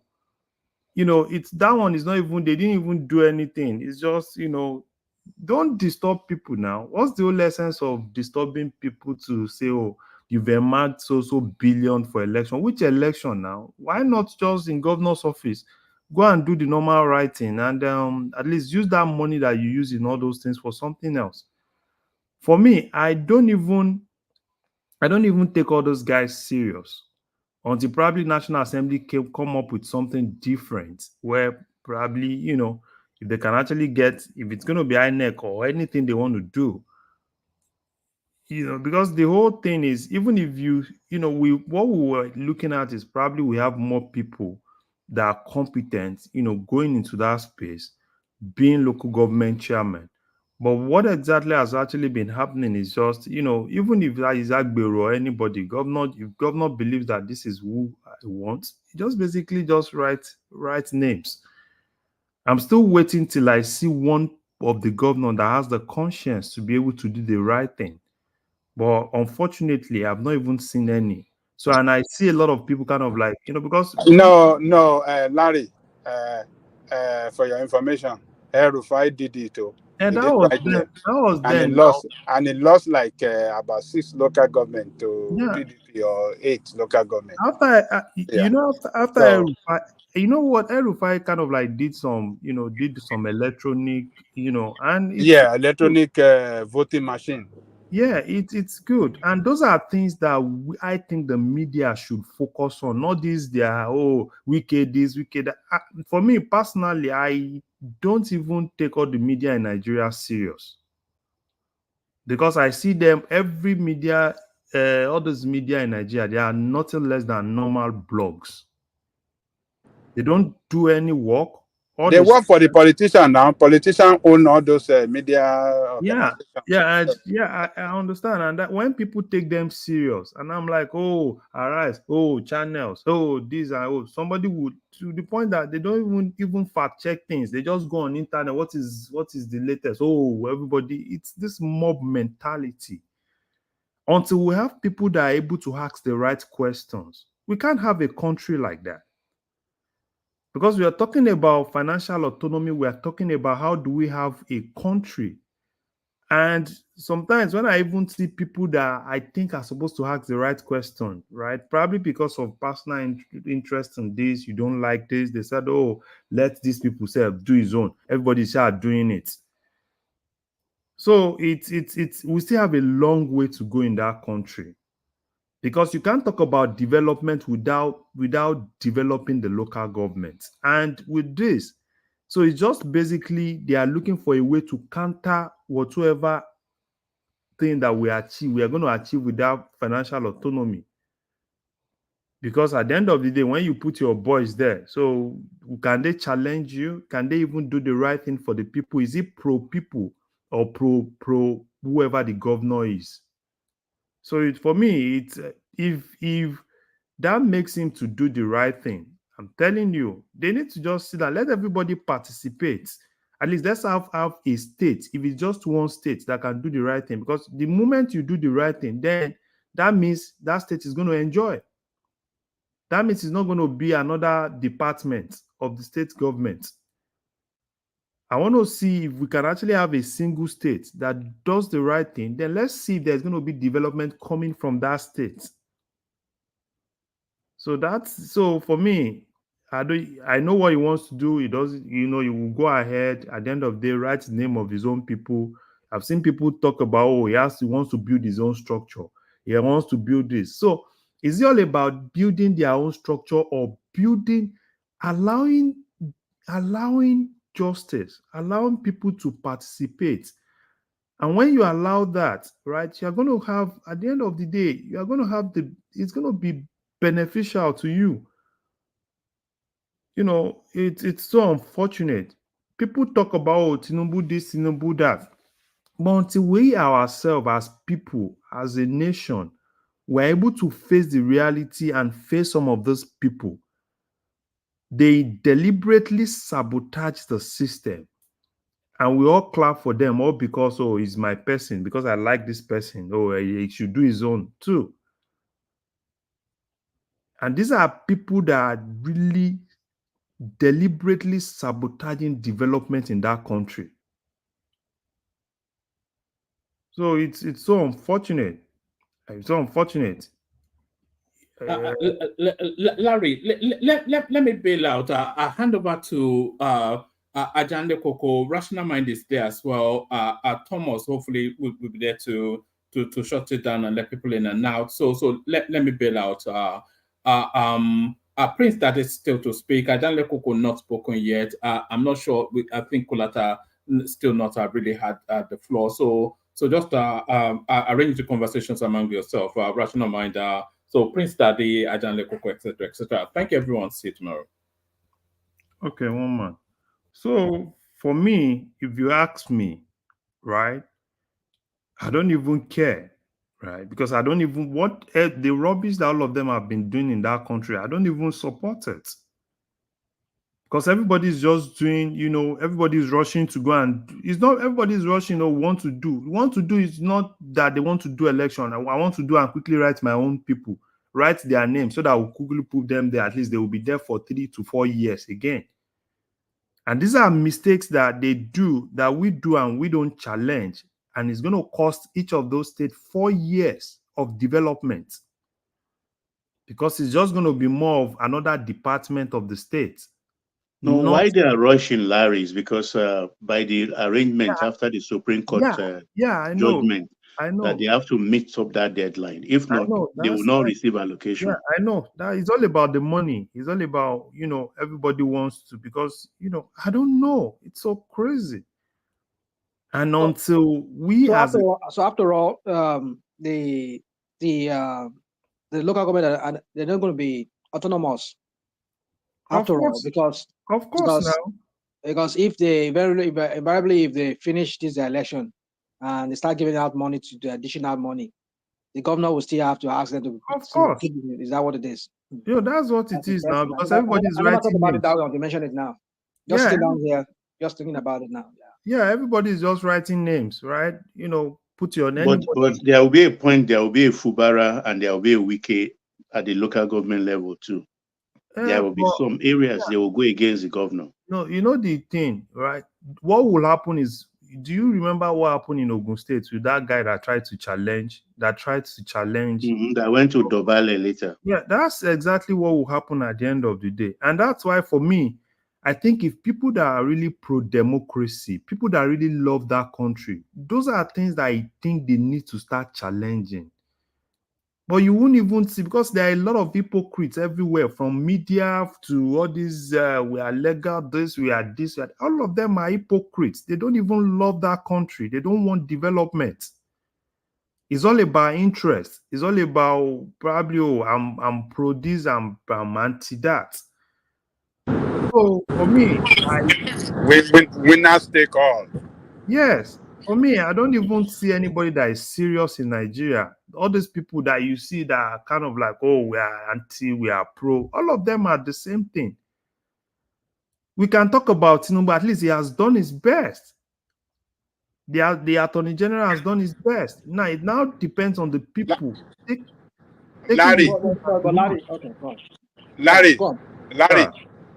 you know that in the case River State, that we can have the structure.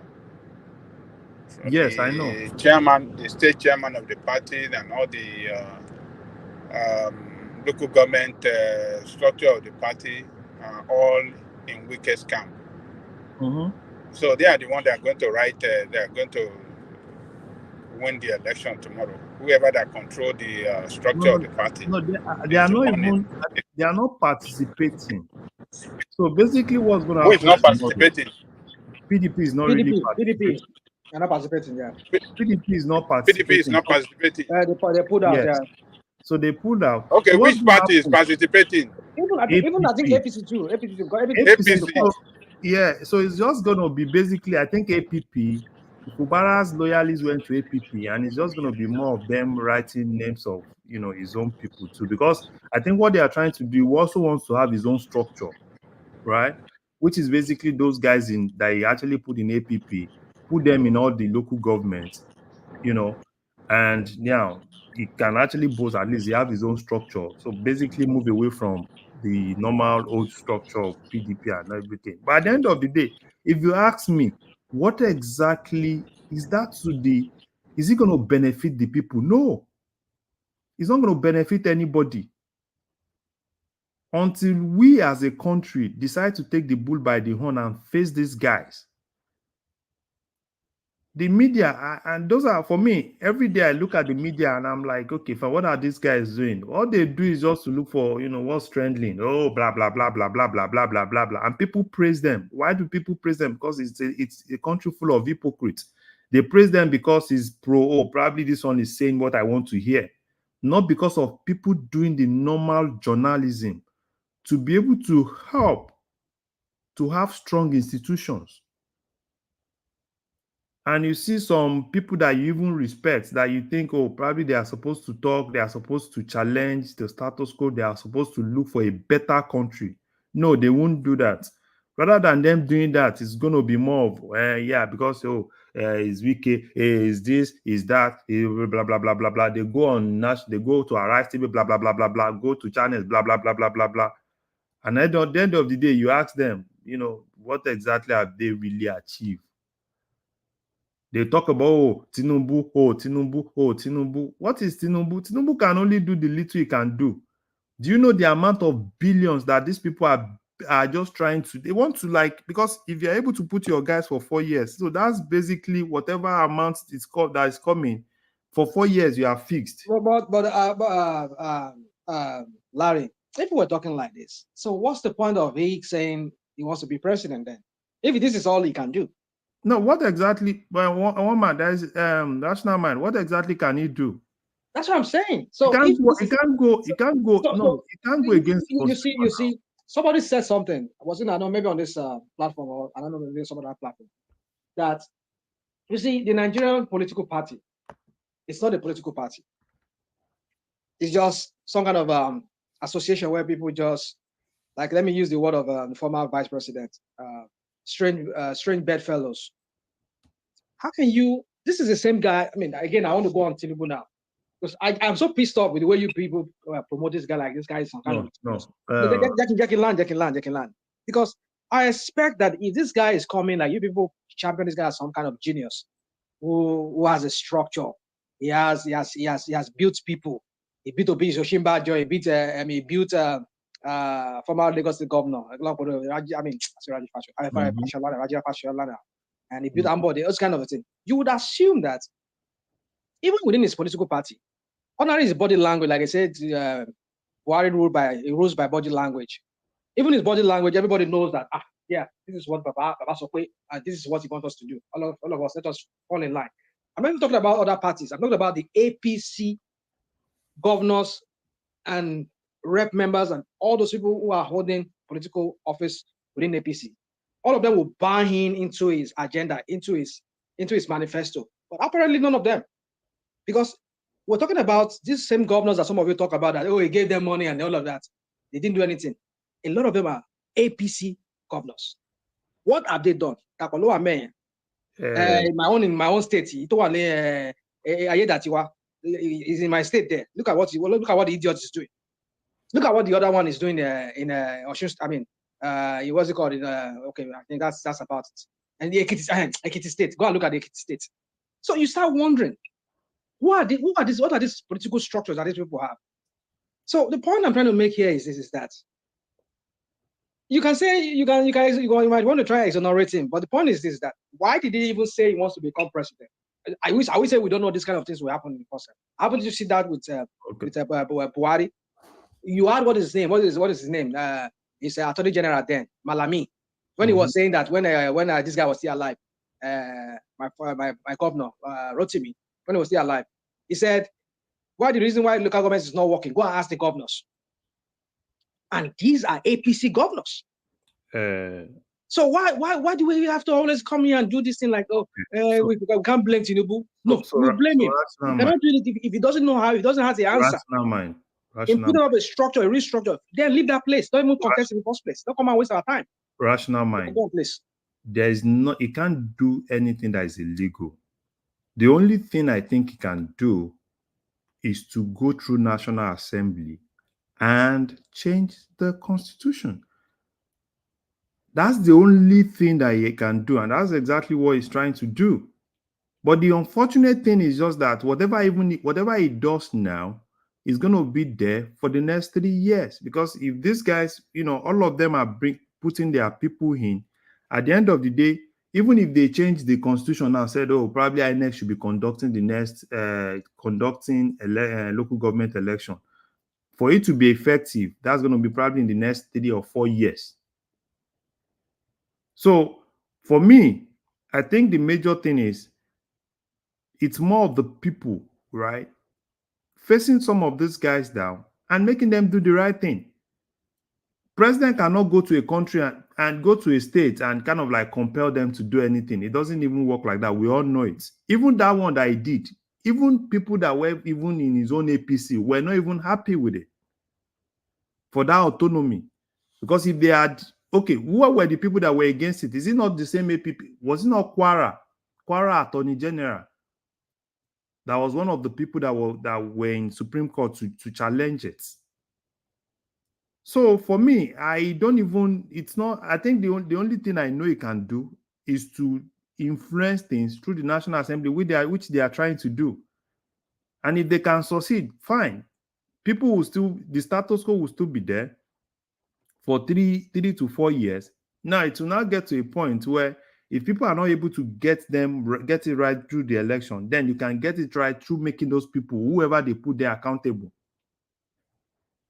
At least I've seen some local government during the weekend. I was watching the internet. I saw a local government in Lagos, Shomolu. As in, I was like, wow, local government chairman can, he was showcasing things that he has done. And I'm like, okay, fine. Probably if we can actually have 50% of local governments in Nigeria doing at least half of what they think they can actually do, at least there will be some impact. Not this issue of what some of these governors do. Even when you tell them, oh, they have a way, they threaten some of those guys. They use the back to go and give them back money. But it's another thing they can also do is to make it, if EFCC is able to do their job, because some of those local government chairmen, they don't even have autonomy, do their job and ensure they track with NFIU, track all the money, force those guys. You mean immunity? They don't have immunity. Yeah, they don't have immunity. So face them down, let the governor, even if they lie, let them put their wife, let them put their children. But ensure that you monitor that money. They can put anything, because Tinubu cannot even if you say, oh, don't put, what can the president do? So now I think the major thing is to have institutions that are ready to do their job, not this one that EFCC is doing, going from school to school, disturbing students. Oh, we go to this hostel, we go to this. For me, EFCC is just as useless as anything, because they've not even achieved anything. There are a lot of high profile, all these big guys that have stolen a lot. But what you see FCC doing every day is, if they are not in OAU hostel today, they will be in UI hostel tomorrow. Chasing all the students here and there, like, oh, we've got also Yahoo boy, all those unnecessary things that they're actually doing. So that's where I feel they can phase it down, where I think Tinubu can come in. If those institutions are able to do their thing, ensure that, okay, they all have their own individual accounts. There is a way they should be able to track everything that goes into their accounts, everything that leaves the account. And those guys should also be able to at least whatever they've done with the money, they should be able to account for it. So that's what I think. And if it needs you to arrest some of those guys, you can take, for instance, now, if you have like 10 billion going into the local government accounts, and probably you move like 5 billion. The following morning, before you even know, they should come and pick him and go and put him in somewhere in EFCC office in Abuja. Let the governor now come out and challenge, oh, why did you pick him? And then let's see. That's what I just see in all those things, not all these because it's for me, I've seen it, you know. I'm like, okay, at the point I asked myself, what's the whole essence of all those things? They'll just tell you, oh, ask those people how much are they even marking for those elections? Billions. Another way of stealing money, they just mark, they tell you, oh, local government election, they spend 100 billion, they've spent also billion. And at the end of the day, why are you wasting your time? Tell people, okay, don't worry, these are people I want to put them. I don't even care. The bottom line is let them just do the right thing and be accountable for whatsoever. Don't even waste that money, that billion, in conducting rubbish that you know that it's just doing it for doing its sake. Well, you see, the thing is, Larry, for me, it's I just think Tinubu needs to call Wike's excesses, because when he was a governor, nobody dares do what he's doing right now. Whoever gave him the structure then, Mama Peace, or was it Jonathan that gave him the structure that brought him in?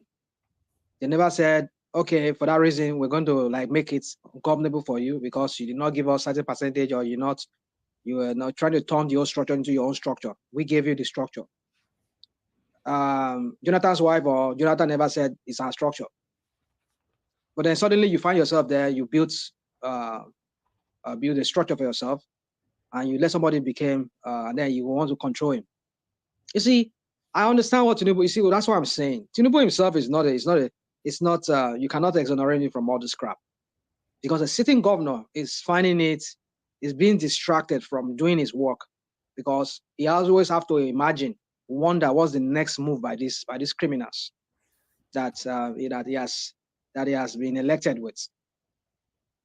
Because if you have to wonder every day, what is the next move? Are they going to impeach me? Or are they going to pull out some kind of injunction from the thin air and say I'm no longer a governor?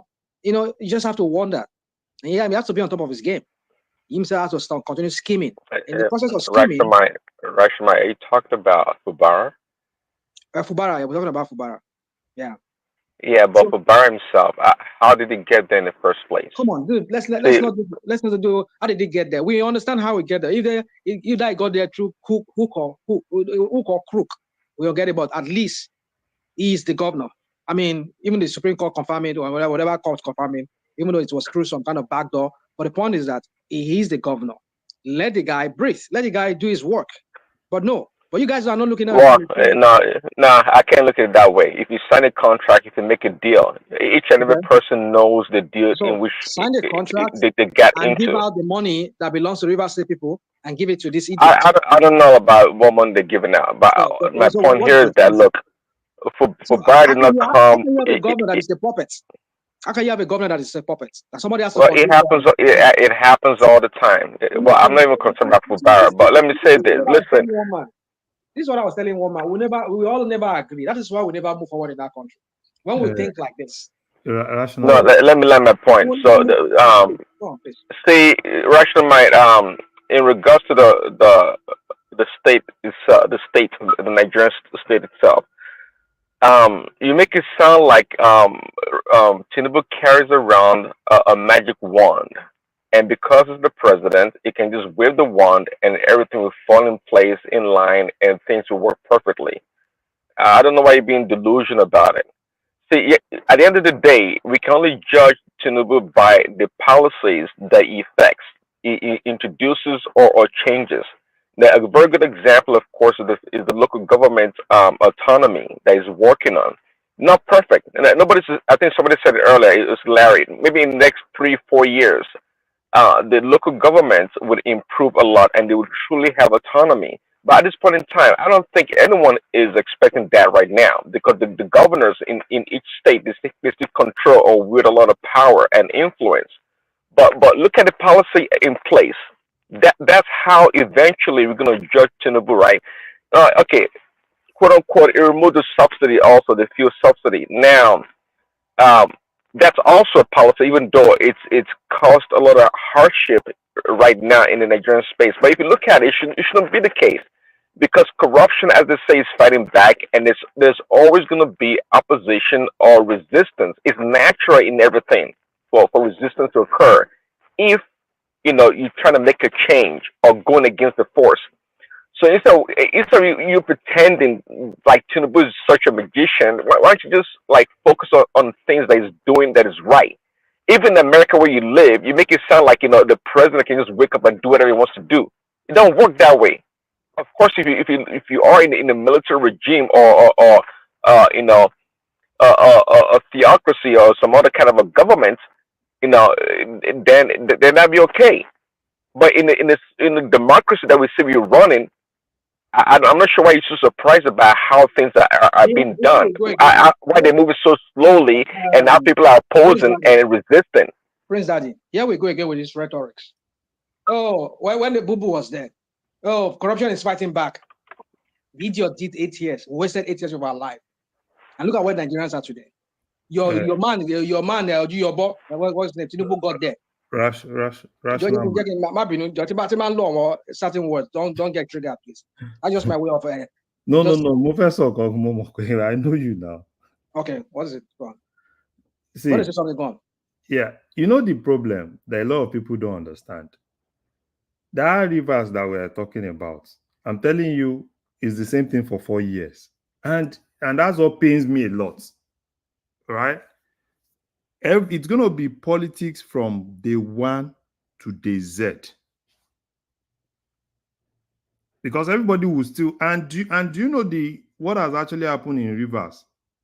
Rivers is, I know you guys were talking about the judiciary. The number of injunctions that have come out from, it's more like, okay, Wike is collecting his own from Abuja, Fubara is collecting his own from Rivers. They basically kind of like, bastardized the whole judiciary and it's coming from Rivers. For me, I would want Fubara, right, to be that person, that is able to do things. I don't want to wake up every day and say, oh, Rivers, oh, Wike, oh, Fubara, oh. Fubara can make Wike irrelevant if we focus on doing things that for the people. It will make Wike irrelevant. It will just be Wike comparing my project with this guy's project. Because that's not exactly what is happening. Everything is all about Wike wants to take hold of his own structure. Fubara also wants to take hold of his own structure. And that's exactly what's going to happen for 4 years. Now we're actually like close to 1.5 years. And after when they started, they started every day. I've not even seen one major milestones that, that has actually come out from Rivers. I need to be very candid with you. And Rivers has the capacity to do a whole lot of things. So if they continue with all these things, because everybody is just playing games, right? They turn it to chess game. Fubara will bring his own, Wike will bring his own. And for me, that's not even what I want to hear from that place. Because that state is one of the key states, right? In terms of they have the revenue. So they can actually go at par, even with Lagos, S down. But Larry, there's something you're failing to understand. What? This is it. As a governor is being threatened because, Prince Daddy said, somebody brought him there suddenly because he felt, I don't want to become a puppet to you anymore. I want to be a governor of my own, and so therefore I will not be answerable to you anymore. The guy said, okay, you go see him. And every day he has to be threatened either with impeachment. The structure has been taken away from him, namely the local government chairman will not be answerable to him anymore. And you know how it runs. The way the whole governance system is set up for now in Nigeria is the governor walking through the local government. In fact, the governor hijacking the responsibility of the local government. So when you don't have a local government chairman that is cooperating with you, how will you be able to deliver? That's the thing. So hold on, let me learn. Okay. And so the kind of Nigeria. I mean, you saw that what played out in Edo State recently, where despite people saw the misery that APC has brought upon Nigeria. either by hook or by crook, APC got themselves into governorship. People say people were bought. There was rumors that people were bought with money. And that is what is playing out in Rivers State. This guy has money. He has the money to spend, to buy whatever he's going to buy. And these are the same people that are maybe probably, they'll be seeing what this guy is doing. Now, this guy is doing good. He's doing everything. But Nigerians don't go by what is good. Now, who can spend money and give them money? Now I wrote that one job. China was with one job. I better give me money. This guy, don't get me wrong. How do I say? I'm not supporting what he's doing. This guy has to also buy his own structure because he controls the Rivers State money. He has to buy some of those political talks to also go and be shouting his name like they're shouting Wike, to go and write by Wike's talks. That's the only way they can settle scores. It's because the system has made it so. So forget this scene where you talk about if he has to let him perform. See that perform good job. So the best thing for me, the best thing is let us even just cut it out. So that if this guy does not perform at the end of the day, we can say, okay, yes, you have no excuse to give any excuse. At least you have the control of everything. This guy wasn't disturbing you. So what's the excuse? So I'm going to vote you out this time around. But you know the unfortunate thing. But it won't happen that way because this idiot won't let him rest. Do you know he has to imagine? He has to be on top of his game. He has to start spending money. Money is supposed to use to do other projects. They will be spending it and giving it out to talks. To be singing those your own praise too. So do you know the unfortunate thing? Even now, let's say now it's gonna go ahead. It's still gonna be the same thing. But would that solve that problem? I'm telling you, it won't solve that problem. It's still gonna be the same thing. No, it doesn't solve. It doesn't solve the problem. I agree with you. It will still gonna be the same thing till 2027 because it's gonna be full-fledged politics. And anybody that is elected into a 4-year position in Nigeria has probably the first 2 years to work. By next year ending now, it's going to be more of politics for 2027. So at the end of the day, it's not like it's going to benefit the people of Rivers State, right? So for me, had it been probably, if he does this and then probably the other guys will just, leave him. It's not going to be like that. We all know it. It's even going to be the genesis of politics because it's going to be full-fledged politics. And it's going to be full-fledged, we are pro this, we are pro that, we are pro this, everybody doing rally. You kind of like see, rally, solidarity rally, and this and that. And that's exactly what's going to happen for 4 years. So for me, right, probably because, people can say, I don't want to be pro anything. I want to be pro good governance. I don't want to be pro Vibara, pro Wiki. I'm for pro good governance.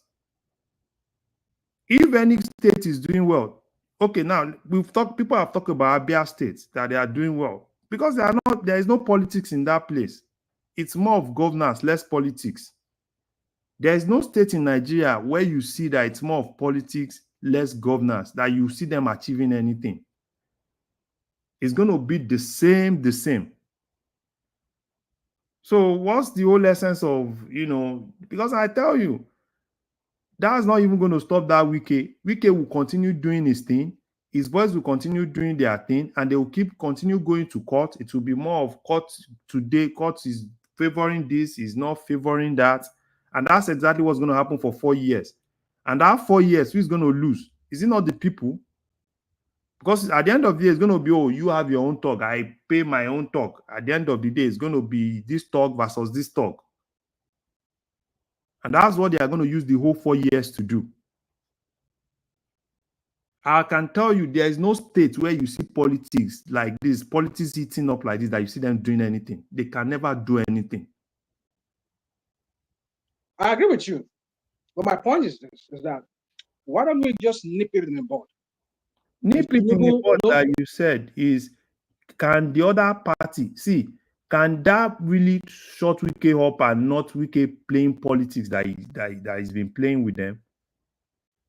No, you see, the thing is this. The same person we're talking about, who is the president? Why will I have to bring Tinubu into this matter is because he controls federal might. And what Wike is using against this guy is federal might. You heard when he was saying that this guy will go and obtain maybe federal judgment, verdict from a federal court. And why this guy maybe Ubara will get his own from states.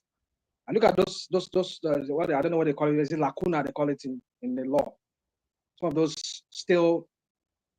stalemate or whatever they call it. You see, the point is the flaws that exist in the system. But then, as a president, who knows? You know that you are president for everybody.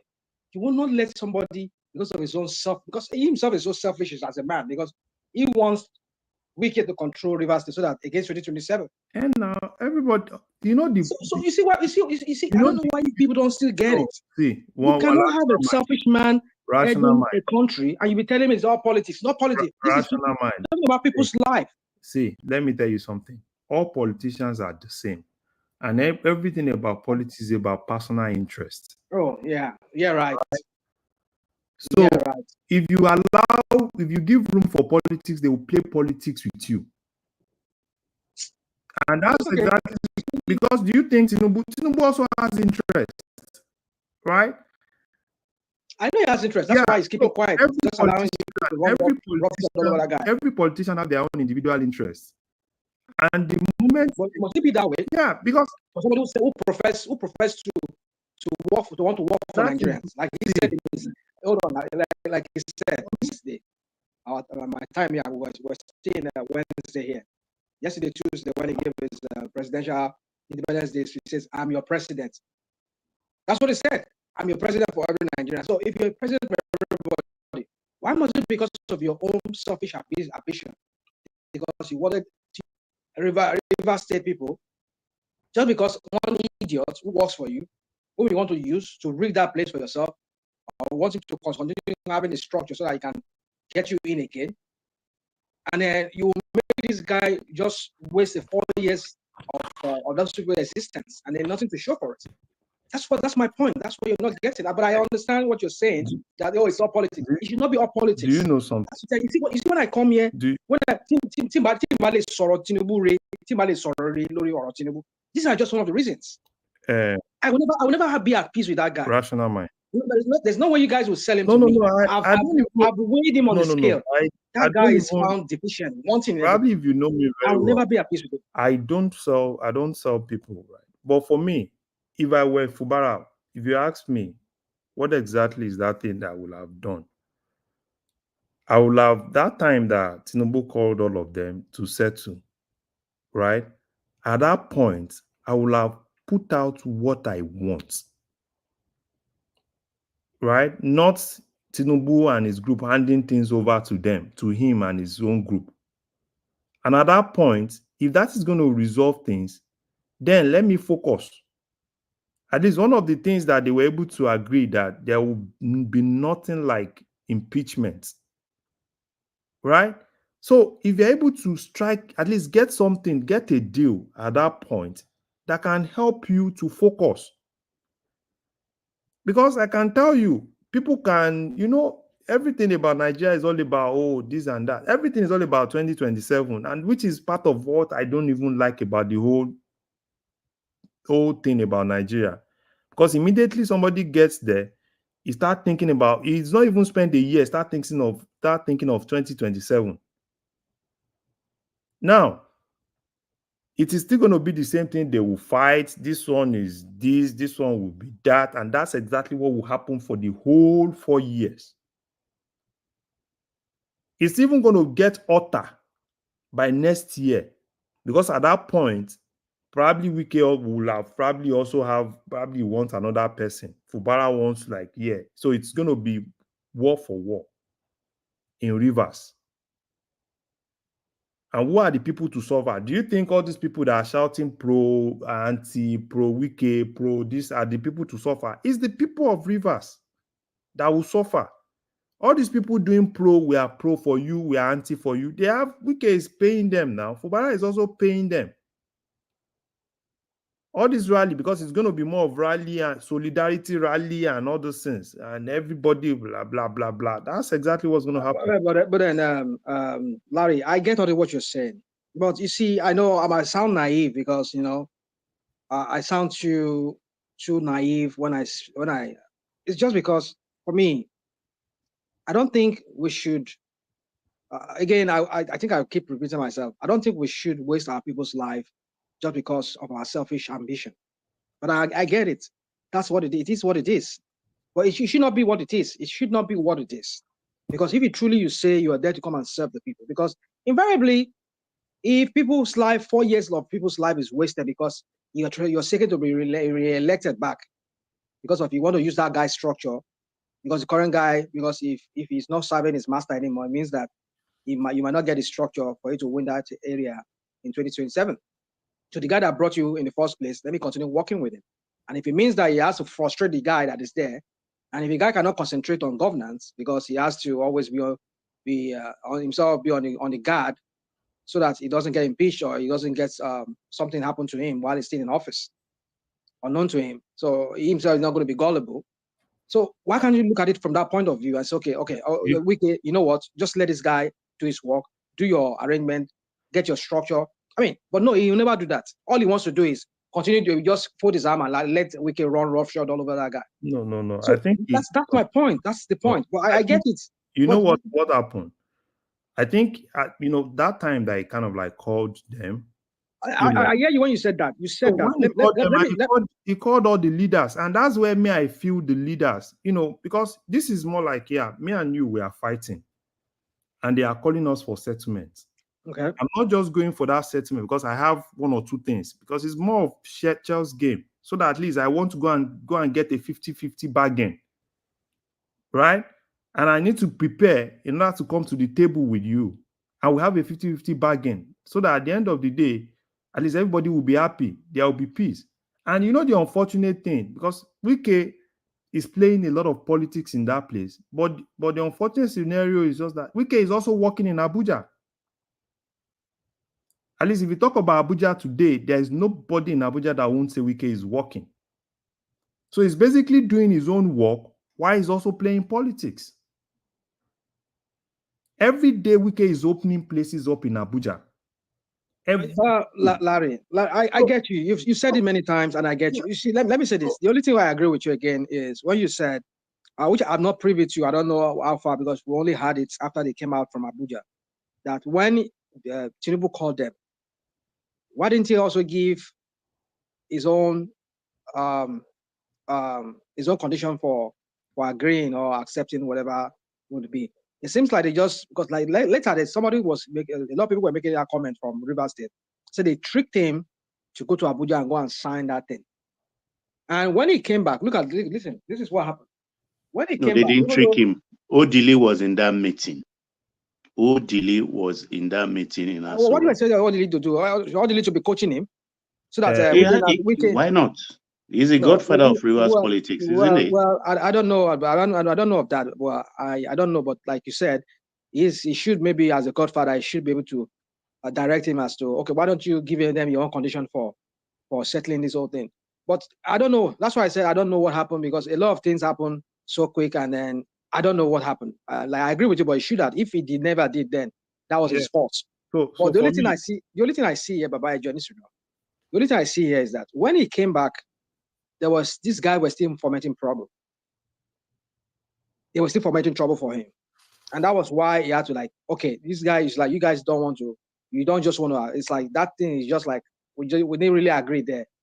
And that was when he started again with them. And he now had to say, oh, he was the one. One man. I said one man, rational mind. You know what happened? When he got to Abuja, he agreed, right? It was when he got home that, those people were like, no, this thing is against you. It's not for you. This is skewed towards the other side. And at a point, to be fair to Fubara, it was more like, he can still work with it. But those people, all these, pro,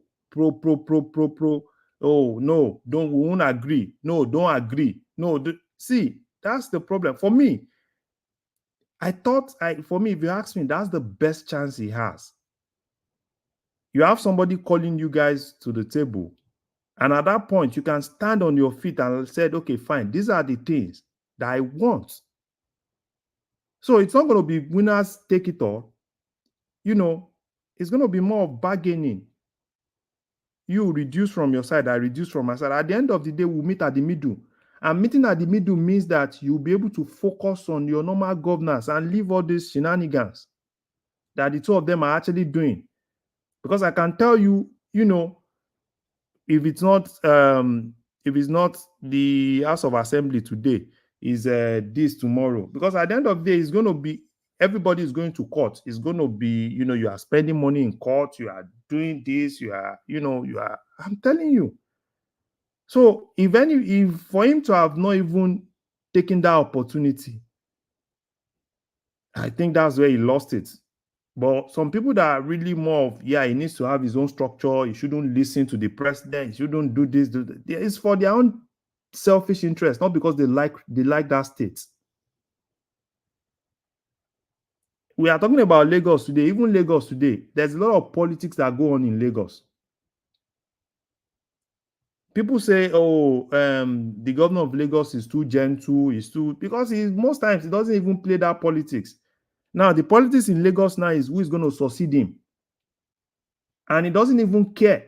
He's not even looking at that. There's a lot of politics going on in Lagos. Some people are trying to, you know, Hamzat is trying to contest. There are a lot of interest. So for me, people can say whatsoever they want to say. I feel that that particular time was supposed to be the best opportunity that he has, at least to have a 50-50 bargain. And with that 50-50 bargain, he can focus, you know, politics will be focus more on doing things for his people. If he really likes his people, not all this, oh, do this and fight and this, and, you know, they want to bomb this place, they want to, and I'm telling you, it's not the best. Even all these governors, all these, we are pro, we are this, we are that. Is it because they like river states? No. It's for their own interest too. Bala Mohammed that is doing all sorts of things. Why is Bala Mohammed doing that? Is it because he likes that state? Is it because he wants things to settle? It's because he also has ambition.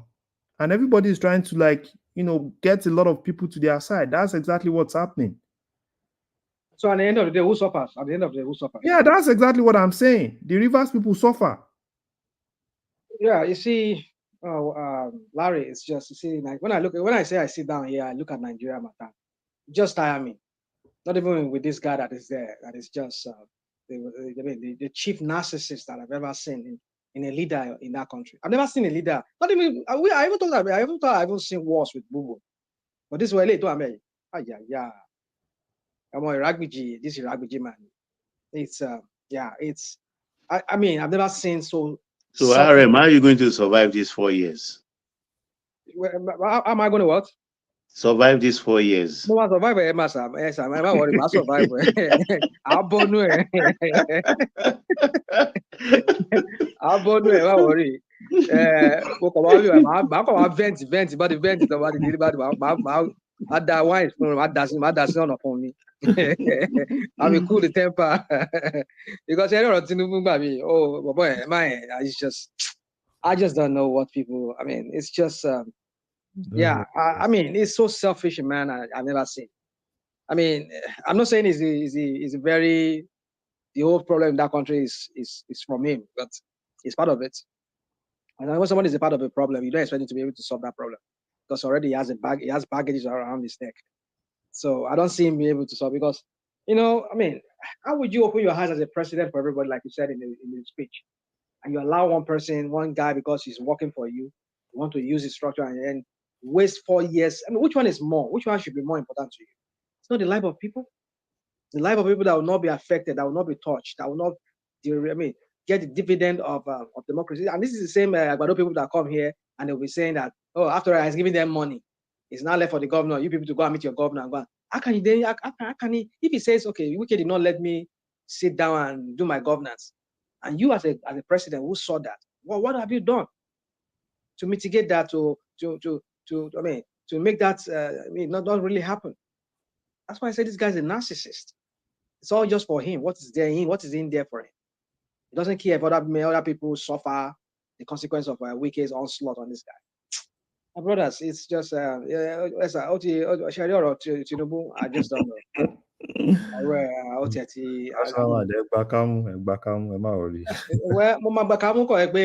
for me. Only I can't just bottle it up when I see all this crap going on. Yeah. It's just. So I really hope they're able to really resolve 4 things. years of people lying. I really hope they're really able to resolve things. If you look at that River State is on a decline itself. River State it's. I saw some images coming out from that place. It just looks so terrible, very terrible. I don't even know what they're even boasting about the so-called road that they said it did. Look on call flyover, look on call flyover. We built flyover and then built some few meters of road, and it will carry all the old camera people go there and then you see that guy is. You see, Wike is another criminal in his own rank. He will build flyover because those are they look more like things that stand out on the landmark. Oh, I built 20. You can use maybe 100 billion naira and build 20 flyover and then with few meters of road in between them. And then how about the rest of those roads in between, from one flyover to another flyover? No, but that's you see. Yeah. Don't worry, that's not man. For me, Rivers, if today Rivers is championing, doing rail, across the whole of Port Harcourt, because those days, if you are not talking about Lagos, you're talking about Port Harcourt. Exactly. Port Harcourt was there. During Amechi was making headway. Yeah. Yeah. So those are places that you're talking about, and you're like, yeah, you're proud of. Not just everybody talking about Lagos. If they are doing training in Lagos, they should be doing training in Port Harcourt too. What made Wike not to complete that Amechi's project? They abandoned it. All politicians are the same now.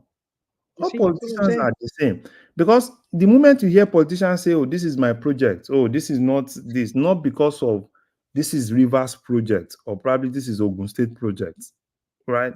So it's going to still be the same thing. But me, I don't even care, right? Because we are talking about Lagos today, at least we can say they said they have master plan, and some of those master plan is okay. They want to build train, they want to build all those things. So someone else, places like Port Harcourt that has the finance because they have the money. Honestly, I'm Wike's man, but that mistake he did not continuing that train project. That was very, very bad. Are all the same. Very, very not bad. About personal glory, not because of glory of the state. All politicians are the same. This one will come there. Oh no, if I continue this, they will say it's this person's project. I want to do my own. If he had continued that train project, I mean, they will have even been the first to launch before Lagos, because somebody also disturbed Lagos' progress for that 4 years regarding the transport system. But Baba, didn't Abode have issues? Remember that airport road when Fashola was minister? Yeah. And now Ambode wanted to build it, and the Fashola frustrated him until he kind of forced his hand through the media. What happened was Fashola was like, say, let me get the approval from Aso Rock first, so that we can guarantee the payment later if you present because there is a federal road, and Ambode wants to do it and then give them the bill later. So that was what he was telling Ambode, that look, don't touch it yet. Let me get the approval so that you can get the money back. But Ambode was in a hurry and came to the press and blew the whole thing up. Yeah, but Baba, what I'm saying is that even they were, but I'm trying to say that they were able to solve their problem behind the scenes because Lagos has this benefit of continuity in government. I mean, the same party ruling and conflict resolution. Even Ambode being the governor for one term, they kind of reconciled. I mean, he showed up for the train ceremony, the red line, I believe. So Lagos, unlike any other state in Nigeria, their local politics, you might not agree with their local politics, but they found a way around it where there's still this continuity in this so-called blue plan that they have. And they've been successful at doing that. I think that's what we need in other states. That way, you just don't show up. Like you rightly said, Ambode stalled the rail project for about 4 years. That got him removed, obviously. I mean, he also stopped all this refugee service that he gave to his friends. So, but they've managed to kind of solve that issue. I think other states are finding it hard, even when they have the same party. Even when they have the same party, they still find it. But that is the unique thing about Lagos. I'm surprised this godfatherism thing has only worked in Lagos. It didn't work in Delta. It's not working in Rivers. Even Rufai is struggling to Rufai, Kano. It didn't work, but Lagos is a surprise. And we just discussed even the issue of corruption a short while ago. Baba, do you know why it's working in Lagos?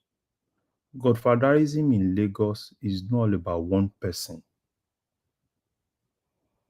Had it been is all about just Tinubu in Lagos, there will be issues. Unlike what you see in some other states, Godfatherism in other states is more of one person wanting to control things. Today, at least, they've been able to institutionalize Godfatherism in Lagos to the point that there are instances that they veto some things that Tinubu even says. True. Because they've institutionalized it. So unlike in those other states where it's all about one person that wants to decide, what's happening in River State is all about, it's all about Wike. It's not all about building.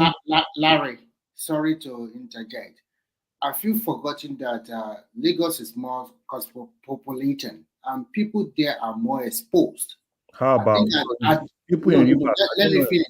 Let me quickly finish. At the core cause of everything is in their heart that is development. The people in Lagos State, they might be like a godfather, but truly they want that state to develop. Remy, do you know who this guy is? I think he's dead now. Babeto. Do you know who that person is? I know now. No, Remy. I'm saying to Larry's point. Tinubu is like this chairman of a board of godfathers in Lagos. They can actually override him. How do you think Fashola got second time? He didn't want to the second time, but the board said we want him. So they have a system where people control territories across Lagos. It's just not one man. So I think what the music of Oshomole, you nailed it, you nailed it. That Ambody does not. Tinubu wants him to continue, but the inner caucus, the other godfather, said no. And that's what BT is saying. When we say no, we don't want it. And Larry said there's no godfather. There's another godfather in Delta State. Ibori is the one that. No, you don't understand what I'm saying. I'm not saying there are no godfathers in other states. Well, do they work together? Yes. That's what I mean by institutionalizing godfatherism. Because when you institutionalize something, that means you've been able to build people that can also decide even when you are not available. And that's what Lagos has been able to do, which other states have not really been able to do. Like that Delta you said. It's not about APC in Lagos, PDP, or all of us are involved when it comes to Lagos matter. Like that Delta you said, everything was built around Ibori at a point. Ibori decides. Till today, it's still built around him. So you understand what I'm saying? Okay. So any state, that's why in most cases, you see that there are always issues, right? There are always issues because it's all about what the godfather wants. Not because number one thing is, in as much as if you are able to institutionalize that, it will get to a point where even the governors will have his own loyalists among those godfathers. Like, okay, fine. Do you want us to be able to build this state? I like, the arrangement they even do in Lagos. That's why, people, even up to this NURTW, do you know that it's part of what they use in settling all those godfathers in Lagos? They kind of like Larry, if you can remember, after the presidential election in 2023, Tinubu came to Lagos and told Aregbesola, all of them, fix this problem. And they all work together, and you see the result of the gubernatorial election. It's as simple as ABC. All of them work together before they are working across purpose. But after the presidential election, for the governorship election, all of them gather together again, and they have a common front, and they fix it. And I like what you said before. During Fubara missed a chance. Tinubu called them, him and Wike and they broker a peace. And the peace never even lasted 48 hours. He went back to Port Harcourt. Some people already telling, no, don't listen. Look at the result today. Does he think he can just roll everybody? It's not easy now. People are more politically aware. So you cannot just do whatever you want like before. I think he lost it. And it's going to lose every day at the end of the day. You can continue, please, Larry. So for me, I know a lot of people have, this is pro, this is, I don't even want to be pro anybody, because I know, because, if you ask me, right, probably if you want to live in Nigeria, Port Harcourt used to be that state that, if you are not in Lagos, probably, you are in Port Harcourt. And that's how it used to be then. So, like, when did that progress? When did this talk? Because I know even in the 80s, it used to be a place where people wanted to live or desired, like Lagos. What happened to Port Harcourt that it just died? I mean, it's still okay, but not to be that alloy it had in the late 80s or early 90s. What happened? I don't even know, because it's been more of, okay. Do you know what I mean, though, Larry? Like in the 90s, it was a place that people wanted to move to. It's a place that I know a lot of my uncles that were in Port Harcourt then, that, anytime they come home, they're like, the Port Harcourt people are around. And they were really doing good in Port Harcourt. A lot of them left Lagos for Port Harcourt. Then, it's more of like, if you don't want to be in Lagos, probably you are in Port Harcourt. Even those days, I don't even know any other place. The only place I know is Warri, probably because I have some people that were actually working. Larry, good evening. How are you? I'm fine. Yeah, that's good. If you remember very well those days, we don't even call it Port Harcourt. PH, we call it PH. Yeah, PH, sometimes old famous Lagos, like competing with Lagos somehow. If you remember very well, that people always even run to PH. I remember PH. They always call it PH then. But all these politicians, they just bastardize everything. Yeah, continue, my brother. So I think after all delay, every other thing has been politics. To Amechi, to Wike, and now it's more of politics now. Because those days of Odili, at least we know Odili was still doing things, and now Amechi was more of, did a little bit, then started fighting. Amechi versus Jonathan. Amechi, after that, after he left, then Wike came, Wike doing his own normal thing. Then Fubara now, which is what is going to happen for the next 4 years, and, probably in 2027, if Fubara doesn't win, probably a Wike person win, and they'll still continue. And, you see all these people that praise politicians, right? You always see them. That's what they do. They don't even focus. They don't even have any job than, Wike, we are for you. Fubara, we are for you. And at the end of the day, rather than using the state's money to focus on things to develop the state, you will be spending money on those people, because it's all about, I want to have so much loyalists. I want to have probably you want to have a gathering where you have a lot of people, so that as to show how popular you are. And that's exactly what's going to happen for the next 4 years in that space. If you are talking about a state today that has the capacity to build trains, build, rails, build things, Rivers State is one of those states. They have the capacity to do it. and they're not leveraging having a powerful minister into getting that. I mean, if you were a smart politician, you will set aside your differences for the greater good of your people. You might not be best friends with Wike, but your people need him because of the access he has to power at the federal level. So him not seeing the bigger picture is what I find very intricate to decipher, really. Fubara clearly, to me, does not. I think he's not a governor. I mean, it doesn't. I just don't. It doesn't come across as someone that is well informed. I mean, knowledgeable enough. I think it's one of those tools that you can use in the political space, but not in terms of policies and implementation of policies. I don't That was why think Wiki opted for him. they want to control him. Like, yeah. It's Yeah. not come across as someone that knows enough to even become governor. It is not. Doesn't that's why for me, right? That's why I said what he would have done when Tinubu called them. Do you know that there is a way Fubara can get into that Tinubu space that even Wike will feel threatened? Yeah, because he has the leverage now. You're a current governor, so Tinubu needs you for the election.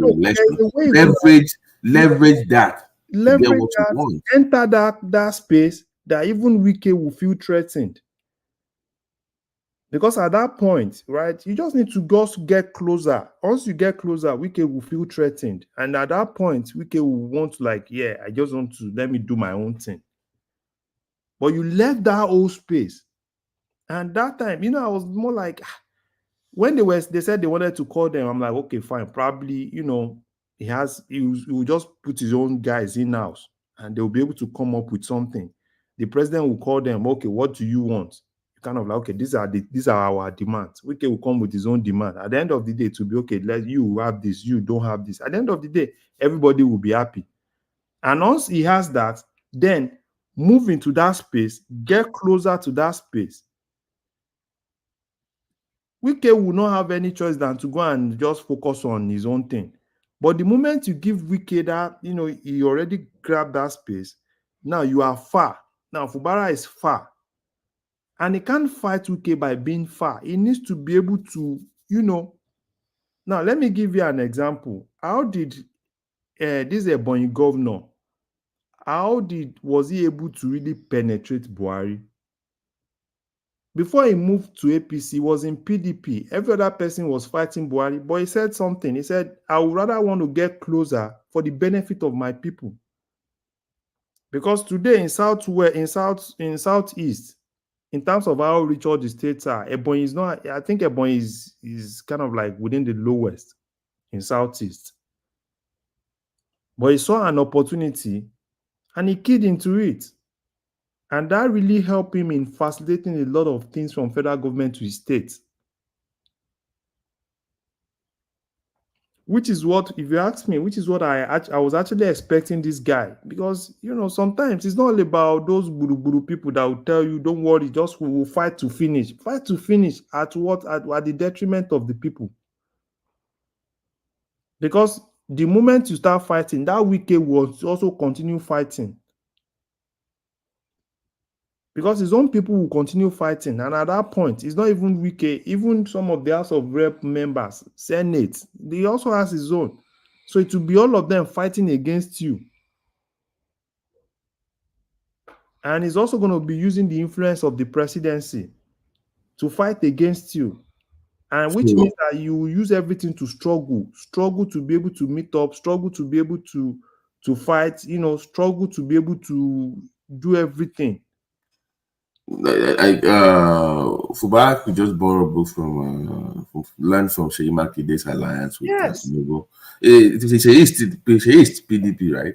Yeah, Seyi is PDP. So, but he worked with Tinubu. Last, I think, was it not 2 days or 3 days ago, they compensated Seyi again. Tegbe, like they gave him DG Nigeria-China relations. Was formerly in APC. He went to join Seyi in PDP. He lost this. He contested under PDP for senatorial for Senate. He lost, right? And now, Is the guy Yoruba guy? yeah, he's a Yoruba guy from Oyo State. Ah, okay. So what did you No, he's from Oyo State. I think he's from Ibadan, either Ibadan or Okeogun. No, it's not from Ibadan. It's from Shaki area. I know he's from those side. I don't know. It contested against him for the gubernatorial of your state. I think it's a PDP guy. And he went to but APC. last election, he went for Senate. I think he lost. He lost. I think probably they are preparing him for APC against Adelabu for another APC. No. No, that one they don't really like him in Ibadan. No, they kick Teslim out. Teslim is not part of their caucus now, so they kicked him out. It's not. They don't really like him like that in Oyo State politics. So this Adelabu, because of that name, it's like 50-50 chance for him, but probably he has a better chance than Teslim to become. So are you people saying that Oyo State might go to APC in the next election? I'm guarantee. Go and write it down. Okay. I don't know about that, but I think there's no be alignment. I think Sheyi Makinde will still, put a successor. No. Things have changed. Okay, you know that he himself, Makinde, also butchered his what do you call it? His I want to say the support that the people have for him before. Now they don't really like him like before. He's just tarry along because this is the second time. They are not really care. But the worst thing Makinde will do is to say they want to impose somebody on them. He will never do that in the State. Second thing, he will never say he want to go for Senate. If he does that, no. I don't even want him to go for Senate. I think they just want him to go away. It's the second time. Now that Adelabu, because it's an Ibadan boy and they have a name, and he has a chunk of money. If he plays politics right, that would be their next government. Go and write it down. Yeah, well, I don't. But I think even Makinde is trying to realign with the Ibadan politics. I think he has settled with Ladoja. They are now beginning to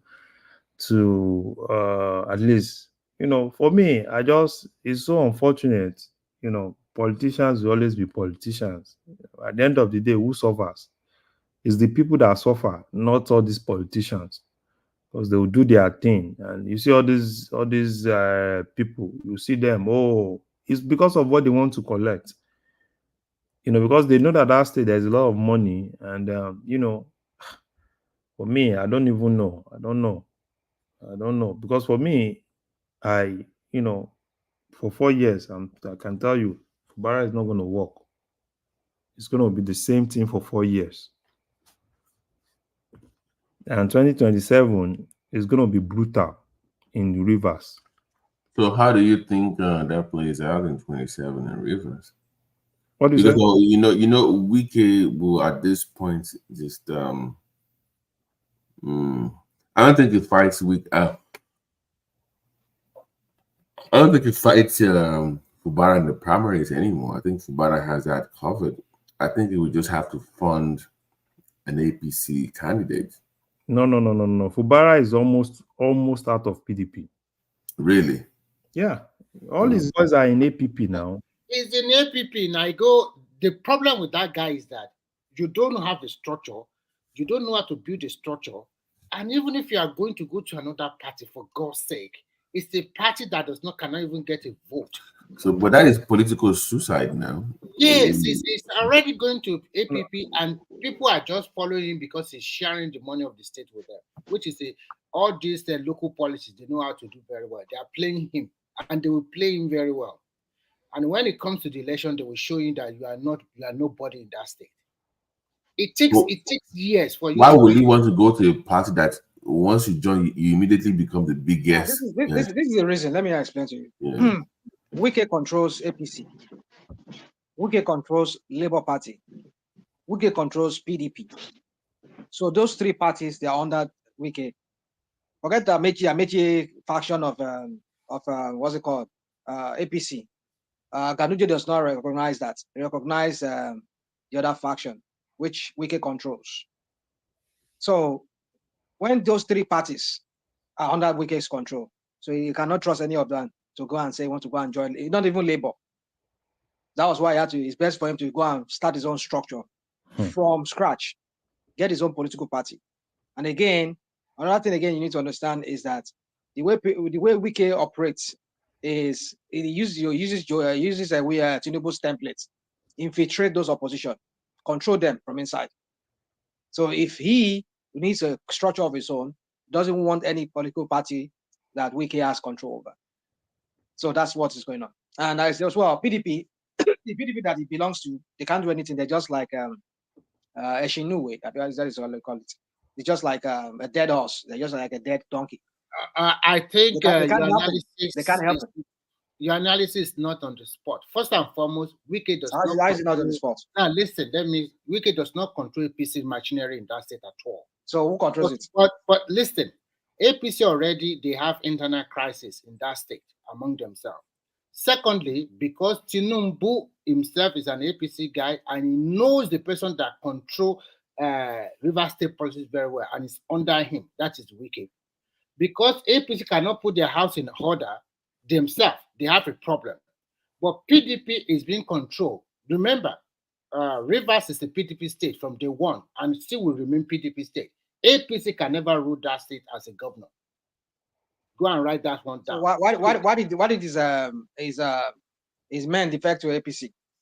The first thing they did was to defect to APC when they started having. Where are they now? Are they not? Are they not still in there? Forget that. Where are they? Forget that. Where are they? They defected to APC. We saw. Listen, videos. They defected, but the court the court still retained them as a lawmaker. Did you hear what's his name? Did you hear what he said? Yeah, what's that? An honor or what was? Can you show me? Can you show me? Listen, I want to ask you a very good question. Can I show you what?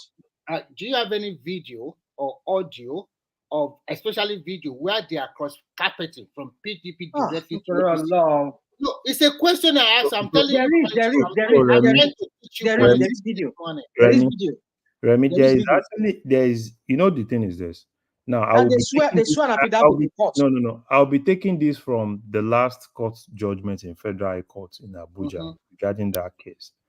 And what the Federal High Court said is, even though the only evidence that PDP, that those guys, you know, that were actually against them produced was just, they produced a flash drive with some people just holding on the flag, right?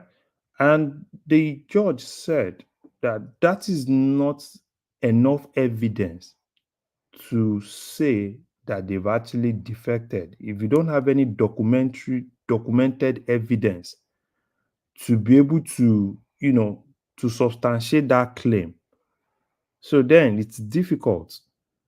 And that's why they won at the Federal High Court. And I think the cases are the appeal. That judges. You see, one would say, Ogbeni said it here. They bastardized the judicial system. Wike is one of. You see that guy like Tinubu. I want those two people out of Nigerian system. I mean, I never knew that Wike is another maniac when it comes to being power hungry and compromising anything compromisable just so that he can have his way. Those two people need to be taken out of consideration. Tinubu and Wike. So for me, you see, I don't know what that judge is talking about. When we saw these idiots in a bus on their way to Abuja, on your mandate, we shall stand, and they were waving flag. What are you talking about? Well, rational mind. Let's hold on.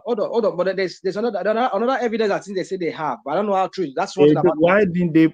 I'm telling you about the evidence they presented. I know that's what they said. I agree with you that that's what the judge said, that this video doesn't show anything. It doesn't prove anything to him. But my point is, there is an affidavit that was sworn by these people. They said they have that affidavit. I don't know why they have not presented. That has not been presented. That's why that they swore in court that they've left and they are in PDP. They are in APC. Rational mind. Those things are things that we hear in the media, because I think exactly that's what I said.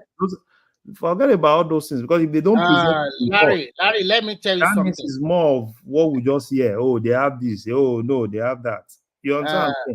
And Larry, let me tell you something. In the world of politics, you use all the instruments to continue to progress your interest, whether judiciary, whether what kind of something. That is why they always say that politics is a dirty game. If you know you cannot play it, don't touch it anywhere in the world, because everybody is here. You are trying to protect your own interest. So the same thing is happening. Let me finish. I don't want. Let me finish. I'm not looking at. I'm not looking at. They do that kind of politics. Can you let me finish? I will not look at politics from an emotional angle. This place I am, they also have their own local politics. I've worked with some people. And it's as dirty as your own. It's as dirty as your own country. No, right? can you let us talk? I think when you are talking, I kept quiet. Please, can't you just that decorum a little bit? So every country, they have their own politics and they know how to play it. And that's why they say politics is local. So when you look at the Nigerian context, it might be very crude to you. But to some other people, that is the way it's been done. Maybe it's being refined, it will continue to improve. So that is the process. You cannot say because you don't like somebody and they don't like some set of people, and then they are the one winning, and the people you don't like, they continue to lose. So that is not about politics. You use whatever you have. This is not who is winning. If anybody that I support does what the Tinubu is doing, I will come for them like this. Because it only takes one madness to turn a whole system into there is no system that is turning in Nigeria.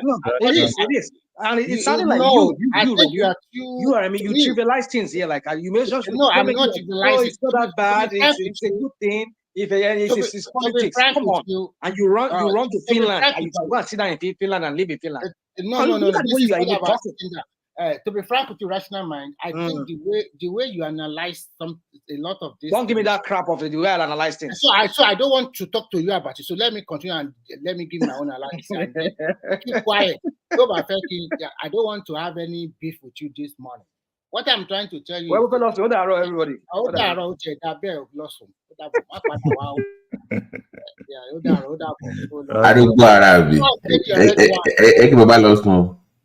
Red wine,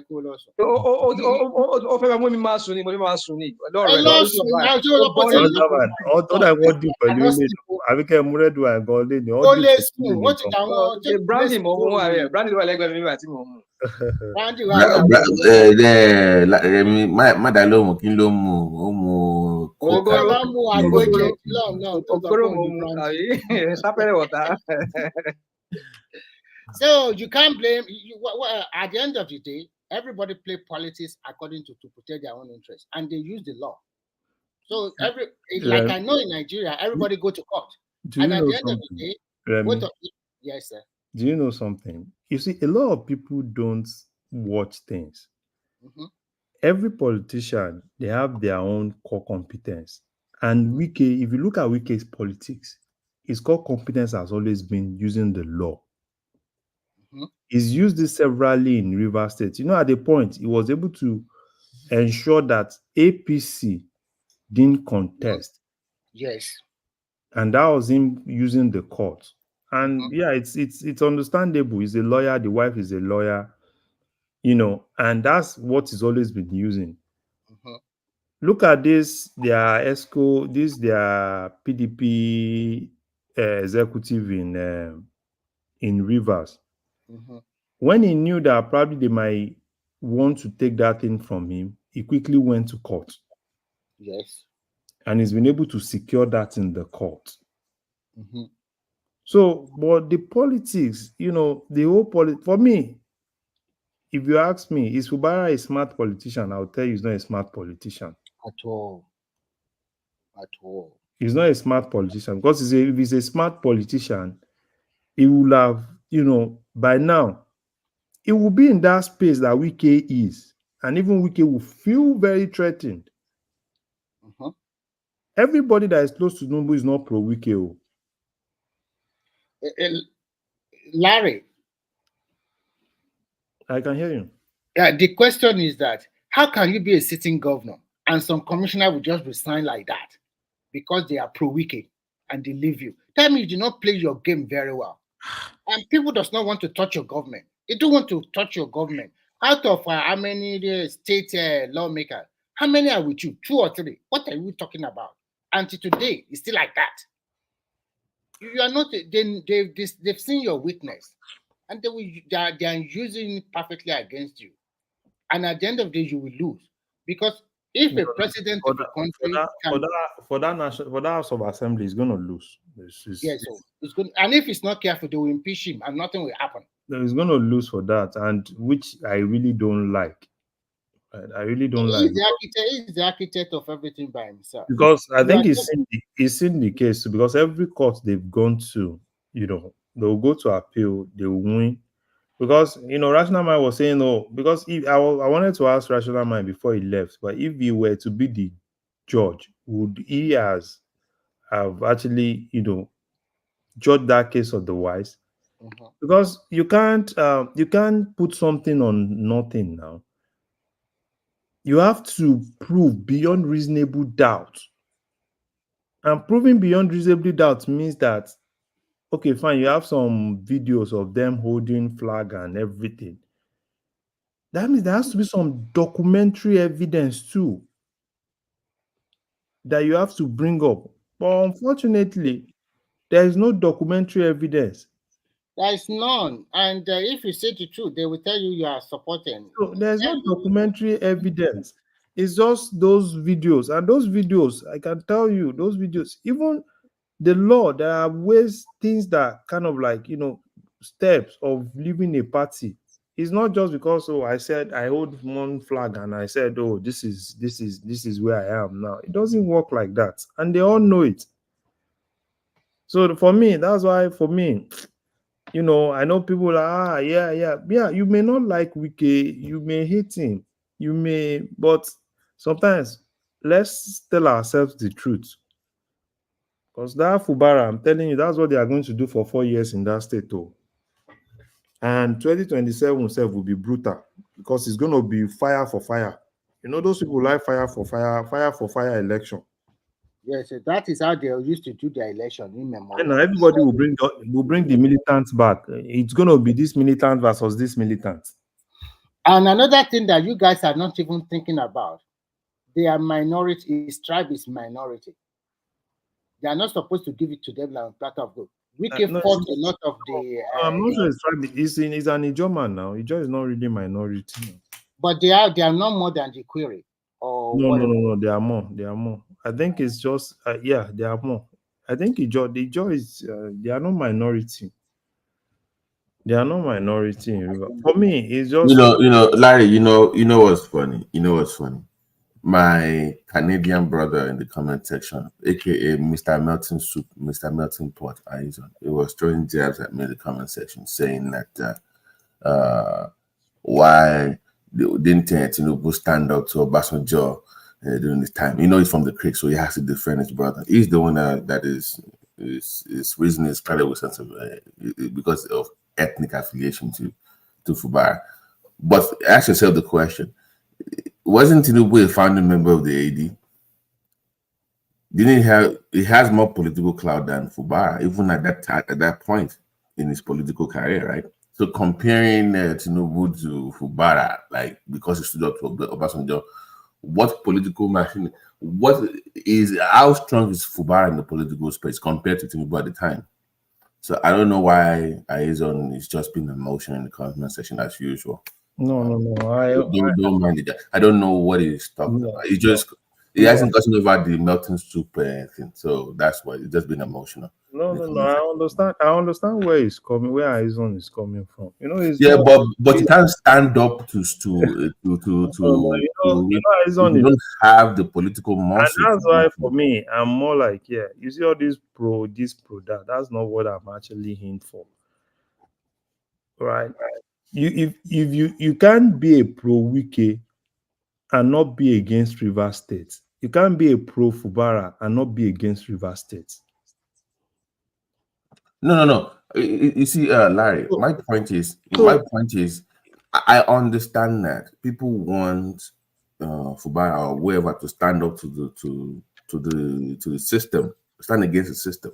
I'm saying the reality is leverage the access you have in this system and get the best deal for your people. It's not the ideal situation. It's not the best solution, but it's the most practical and it's the. I mean, if you look at the political landscape, that is the best that you can get.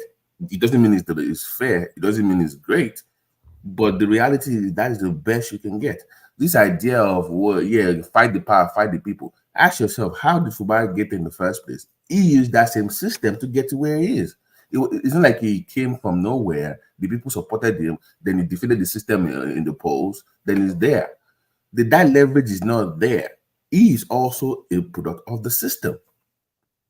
So use that, leverage that to get the best deal for your people. Is all I'm saying. It's not the best of the deal you can get, but that is the best you can get.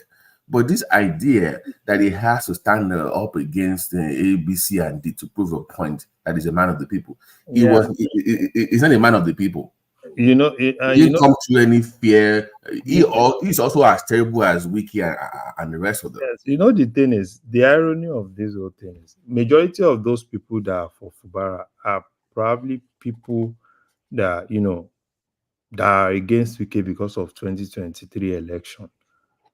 Right, because, you know, they felt, you know, Wike was actually the one that didn't make Peter Obi to win, or probably ATIKU, and yeah, I understand, right?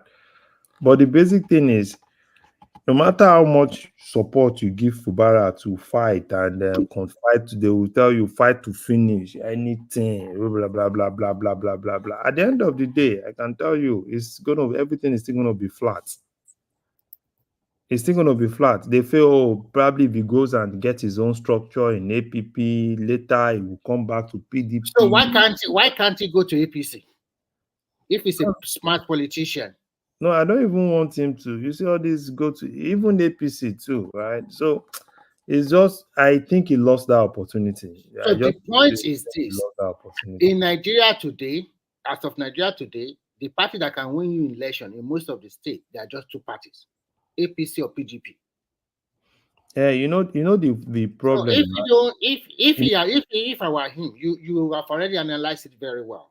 If they are taking advantage of that time, that Tinubu broke out with them, he should have used that leverage with the president and assured president that even one Wike is giving you, I can even give more. At least you are the governor. Why don't you lie low? You are there. You are on peak. Not that you are. Yeah. Somebody thinking that because he joined APP is now the Tinubu that went against Obasanjo is laughable. He's not going to do anything in the APP. You can't compare the system they had in Lagos to him. That's what I'm going after. Like, that's just ridiculous. Yeah. But let's see how it plays out. You know, I might be wrong. You know, it might pull up a surprise. You know, I think what you want to do is that, you know, this Saturday they are insisting that they are going to do that local government election. And remember, I think a federal high court have stopped that election already, that they should not go for it. And INEC is also not prepared to go for it. So they want to force it because there's a state high court from Rivers. They said that told them that they should go ahead. You mean the LG elections? Yes. You want to go ahead with it by force, saying that the state high court, whereas before that state high court decision, a federal high court or another court has said, no, you cannot hold that election. And INEC too is not going to provide nothing for that election. I don't know whether federal or state INEC. So it's like another state high court now come out and say, no, you can go ahead with the election. So at the end of the day, the lawyers are going to get rich. You know, yes, of course. The lawyers are going to get rich. The Agbero are going to get rich. The ex-militants are going to get rich. And all those political outlets too that are everywhere, they are still going to get rich. And so everything is all about Rivers money. You know, Rivers money is just going to be wasted. And you know, it's so unfortunate. You know, it's so unfortunate.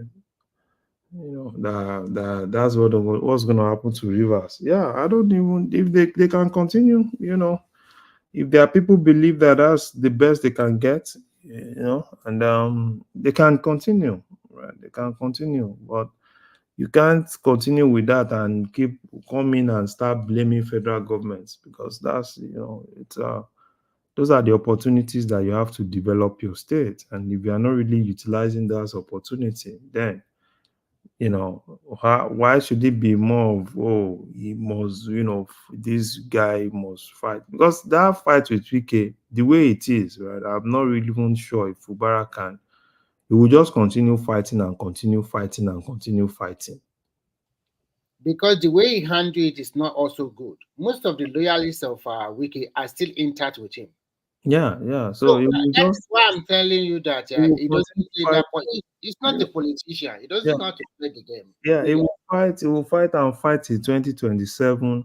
And in 2027, he will think probably, you know, he will be able to. But Do you unfortunately, think if we go to 2027, do you think the APP will now win all the election in the state? yeah, Is it but killing you know, but unfortunately, you know, the crazy thing that is going to happen is the presidential election, they will do the presidential election, and if APC wins the presidential election, the governorship election is going to be more of bargain.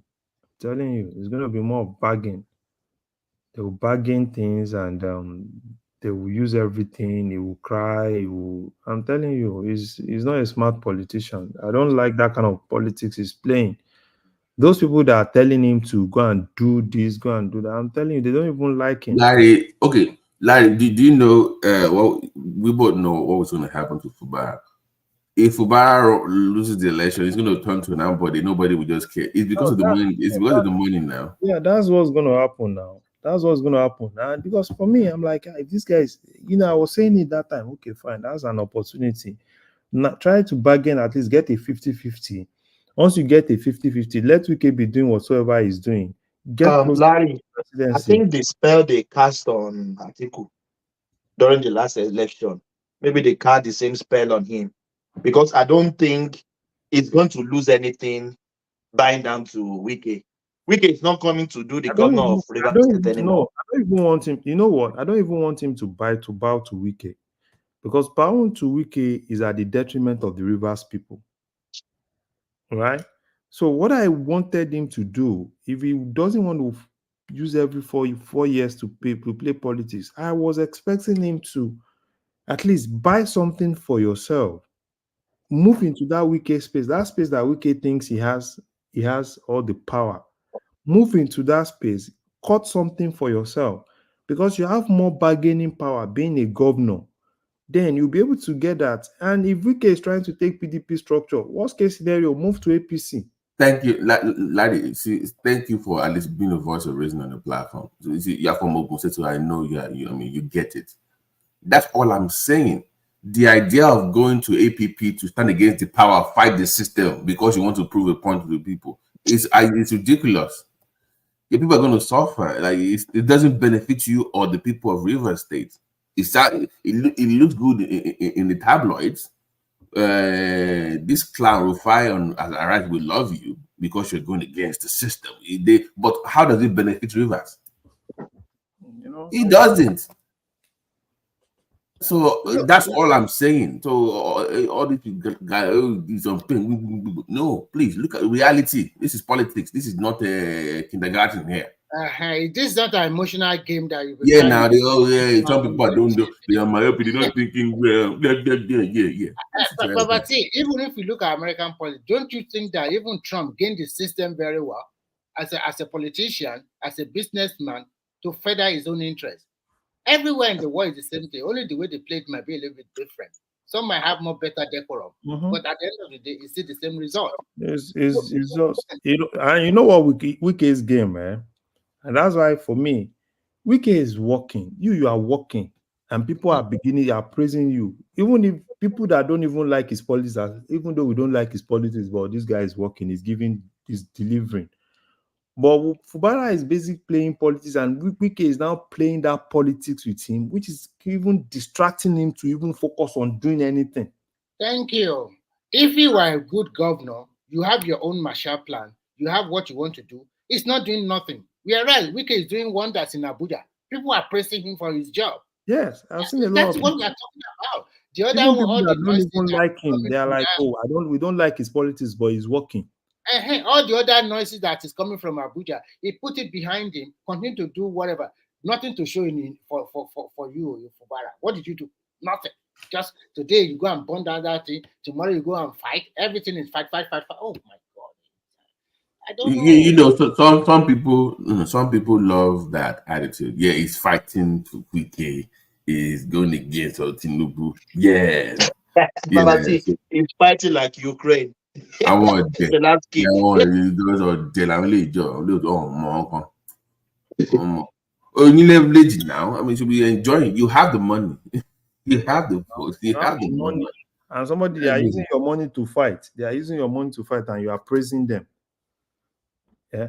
People are using your money fighting like Zelensky. They are using your money to pay lawyers. They are using your money to organize rallies. They are using your money to organize campaign.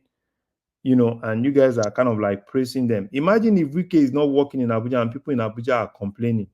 Do you think Wike will still be popular? But that guy is just, you know, and this is just a normal cheap game. Okay, let me just be working. At least they know that, at every point they say, is Ikuku doing his work? And it's just like those days. You know those days now where you see some brilliant students, they will go and read. They are ready for exam. And you that you've not even read anything, they will still come and disturb you and let's play, let's do this. Meanwhile, they read it throughout the night. And it's the same game that Wike is playing. He will do his own work once he knows that he tidy up his own place. Then he will come and disturb this other guy. And the other guy too is also playing that game. And it's, I know what someone was saying, probably if he has a structure, even that structure, it will be politics. They will fight. It will be court. They will keep going to court. Oh, no, cancel. No, don't cancel. No, this. Oh, no, that. That's what they are going to use. They are going to use 4 years for. And later, maybe, I don't know, it will turn to Obaseki. I will burn Nigeria. I will do to. How many places has Obaseki burned now? You thought this Nigeria will burn. Is a do or die. Is a this, is a that.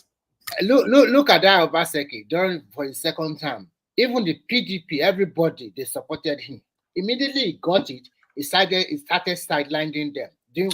Remy, quick question. Was it true that the guy showed up at the INEC office? Yeah, was it true? He did. Who? Obaseki. Yes, he did now. Yeah, he showed up during that time now. 4 a.m. in the middle of the night. No, it's not 4 a.m. I think he got there around 2:30. Yes.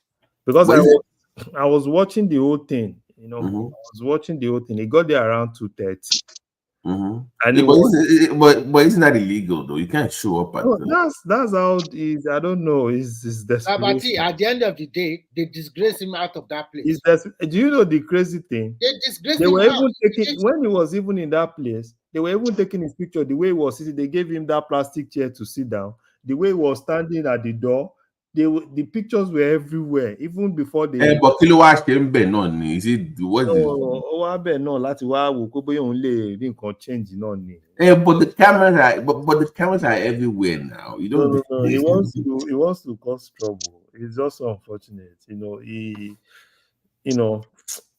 can't play that kind of politics. You can't.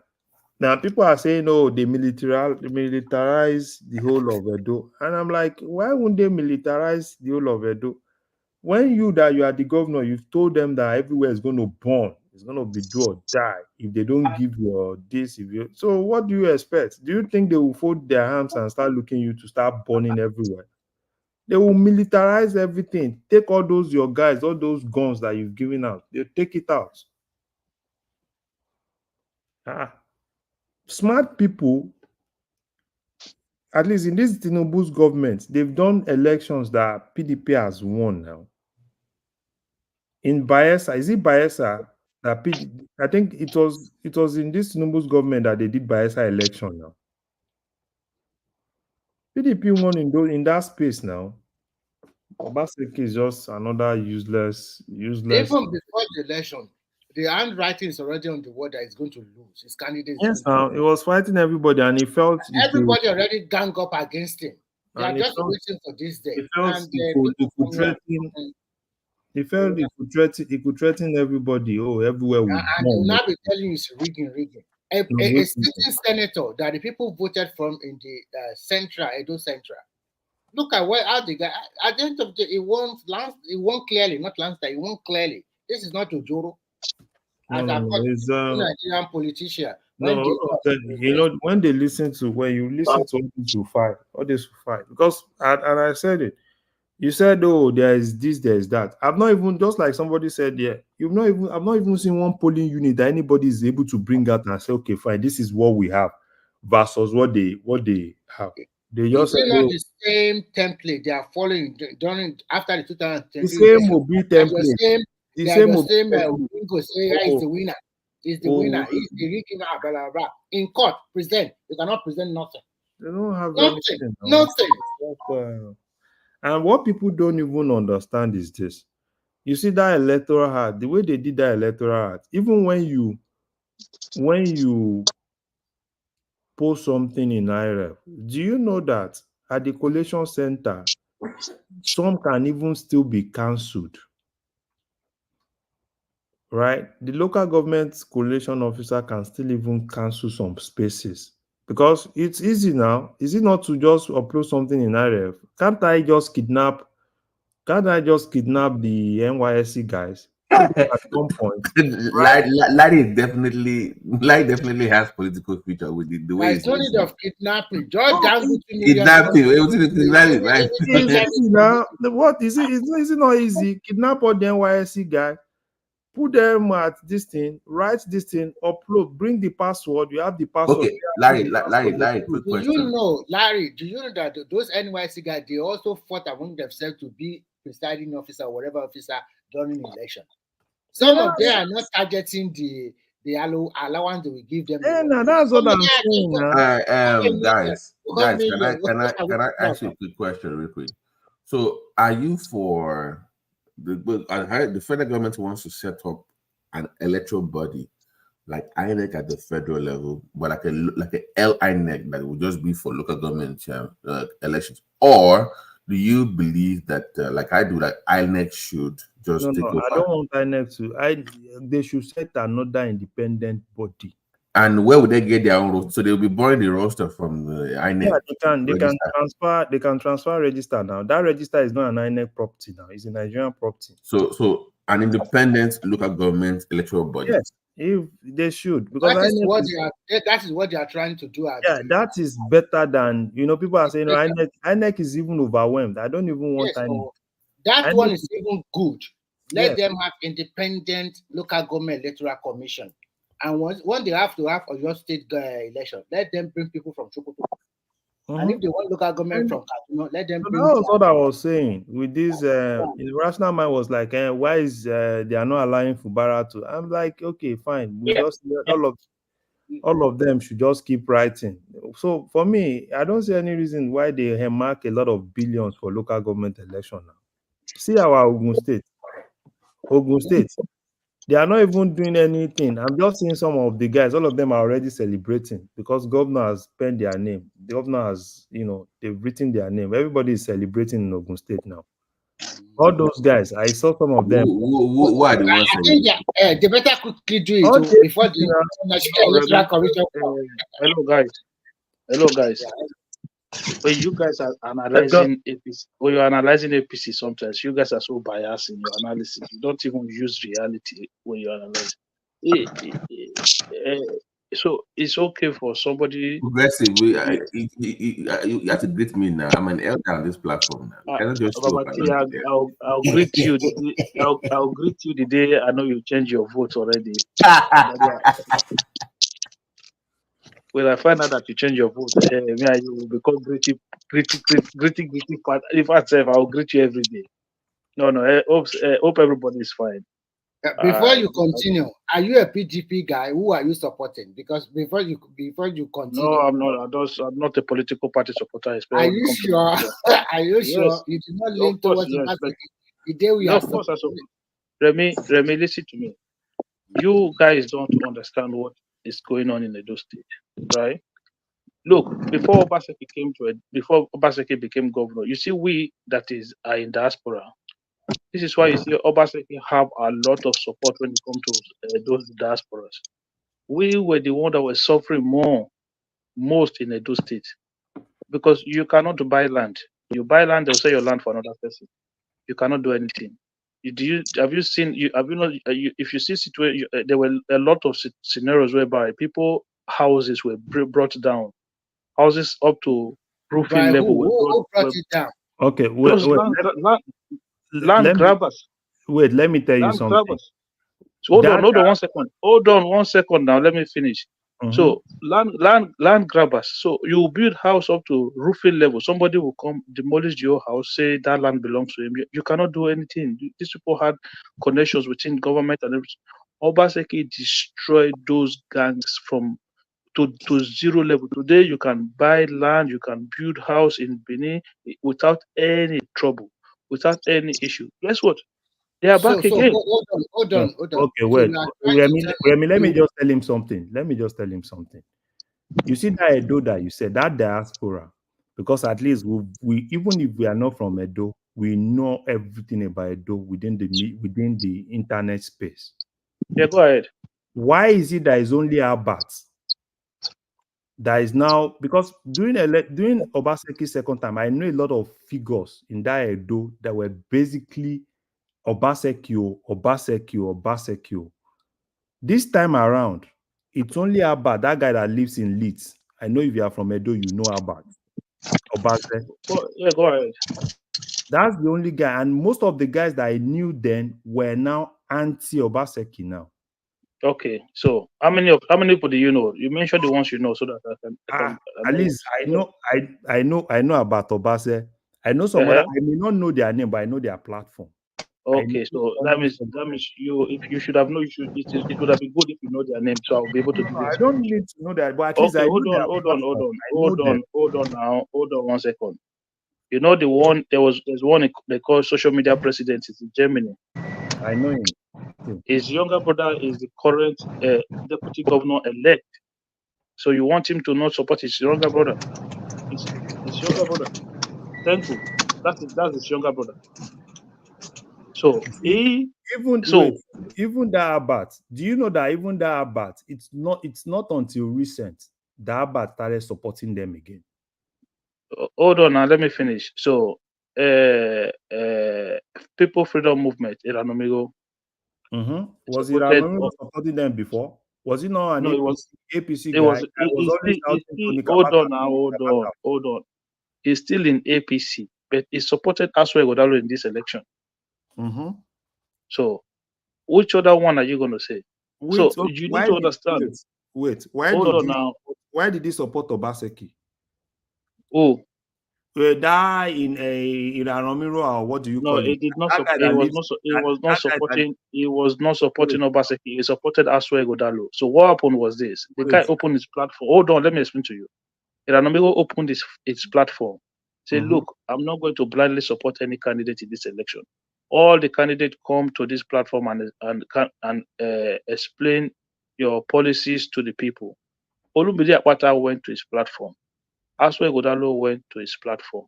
The only person who did not submit himself to his platform was Monday Ubewolo.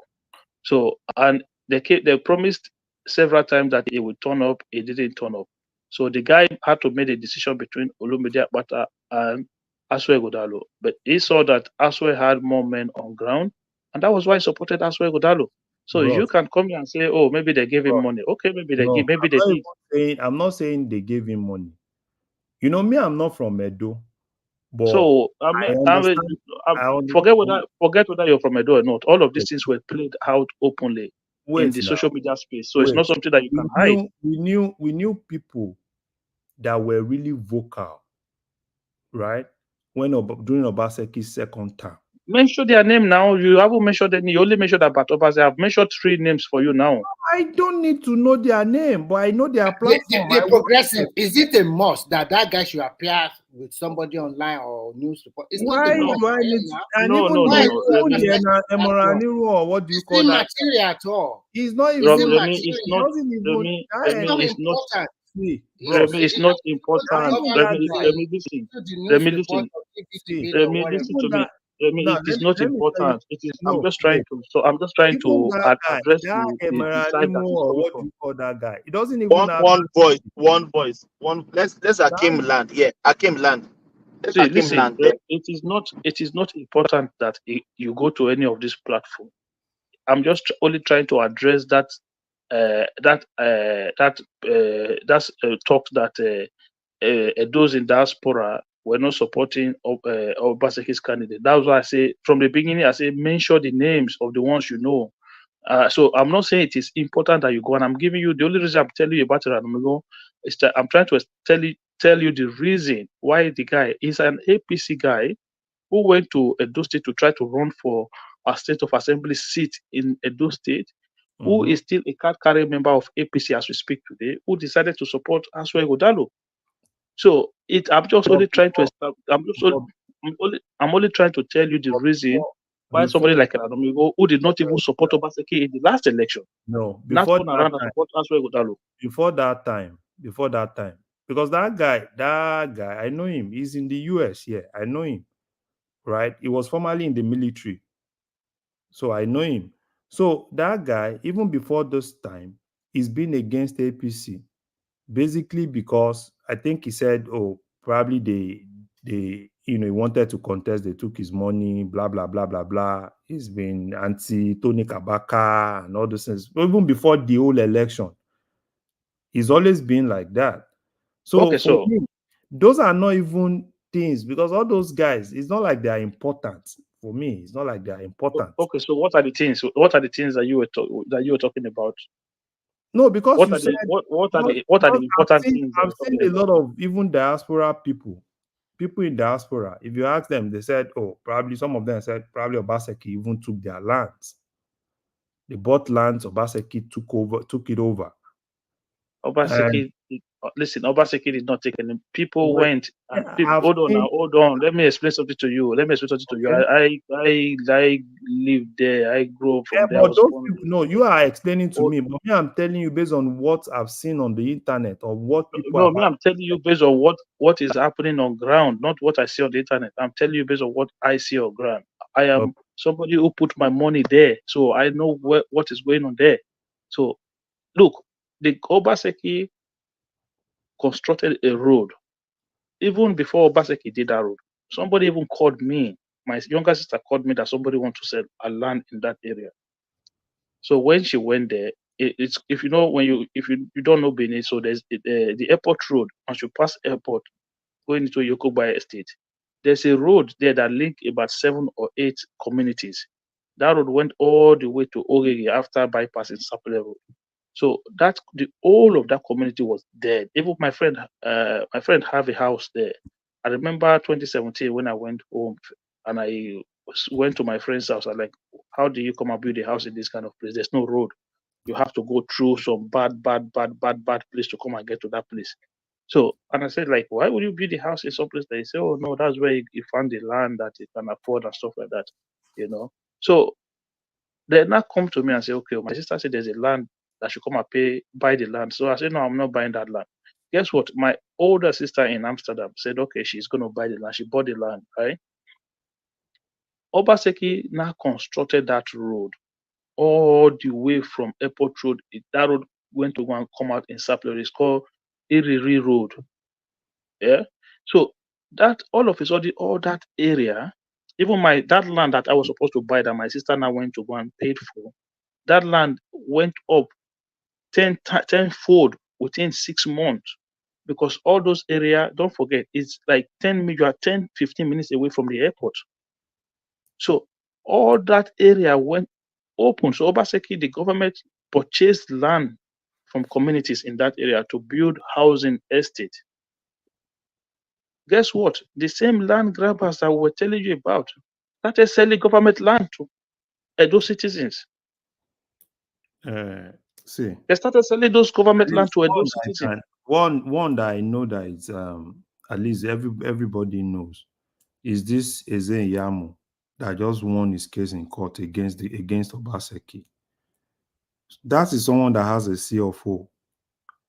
Because he's probably your political rival, you cancel the CFO, and the guy has just won in court. But So that for is the me, look. That is the right place to fight the case. Okay, hold on. I'm not arguing. That is the Yamo one might be political. Okay, I'm not arguing about that one. That yeah, one, it could be a political issue. yeah, I'm that's not going to argue about them. so But those you need to other ones you understand. said. I Hold don't. on. The land that Izeyamo went to court to reclaim now to win the case in court. Mm-hmm. The road, Izeyamo was chief of staff to Lucky Benedion. Okay. Mm-hmm. It was those times that he acquired those land using government influence. I'm not saying that is the reason why they try to collect the land. That is not a good reason. If he holds C of O, they should not be able to go there as a political reason. No. But what I'm saying is that road I'm telling you now, that same road I'm just telling you about, that is the same road that goes past Izeyamu farm. Tony Kabaka that you're talking about, that people are shouting, Tony Kabaka walk under. No, me, I don't even know all those. Hold on now. Let me hold on now. Hold on.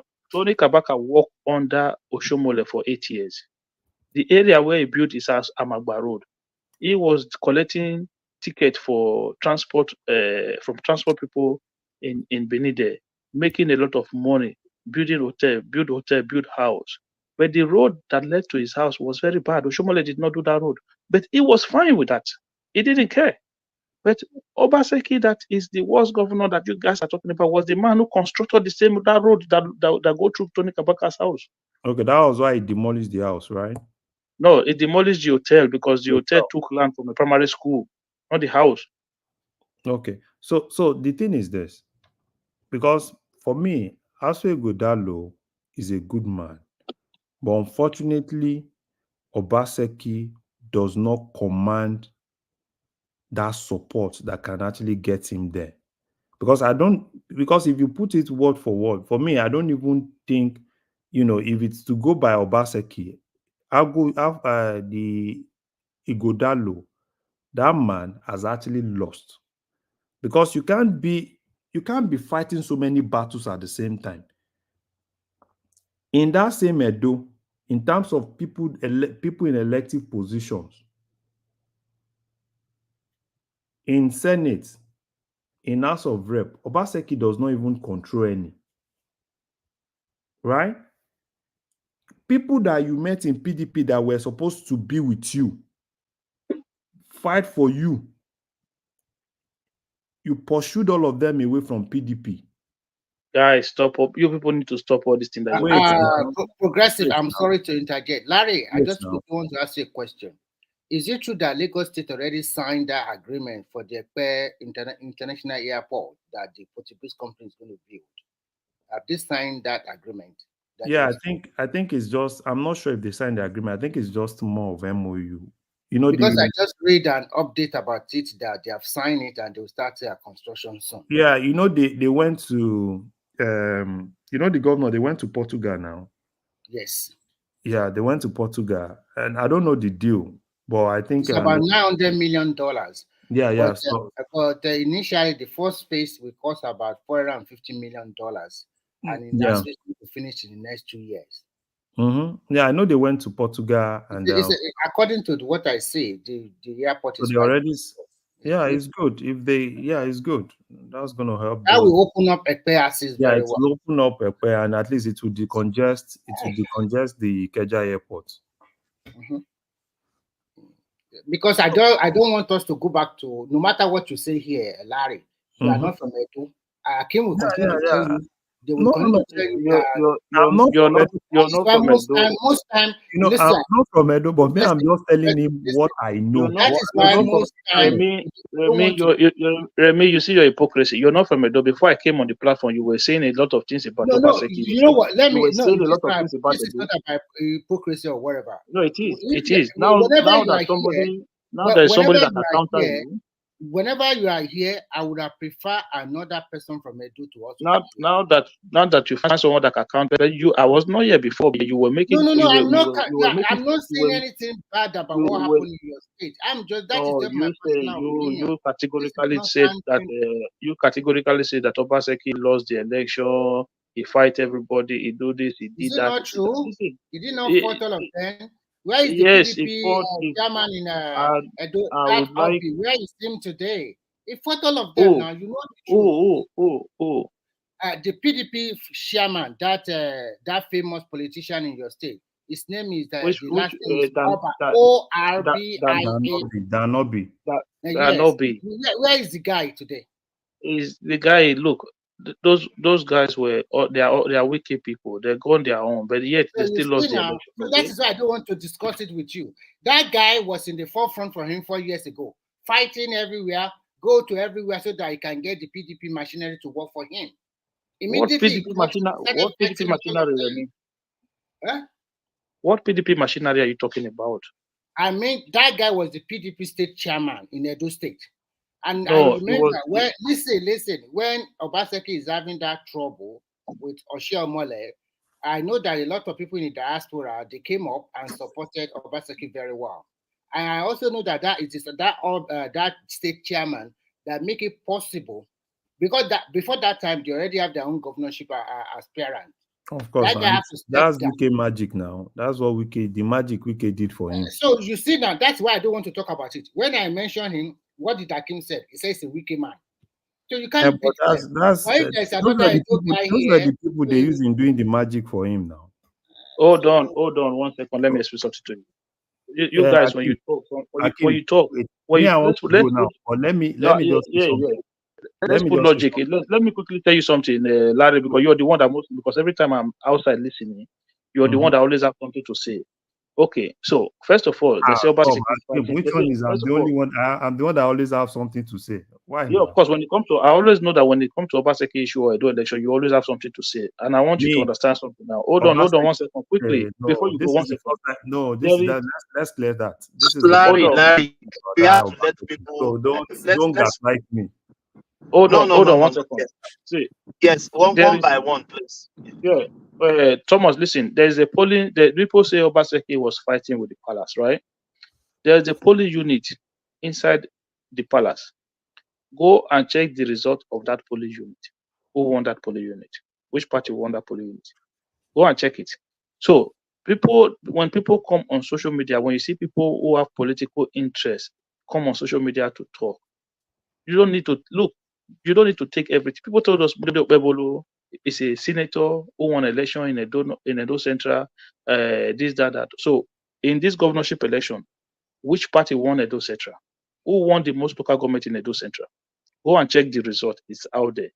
In Edo South, go and look at the result of what Oshomole brought out from Edo North. How is it possible for you to cast 2,000 votes in one day, in one polling unit?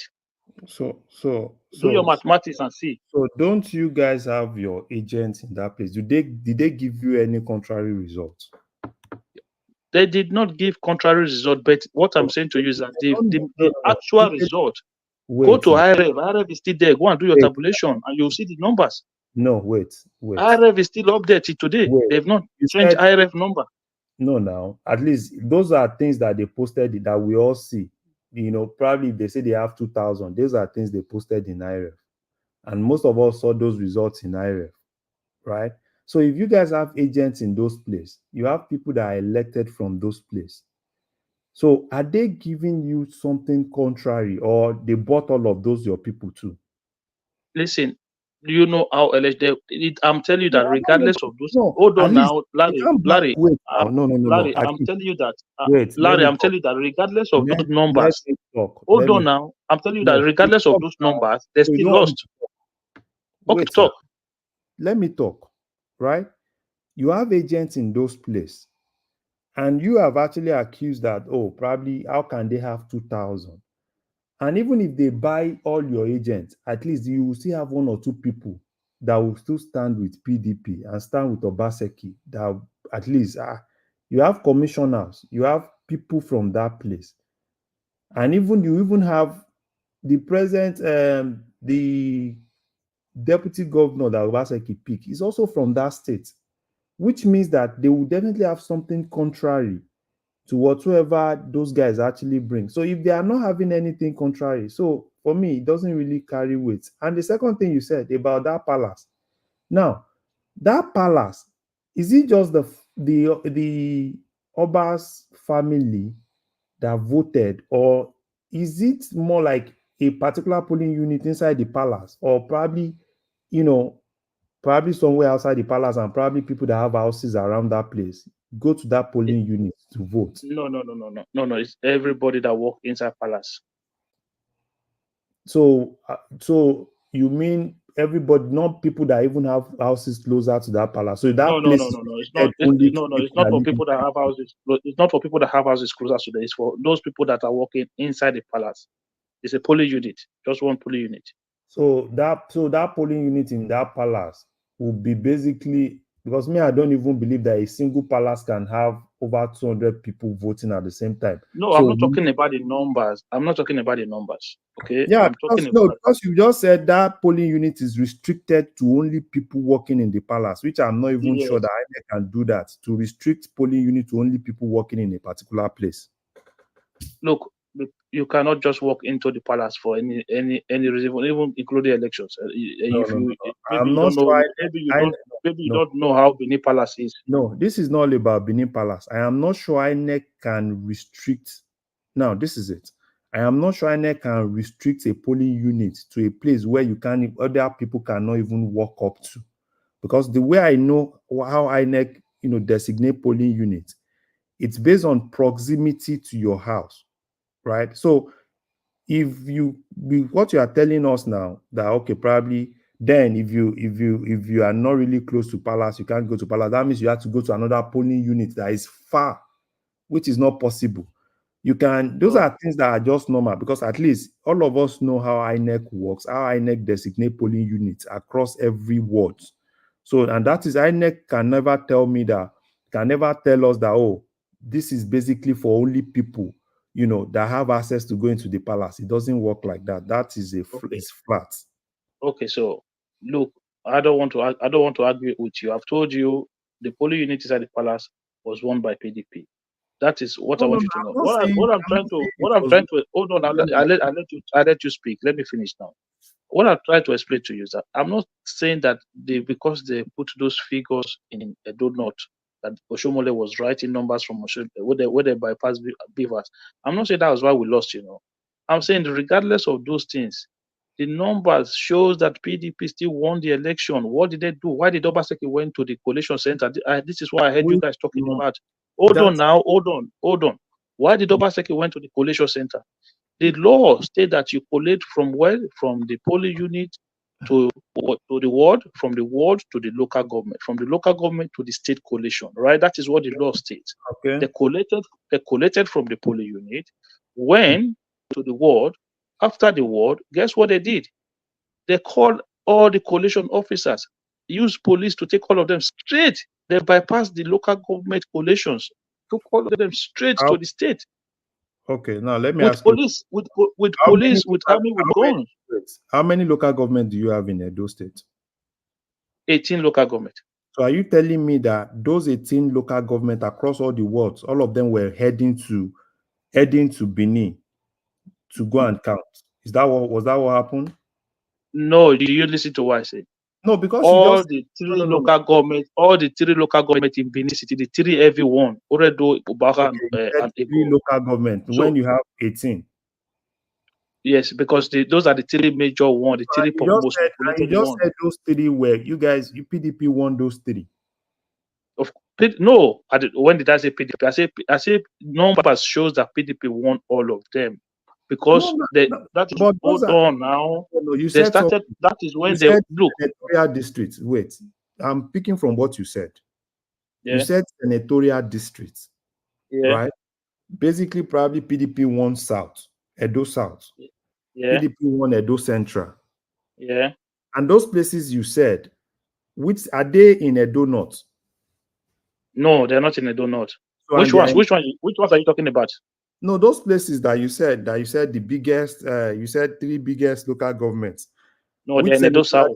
Are they in Edo North? No, they're in Edo South.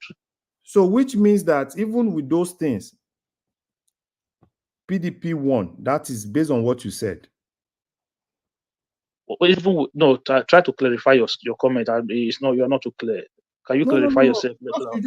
You said PDP won the senatorial district, and when we talk about senatorial districts, basically it's more like a senatorial district. If you have 18, Probably a senatorial district will have nothing more than probably 4 local governments. No. Edo South have 7 local governments. Okay, Edo South has 7. Edo North have 6 local governments. No, sorry. 7 plus 6, 13. Then Edo Central have 5 local governments. So Edo South. So which means that 7, 5. Yes.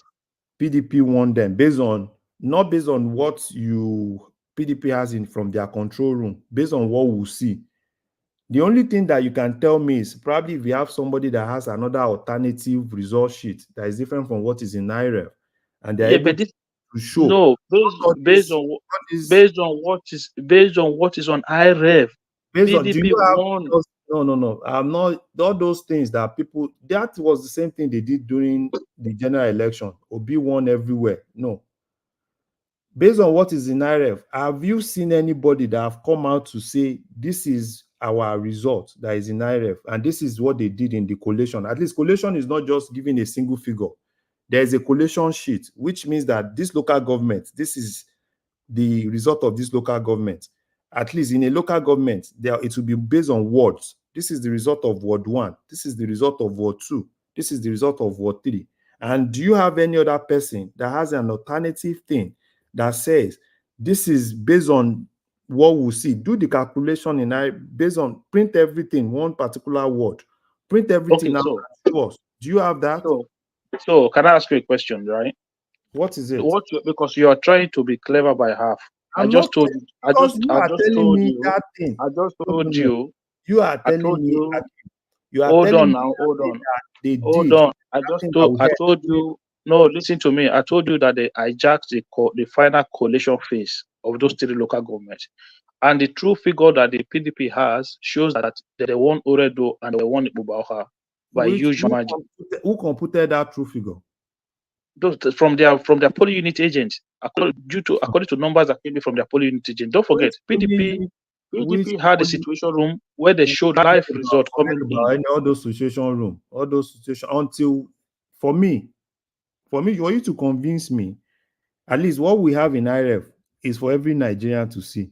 Even me here, I was opening the IREF, I was seeing the results, right? So probably somebody should do, and at least somebody will have probably downloaded some of the results. Download the results, show what is in IREF, and do your calculation. Then show us the result sheet for each of the ward, and let's see the disparity, not this bogus, from our situation room, we won by 70,000.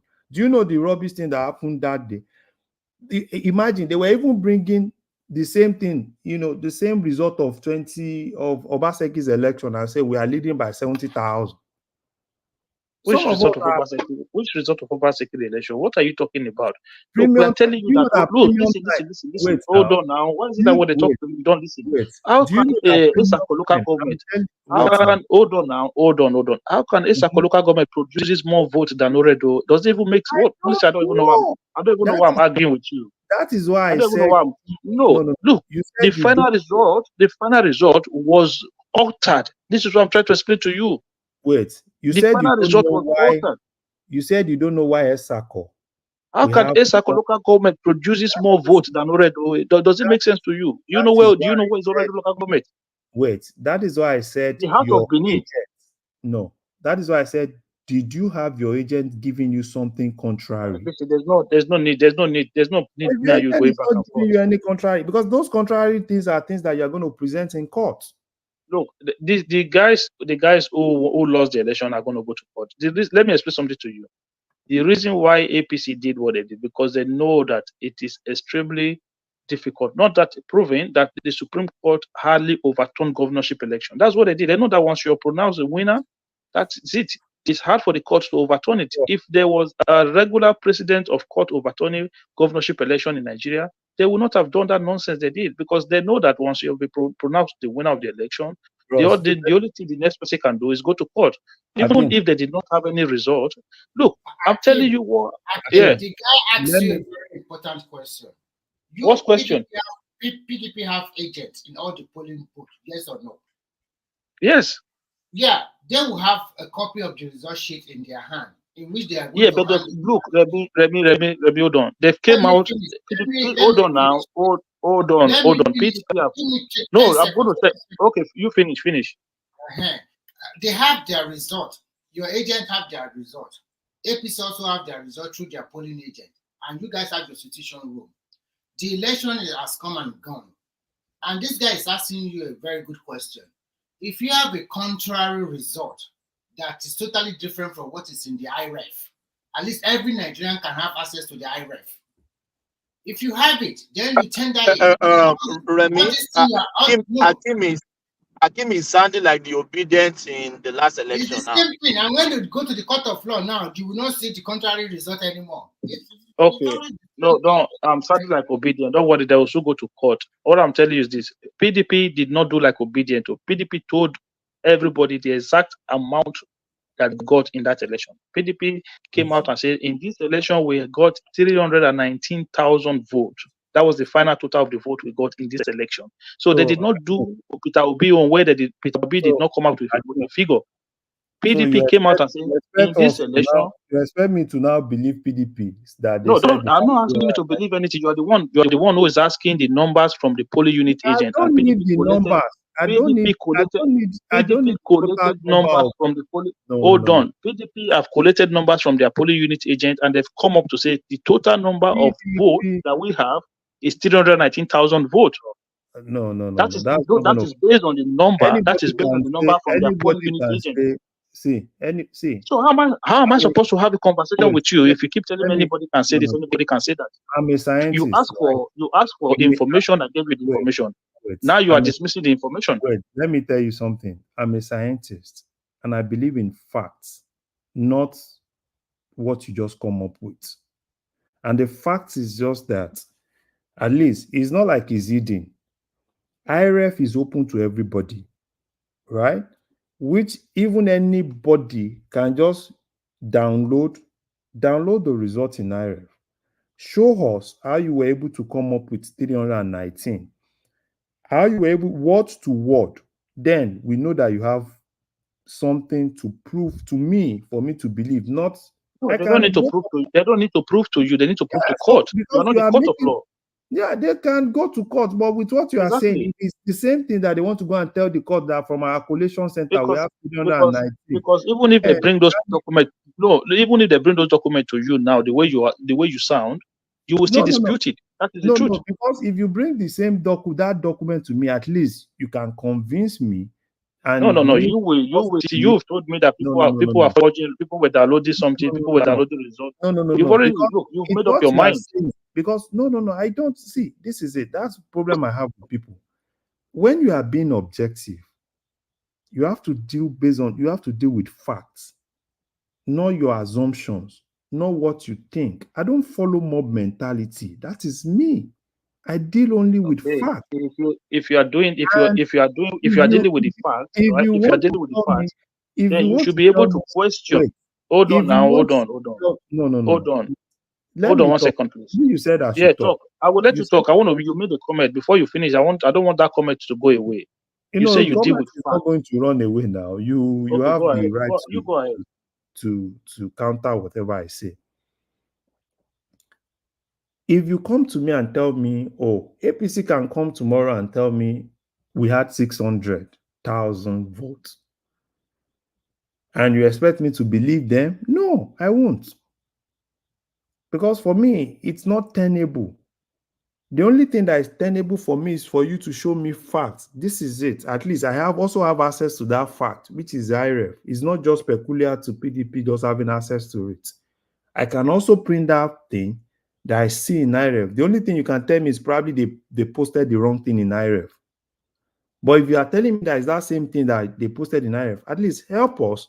At least if you say this is this local government and you are sure that you've won, show everybody this is what is in IREF. Let's do the calculation, and everybody will do the calculation and understand that, obviously these people were being robbed.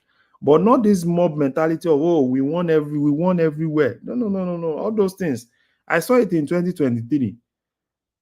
And for me, I was more like in 2023 when they got to court, probably they were going to bring some evidence. And they got to court. It was still this, okay, where are your agents? Do they have anything contrary? They don't have anything. It's from our collation center. This is what we are able to collate. And those things No, Larry, it's from our situation room. Yeah, our situation room. That's what they call it. It's from our situation room. And all those things are just... No, you see, no. Labour Party did not even quote any figure from situation room. Labour Party did not present result from polling unit. They just dispute. A lot of the disputes that Peter Obi went for in court was to disqualify Tinubu. The argument about the actual figure, Labour Party had never come out with actual figure. Look, whatever you guys want to say is okay. The good thing about this one, that it's not a presidential election where you have to cover a vast majority of area to search for result. This is just a state governorship election. If the PDP are just sandbagging, if they're just making noise, the tribunal will start and we'll find out. And They should. I hope they have evidence, right, that they can take to court. But if it's based on all these things that you are saying, I would rather tell them not to waste their money. If it's based on all this, we have 300 and something, and they don't have. I've told you. They have collation, according to their collation officers number. They should go with if they are sure. They already said they're going to go to court. So forget about if they are sure. According to them, all the polling unit agent result that they have, they've tabulated all of them together, and they said they've clearly won the election. They should take everything to court now. If they should take everything to court, if they are convinced that, they should try and convince the judge. But as far as we are concerned today, Okwebolo, because his name is the governor. So they should, of course, nobody's arguing that part. I'm trying because the reason why I came here is to debunk this analysis that the people rejected Obaseki. The people did not vote for we are all saying that based on what we've seen, based on what we've heard, based of at least people that we know that were previously with Obaseki then, and majority of them are not really with him now. So which means that stop listening to politicians. A lot of these politicians don't have. I will take this sentence from Breno Omokri. He said, anybody who is a politician, wait, let me tell you something. If you're a politician, if you are practicing subtraction and your opponent is practicing addition, everything will still fall flat. So it is more in a country like Nigeria where the people vote don't count. That's why it's like that. No. Politics is all about the person that has more people. When Trump won the election, did you not see how many Republicans were against him? But it was the people's vote that matter. It doesn't. No. Trump election is not matter. No, American election is not based on who has the highest number of votes, right? It's not based on who has the highest number of votes, so it's different. Whatever means they used to check it based on the electoral colleges. American election is not like Nigeria election. Nigeria election is based on the person that has the majority number of votes. But I'm still telling you. Look, hold on. Peter Obi in Edo State. How many politicians was in the Peter Obi side during the presidential election? He won Edo State by landslide. And why can't Peter Obi, his candidates, win even up to 30,000 votes? Yeah, but this is what I'm telling you, that it is the people that matter, not politicians. So basically, the people are not for Labour Party now. Let me tell you something. When Danobi went to join Oshomole, Shaibu went to join Oshomole. Look, it didn't make how much difference do you think these things make? But they, at least based on what is recognized today, they are the one that they won the election. Then look, let me explain something to you. Danobi is from the same senatorial district as Oshomole. Shaibu is from the same local government as Oshomole. And that's why they have that number of votes now. They all come from the same part of the state. Danobi, hold on. Last time Danobi supported Obaseki, he lost his own local government. He lost his own a senatorial district to Oshomole. Yes. So what did he add to the election? Now, let me tell you what he has. when he lost to Obaseki, when he lost to Oshomole, he has some votes that was able to reduce from Oshomole's votes. No, oh my right? God. Wait now. When Shuaibu was with Obaseki, even though with Obaseki, even though Oshomole will win, but they still have some votes, right? But now what happened in these cases, those people that were having those votes, all of them are now putting everything in one basket, and which means they can blow everything up. You see, I wish we can go back. I wish we can go back and compare results from 2020 and 2024. Is it not simple logic? Hold on now. Hold on. Let me just say this before I go. Maybe before Oshomole, probably in Oshomole's polling unit, maybe Oshomole will have 100. Shuaibu will have probably 60. Where's he getting 60 from? Okay, let's say worst case scenario. Let's say you even have 20. Oshomole has 100. He has 20. Shuaibu was beating blue and black even when he was a sitting deputy governor. I've told he you was now. beating blue and black in that side. Let's say now Oshomole has 100%. Shuaibu has 20%. That's they beating blue and black. But this time around, it's not going to be Oshomole 100, Shuaibu 20. It's going to be Oshomole 120. So what are we saying? Is it not okay? Before you are reducing, now everybody is putting everything in one basket. So which means that nobody is against. And that's why for me, I know Obaseki also has people there. So can they also, that means they even bought all the people that Obaseki even has there. That means none of them are. So Obaseki needs to go and check himself. If you hold on. They can't even do anything. Go and check the result from 2020 and check the result this year. There's not a lot of difference from what came out from Edo North. What they did was to suppress the numbers from Edo South. Did you listen to what I said at all? They suppressed the number from the 3 local governments. Already and they go and check the numbers. So basically, you are okay now. I think I've got something from you. Basically, go and check the numbers. This is what I'm trying to explain to you. So what they got from Edo North is not wrong. It is not wrong, not per se. I'm not saying it is not wrong that there were no infringement here and there. What I'm trying to explain to you, I told you before, I said regardless of those numbers that came out from Edo North, that the number, what they did in this election was to suppress those numbers from Edo South. The 3 major what happened? What there was they changed the figures. We all know they changed the figures in the final coalition. We all know there was low turnout. Oh my God! Okay, now it's not low turnout. It's not so. But there was no low turnout in the north. Maybe you just said what is in the north. You said they suppress. No, that's what I'm saying. They suppress the numbers. They went to change the figure. That's what. See, what does suppression means? Because they changed the figures. That is why Obaseki was in INEC office in that night, because they took all coalition from those 3 local governments. How are they? Hold on. INEC office in Benin is in Ipobaoka local government. It's in Ipobai, right? How are you declaring? Hold on. How are you declaring result from Akoko Edo? Bro, and you don't have result from Ipobaoka? Listen, I have to go, Jare. Don't even justify him being in INEC office, because being in INEC office, if it's not for immunity, he's supposed to be arrested. Being in INEC office in the midnight to do what?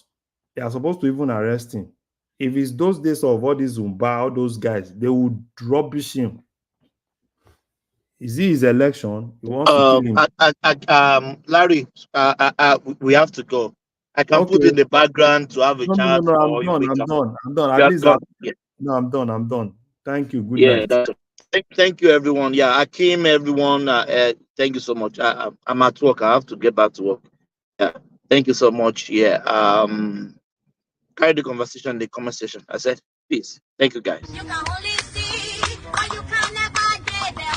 You can only see, but you can never get there. You can only see, but you can never get there. You can only see, but you can never get there. You can only see, but you can never get there. You can only see, but you can never get there. You can only see, but you can never get there. You can only see, but you can never get there. Listen, you can only see, but you will never want